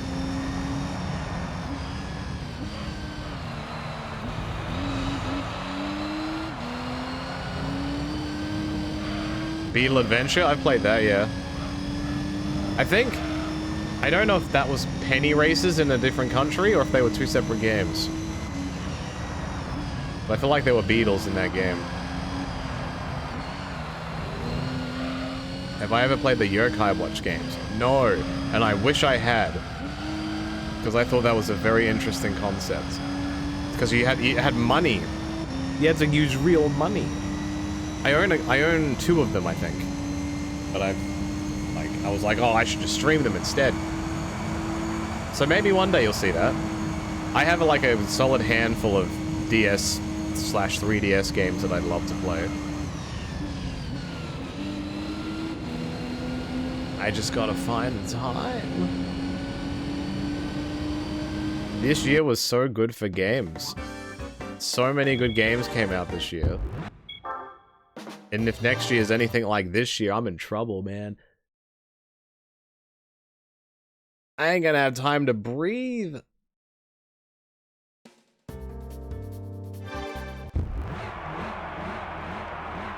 I never watched the cartoon. I never saw the cartoon of it. I know the cartoon was pretty popular, in Japan at least. I don't know if it made super big rounds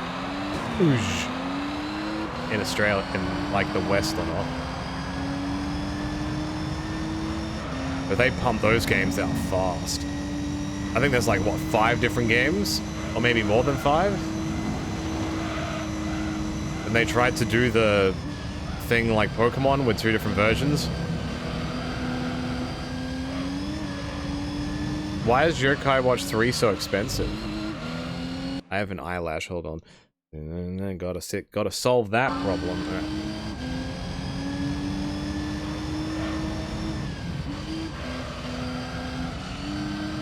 Still need to finish Legends ZA. You haven't finished it yet? What are you doing? No worries, McGee. Thank you for watching, and thank you for subbing again. I appreciate it. You have a good night. Low numbers made and it came out after the Switch launch and the 3DS was on the way out, yeah. There's a couple of 3DS games that are like super fucking expensive. Did I or the NL group ever play the Nintendo Wii SVR games at all? The answer that I can give to that is not yet. I know Johnny has some of them because I wanted him to buy them so he could play them. Like, you gotta have them on the channel at some point. But I personally have not, and I know they definitely have not. But we'll probably play them at some point. One of them was using a Rumblethon, maybe. If it was dual. But I don't know if I'd count that as play. Like, you know, fuck around in the menus and see what the game has and stuff. It's like, technically, we played the WWE 2K on the Switch, technically. Technically. Yeah, that's a loud bike. I'm sure his penis is very big.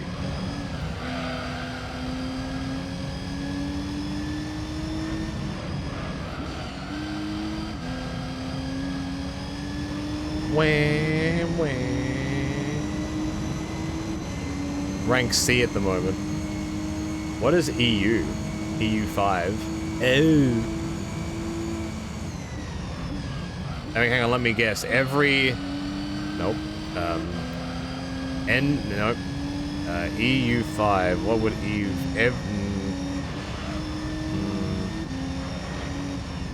It's the 5th game of the series, EU5.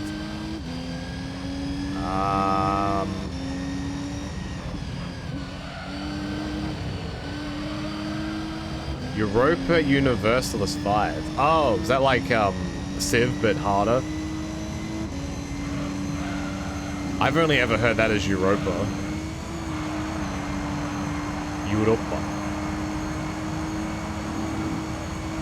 Thankfully, this cup is not so bad. I thought this would have been harder. I guess when you just put the maximum parts on your car, it'll work out.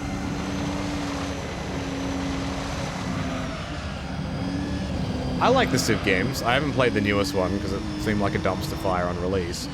But I've probably got a decent couple of 100 hours in 5 and 6. I buy them when they're 90% off. So I'll just patiently wait.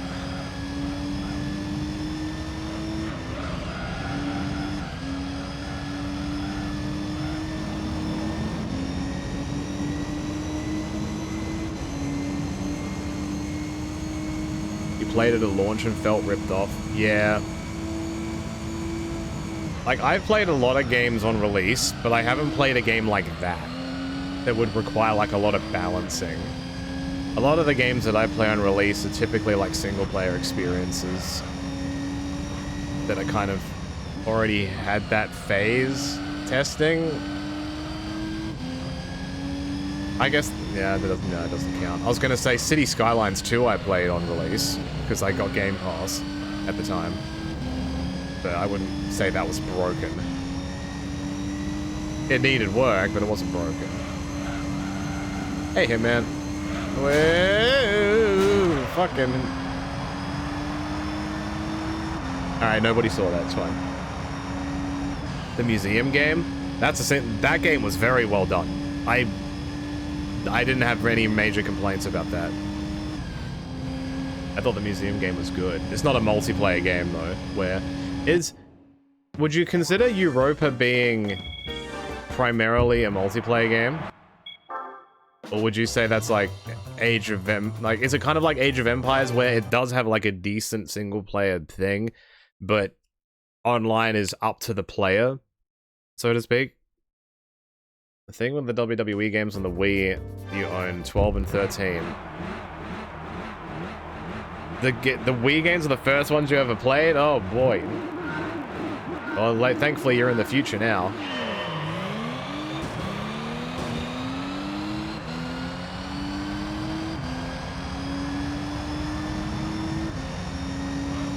It can be multiplayer, but it's unstable online. Okay. Yes, I probably can. I'm trying to compare it to like Age of Empires. That's probably my best comparison in my head.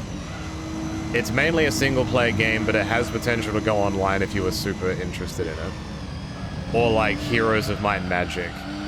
That's where my brain wants to go. It's not the same game, but... Is it bad to say you have a soft-modded Wii and played SVR09 with motion controls? Hell no, son. Why would you feel bad about having fun? That's how they get you. Don't feel bad about having fun. Fuck that. I play SVR08, and I have fun with that game, and everyone else thinks it's shit. I mean, it's not a great game, but I still have fun with it.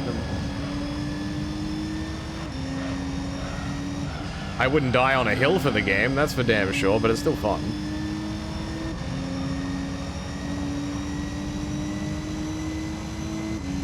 Your B-Day was between 2 and 3 days ago?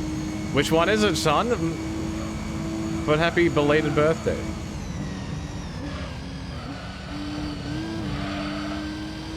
Yeah, I've never played any wrestling games on the Wii. Never, ever, ever, ever. Where in Australia am I? In the middle.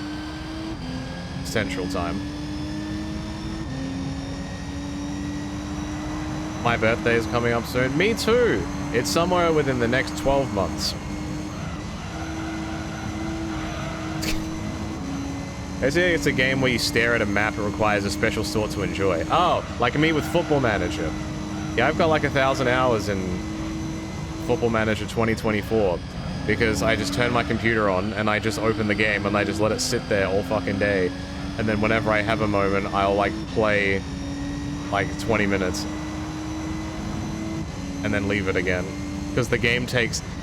Because I have a bunch of, like, pictures and, like, other crap for the game, it takes, like, 10 minutes to load the game. So I just leave it open.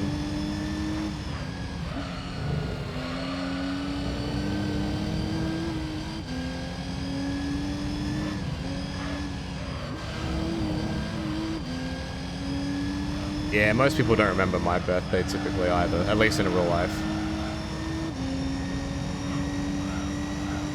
It comes and goes. Football Manager and Paradox Grand Strategy games heavily overlap. Funny, because I've never really, like... The only ones I've kind of played is Civ. Like, you would think... No, I was gonna... XCOM's not the same. I haven't played XCOM. I think I even own it and I haven't played it yet. Yeah, I can waste time. I'm very well accustomed to wasting time. I used to hate celebrating my birthday. I didn't like it. Though I don't even know if I still do, to be honest. Not in a bad way, it's like, oh, I hate that I'm getting older. It's not bad. It can be like an isolating feeling. XCOM is a fun game to play. I've seen people play it with mods, like I know Blake has. Pardon me. But yeah, I've never touched it. I always hear about the XCOM RNG, where it's like if it's not even when it's 100%, it can still fail, or if it's 99%, it may as well be 0.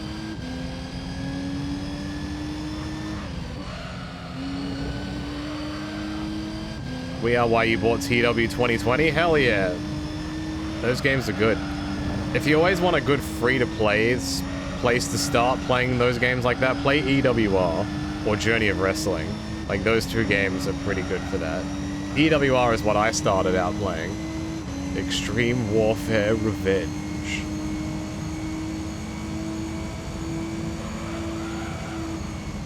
Good night, good man. Have a good sleep, son. It's basically just another day. Yeah, exactly. Unless somebody goes out of their way to make it something else, it's... Yeah, it's whatever.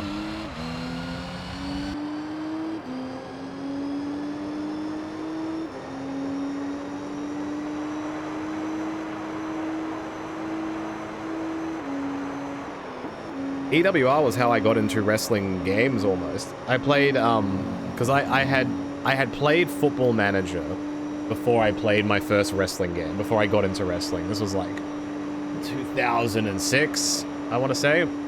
So I was very interested in like that managing style thing. Like clearly, I play like all the other management games, like 2 Point Museum, whatever. But I played SVR 06, and I'm like, this game is cool. But I'm like, is there something like Football Manager for wrestling? And then I looked it up, and I came across those forums that had like, you know, when people would write stories, and like they'd make their own icons and shit, and like they'd have like a thread on a forum like with their stories and their match card and stuff.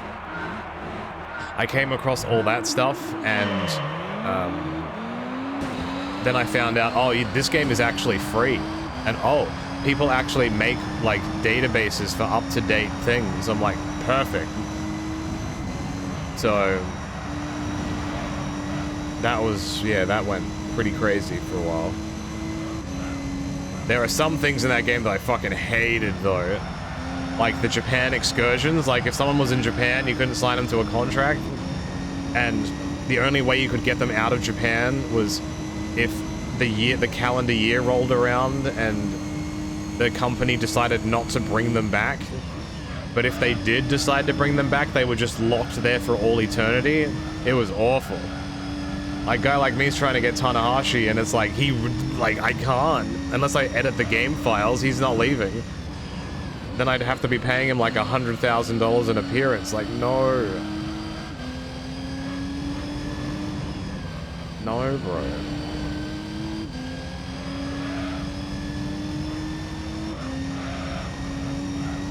Yeah, the Dr. Death fee.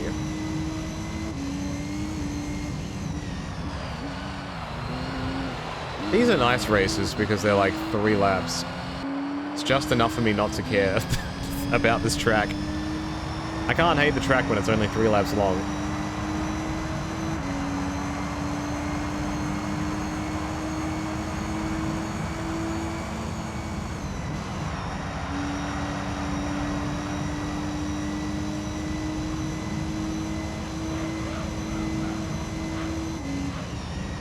first wrestling game, and it starts with WWF, probably WWF Attitude.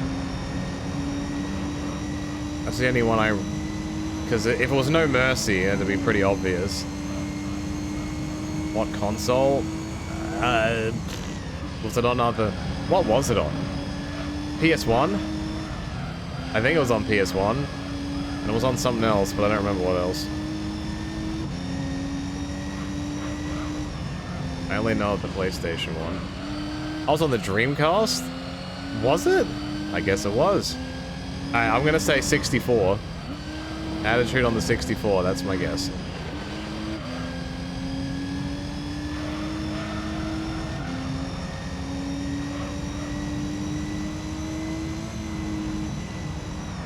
Hell yeah. Ah, my fucking cowboy.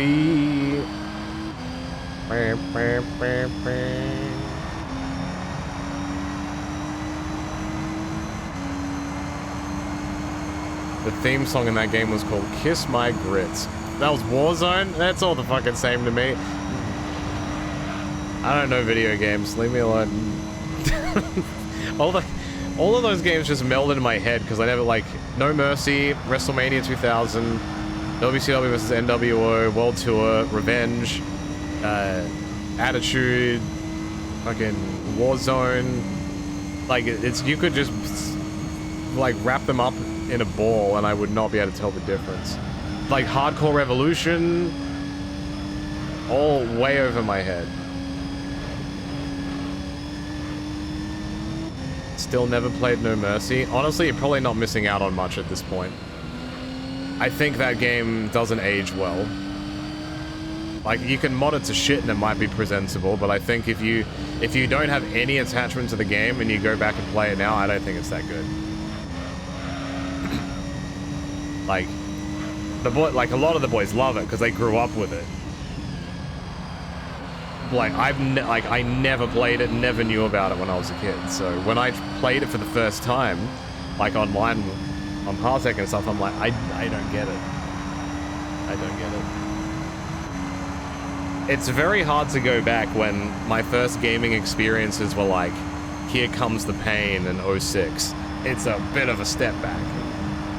Those games, you could jump off of everything, you could no-sell everything, you could flip off of cages and hit cells, and, like, you get cool little fucking moves. It's a whole different world. That's the whole cup. Oh, shit.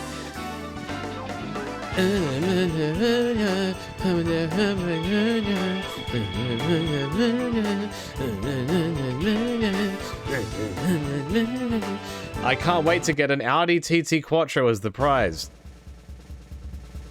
Oh shit! Wait, what's this?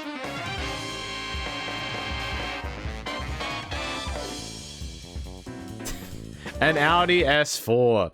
Yay. What's my earliest wrestling memory? The post Eddie Guerrero passing Raw that had Mysterio versus Shawn Michaels. That's my earliest memory.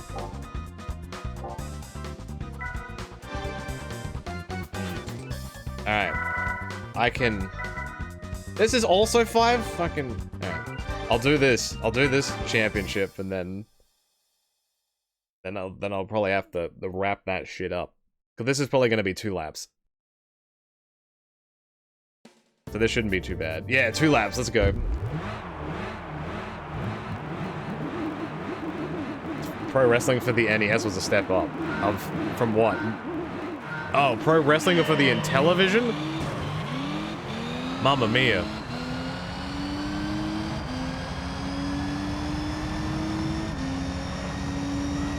I'm trying to think even what year that was. Yeah, I was gonna say, no wonder you like No Mercy, because that probably would have been like right at the right time for you. Because what year was No Mercy? Like 99? Wait, what came first? Which one came first of the 64 WWF games?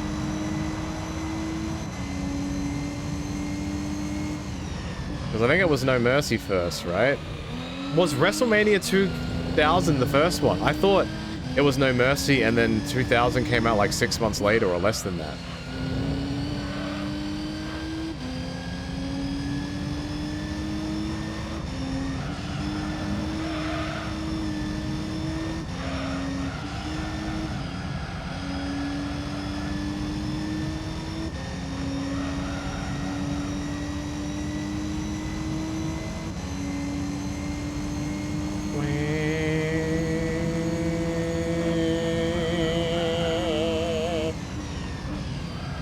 This car is crying like a baby.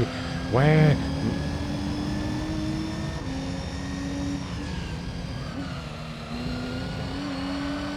Let's go. I remember now. I deliberately left the beginners NA tuner races to do when I started the next stream. And I promptly forgot. So that's why I randomly came across it and I'm like, nah! And I was gonna do it again with this Audi race, but I'm like, no. I'm gonna forget again and I'm gonna hate myself, so I'm gonna just do it now. Everything is just fine. How well do I remember the 2K23 showcase mode? I don't. I'll be honest. When we play the showcase mode, we play it and I don't remember a damn thing about it. It goes in my brain and then it leaves my brain.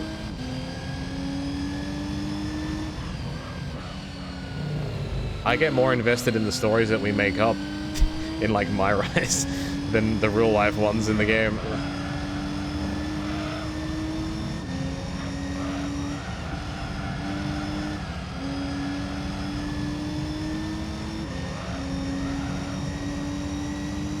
Who was the first man to face Cena this year? I don't watch the product, so I don't know.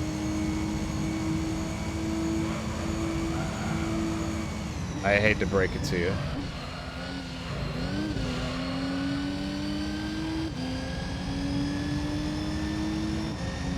I don't know. Who did Cena face on his debut? That's Kurt.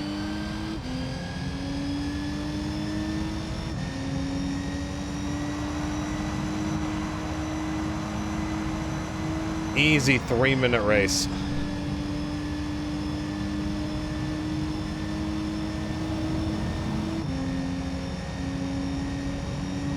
Your first wrestling memory was Cena's debut. That is very specific.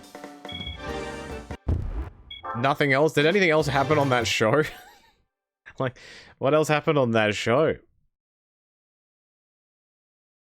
I'm sure there was a great Simon Dean match. Or fucking, I don't know. The Johnsons? The Bashams? What year was this? 2003? Big Show probably ate someone's ass. I don't know.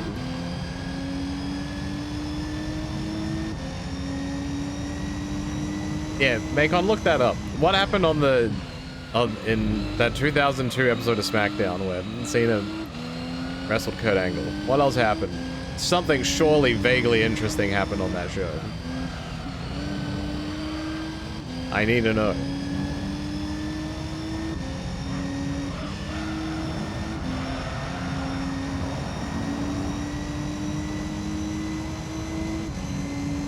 Billy and Chuck defeated Val Venus and Hardcore Holly to retain the tag titles. Oh, that'll do it.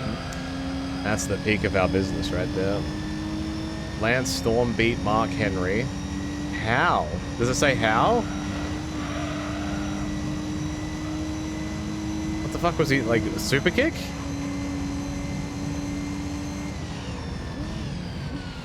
I'm trying to think of what he... It was a 2-minute match. What the hell? Ugh. Was that when Mark Henry was coming out to the big kicks, the now start rocking to the rhythm? Or is that too late? Because I don't think he definitely wasn't sexual chocolate at that point. Rikishi beat Test? I'll allow it.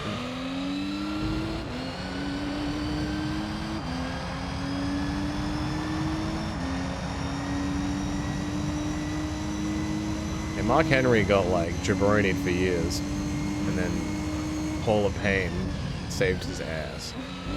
Billy Kidman and the Hurricane defeated Jamie Noble and Tajiri. That just sounds like a schmoz.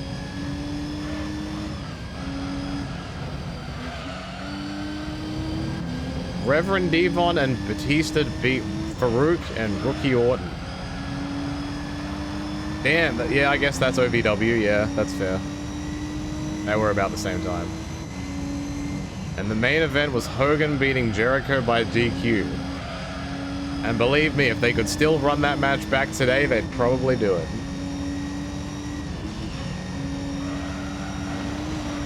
What a great show.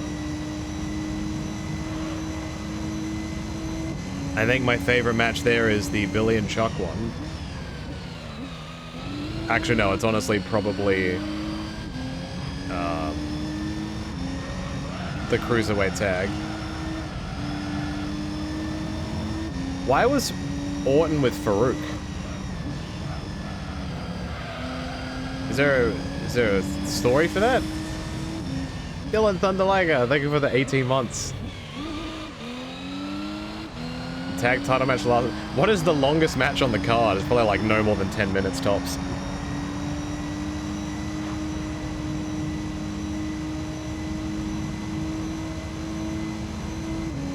The main was 6.5 minutes. Hell yeah. I wonder how that compares to today. Like, what's the average match time on a current day show? Is it about this? Is it longer? Or should, like, it's probably about the same, to be honest. It's all the same shit. I reckon some matches might get 2 or 3 segments. So that might make it 10 minutes. 15 maybe.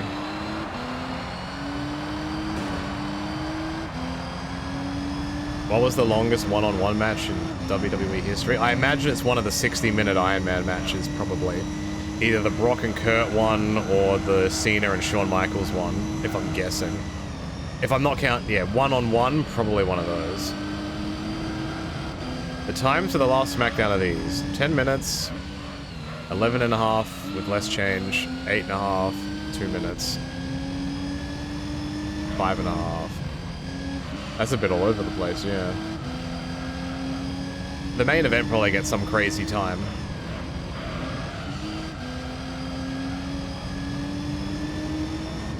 Or was the main event only 5.5 minutes? Ugh.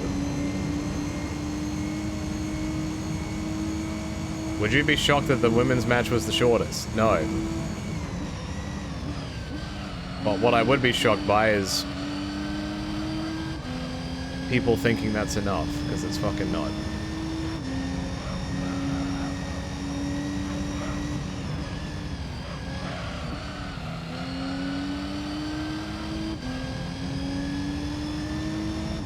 Though, granted, I don't know how strong the women's division is. Because I know, like, a lot of the heavy hitters are in tags right now.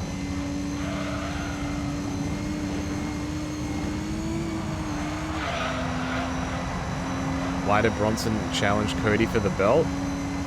That's a thing? They're just killing time. They're probably just waiting for Seth to come back.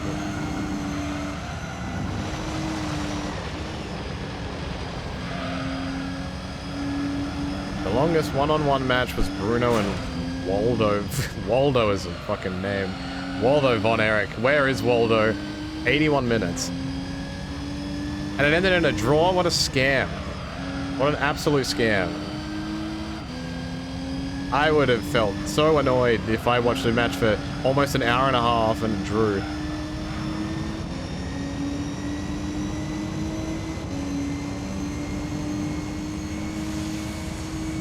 Nancy, thank you for the 38 months, son. Hope you're doing well.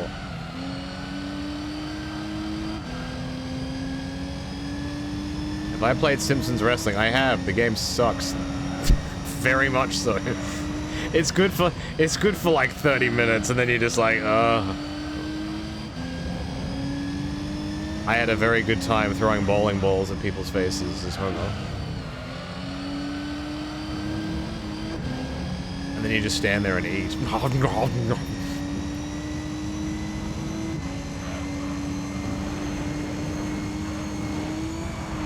Yeah, that game has aged horribly. It's nearly 6:30, better get some sleep. How about you last these final races of this championship, and then you can leave when the stream ends. How about that, smiley face? I should do Simpsons Wrestling before I eventually do Hit and Run. Oh, I have plans, like, Simpsons Wrestling is always in the can.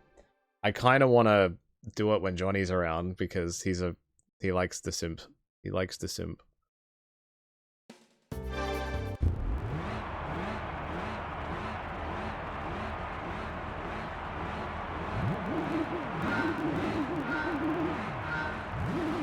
I think Simpsons Wrestling is just a bad game.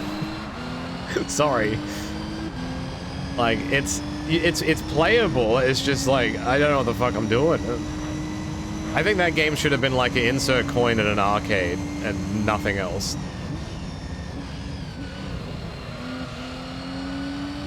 Isn't that word still banned on Twitch? No, I don't think so. I think it just lost its pizzazz. Like it was a meme word for a while and then it just disappeared. Backstage Assault is better than Simpsons Wrestling, yes.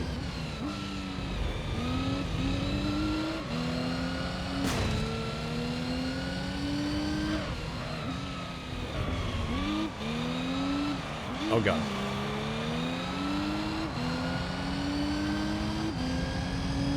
Everybody loves this track.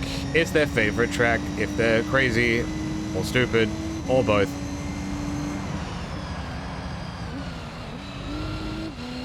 That's my rap song. Please subscribe to my SoundCloud. The times for the last Raw really showcase how shit SmackDown is. 15 minutes, almost 9 minutes, 10.5 minutes, almost 11 minutes, and just above 10 minutes. It's also a 3-hour show. I'd love to see... What I think would be very interesting is, like, if you gave a shit about this stuff, if you go and watch a SmackDown match that's, say, 5 minutes long, and watch a Raw match that's 10 minutes long, and put them side by side, and see if the match structure is the same, but the Raw matches are just slower. So, like, the same thing is happening in the span of that 5 minutes in the SmackDown match that is happening in the 10 minutes of the Raw match. But just because it's a longer show, they just slow it up. I'm not basing that on anything, I'd just be curious to see how accurate that is.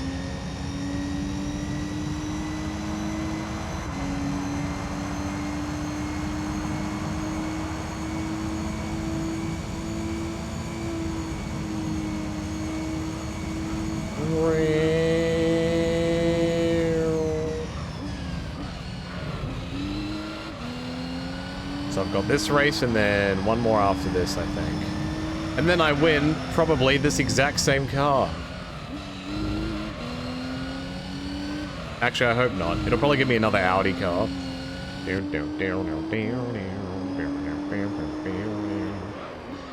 The hard part about, like, these cars would be more popular in Australia if they were easier to get. The issue is that a lot of people, because they're smart when they buy cars, they don't just go, oof, shiny car, here's my money. If the car breaks, you're gonna have to import your parts from Europe, like, because there's not enough cars here. That's why you don't see a lot of these types of cars. In Europe, yes. Probably in America, yes. But not here. The shipping is ridiculous.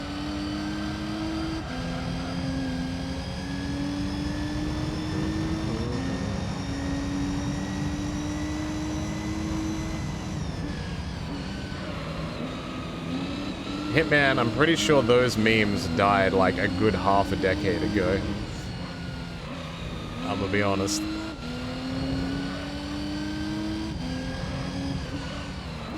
They are the oldest of memes.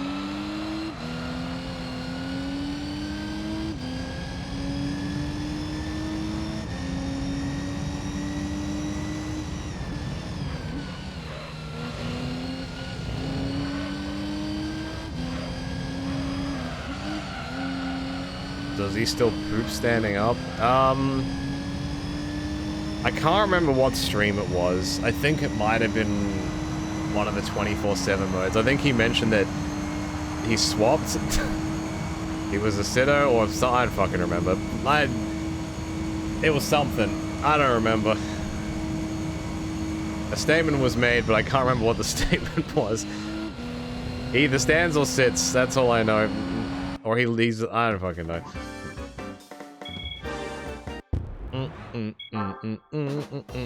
Alright, final race. Please be a good track. Be Super Speedway. I haven't done Super Speedway in so long. Super Speedway. Fuck. 3 laps as well? Oh my god.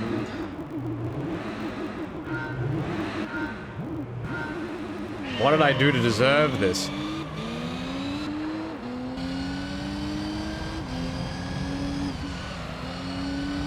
Monaco's a good track, I just see it so much in this game. It's like Rome in 2. New shiny track, let's put it in everything.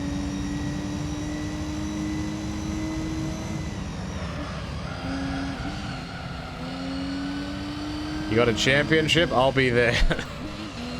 As the final race.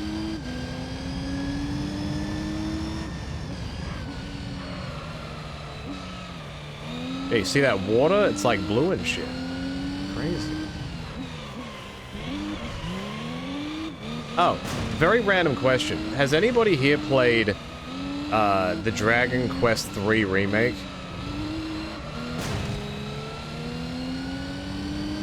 Like the one that was on like PS5 and stuff.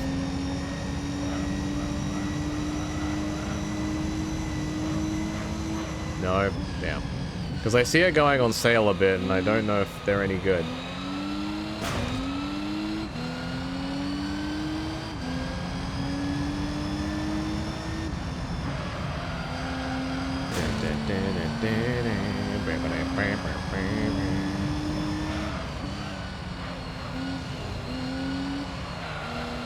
I am hitting walls, and I'm adjusting my microphone. That's better. The P-Yellow car reigns supreme. The only JRPGs you play are Pokemon and SMT. That is quite a difference. SMT is like a grind fest. See, if you put people that play JRPGs and people who play Europa in a Venn diagram, SMT is in the middle.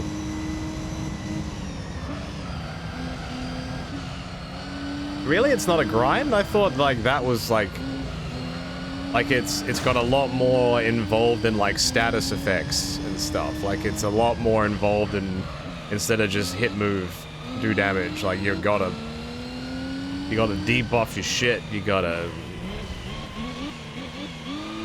get your party stability.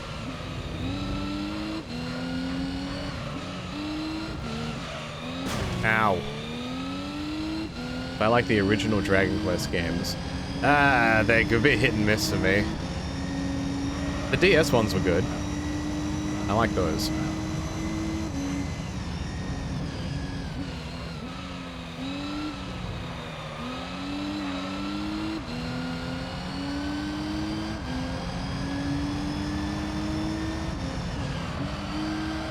Why do I keep humming the Junez jingle? That's not the Junez jingle. That's the I win a car thing. Like the I win the championship in this. It goes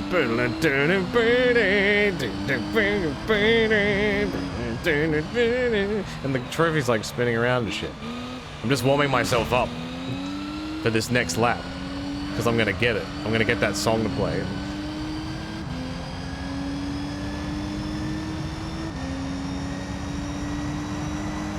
Final lap. No, Junez is completely different. It's like dun dun dun dun dun dun dun and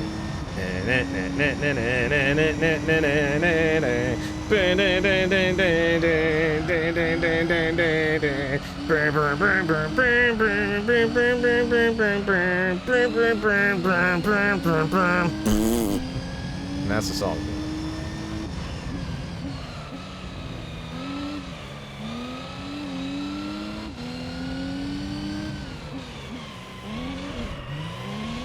I've barely touched 4, and that game is fucking, that song is stuck in my head. It's funny how every JRPG can trace its existence to wizardry, as in like lore-wise. Like, how do you explain magic? Like, it's fucking impossible. What is SP? How does one SP, you know? Ever played Golden Sun? No, I have not, but I'm very aware of how good the series is. There's a lot of Game Boy Advance games that I just didn't touch, because I didn't have one. Like, even the Pokemon games on the Game Boy Advance. Wizardry is a video game. Oh, I thought you meant, like, actual wizardry.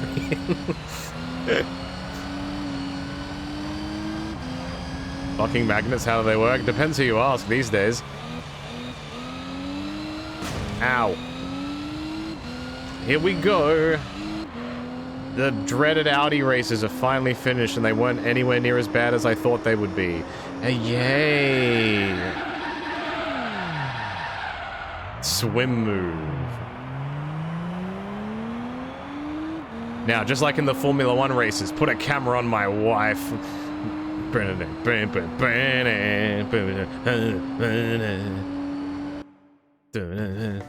Wait for it. Wait for it. Wait for it.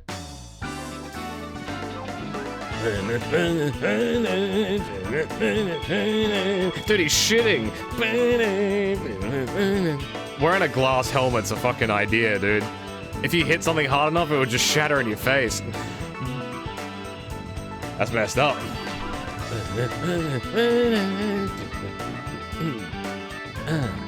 Oh, he's jamming on the keys.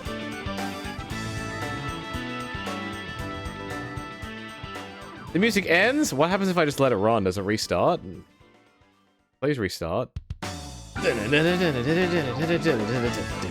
For all we know, he's called the Stig. Boy, I wonder what car I will win.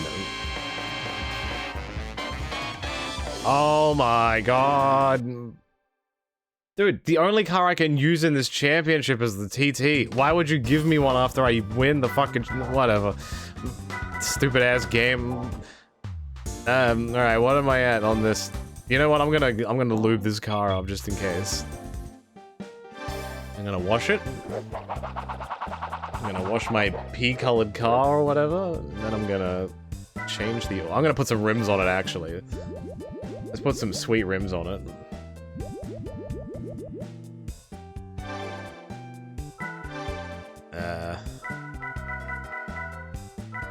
Yokohama.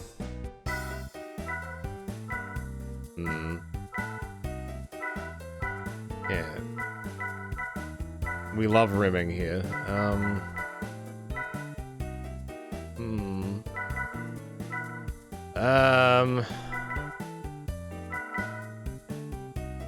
I wish I could zoom out. Let's go with these. Yes. Oh, hell yeah, brother. I'm never gonna use this car again. Now we can look at the car. Yes. Oh, yes. Oh, yes. Oh, yes. No, I don't want to do another race. Alright. Now that we're finally here.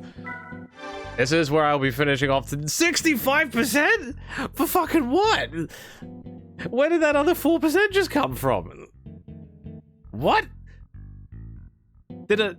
Okay, the game, for some reason, has weighted those Audi races as, like, the most important races ever. What the fuck? Okay, they were 2.5% a pop. That's crazy. Okay. Like, alright, a 60-lap endurance race was like, I want to say like 0.6%. I'm gonna guess. 5 2-lap races was 2.5%. Yeah, I imagine championships, I think it's each individual race must be worth more. The one that I think is weighted the most is going to be this one. I reckon this championship is probably weighted at like 10 or 15%.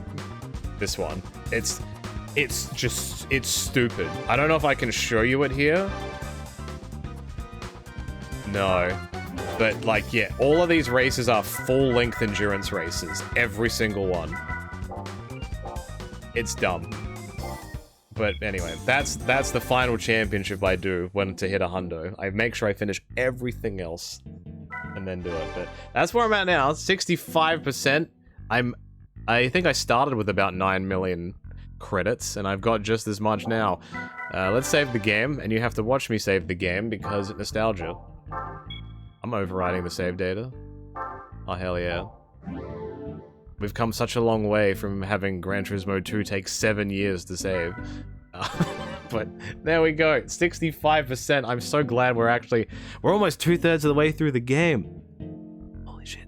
The last race, so every race in that championship is a full-length endurance. 50 laps, 60 laps, 70 laps. The final race is 72 laps. It's exactly the same as the one in the endurance category. It's exactly the same. It's stupid. So that'll take me forever. But anyway, that's not for now. That's for later.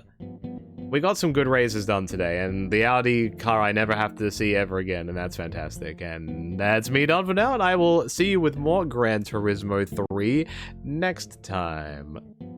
Thank you for watching.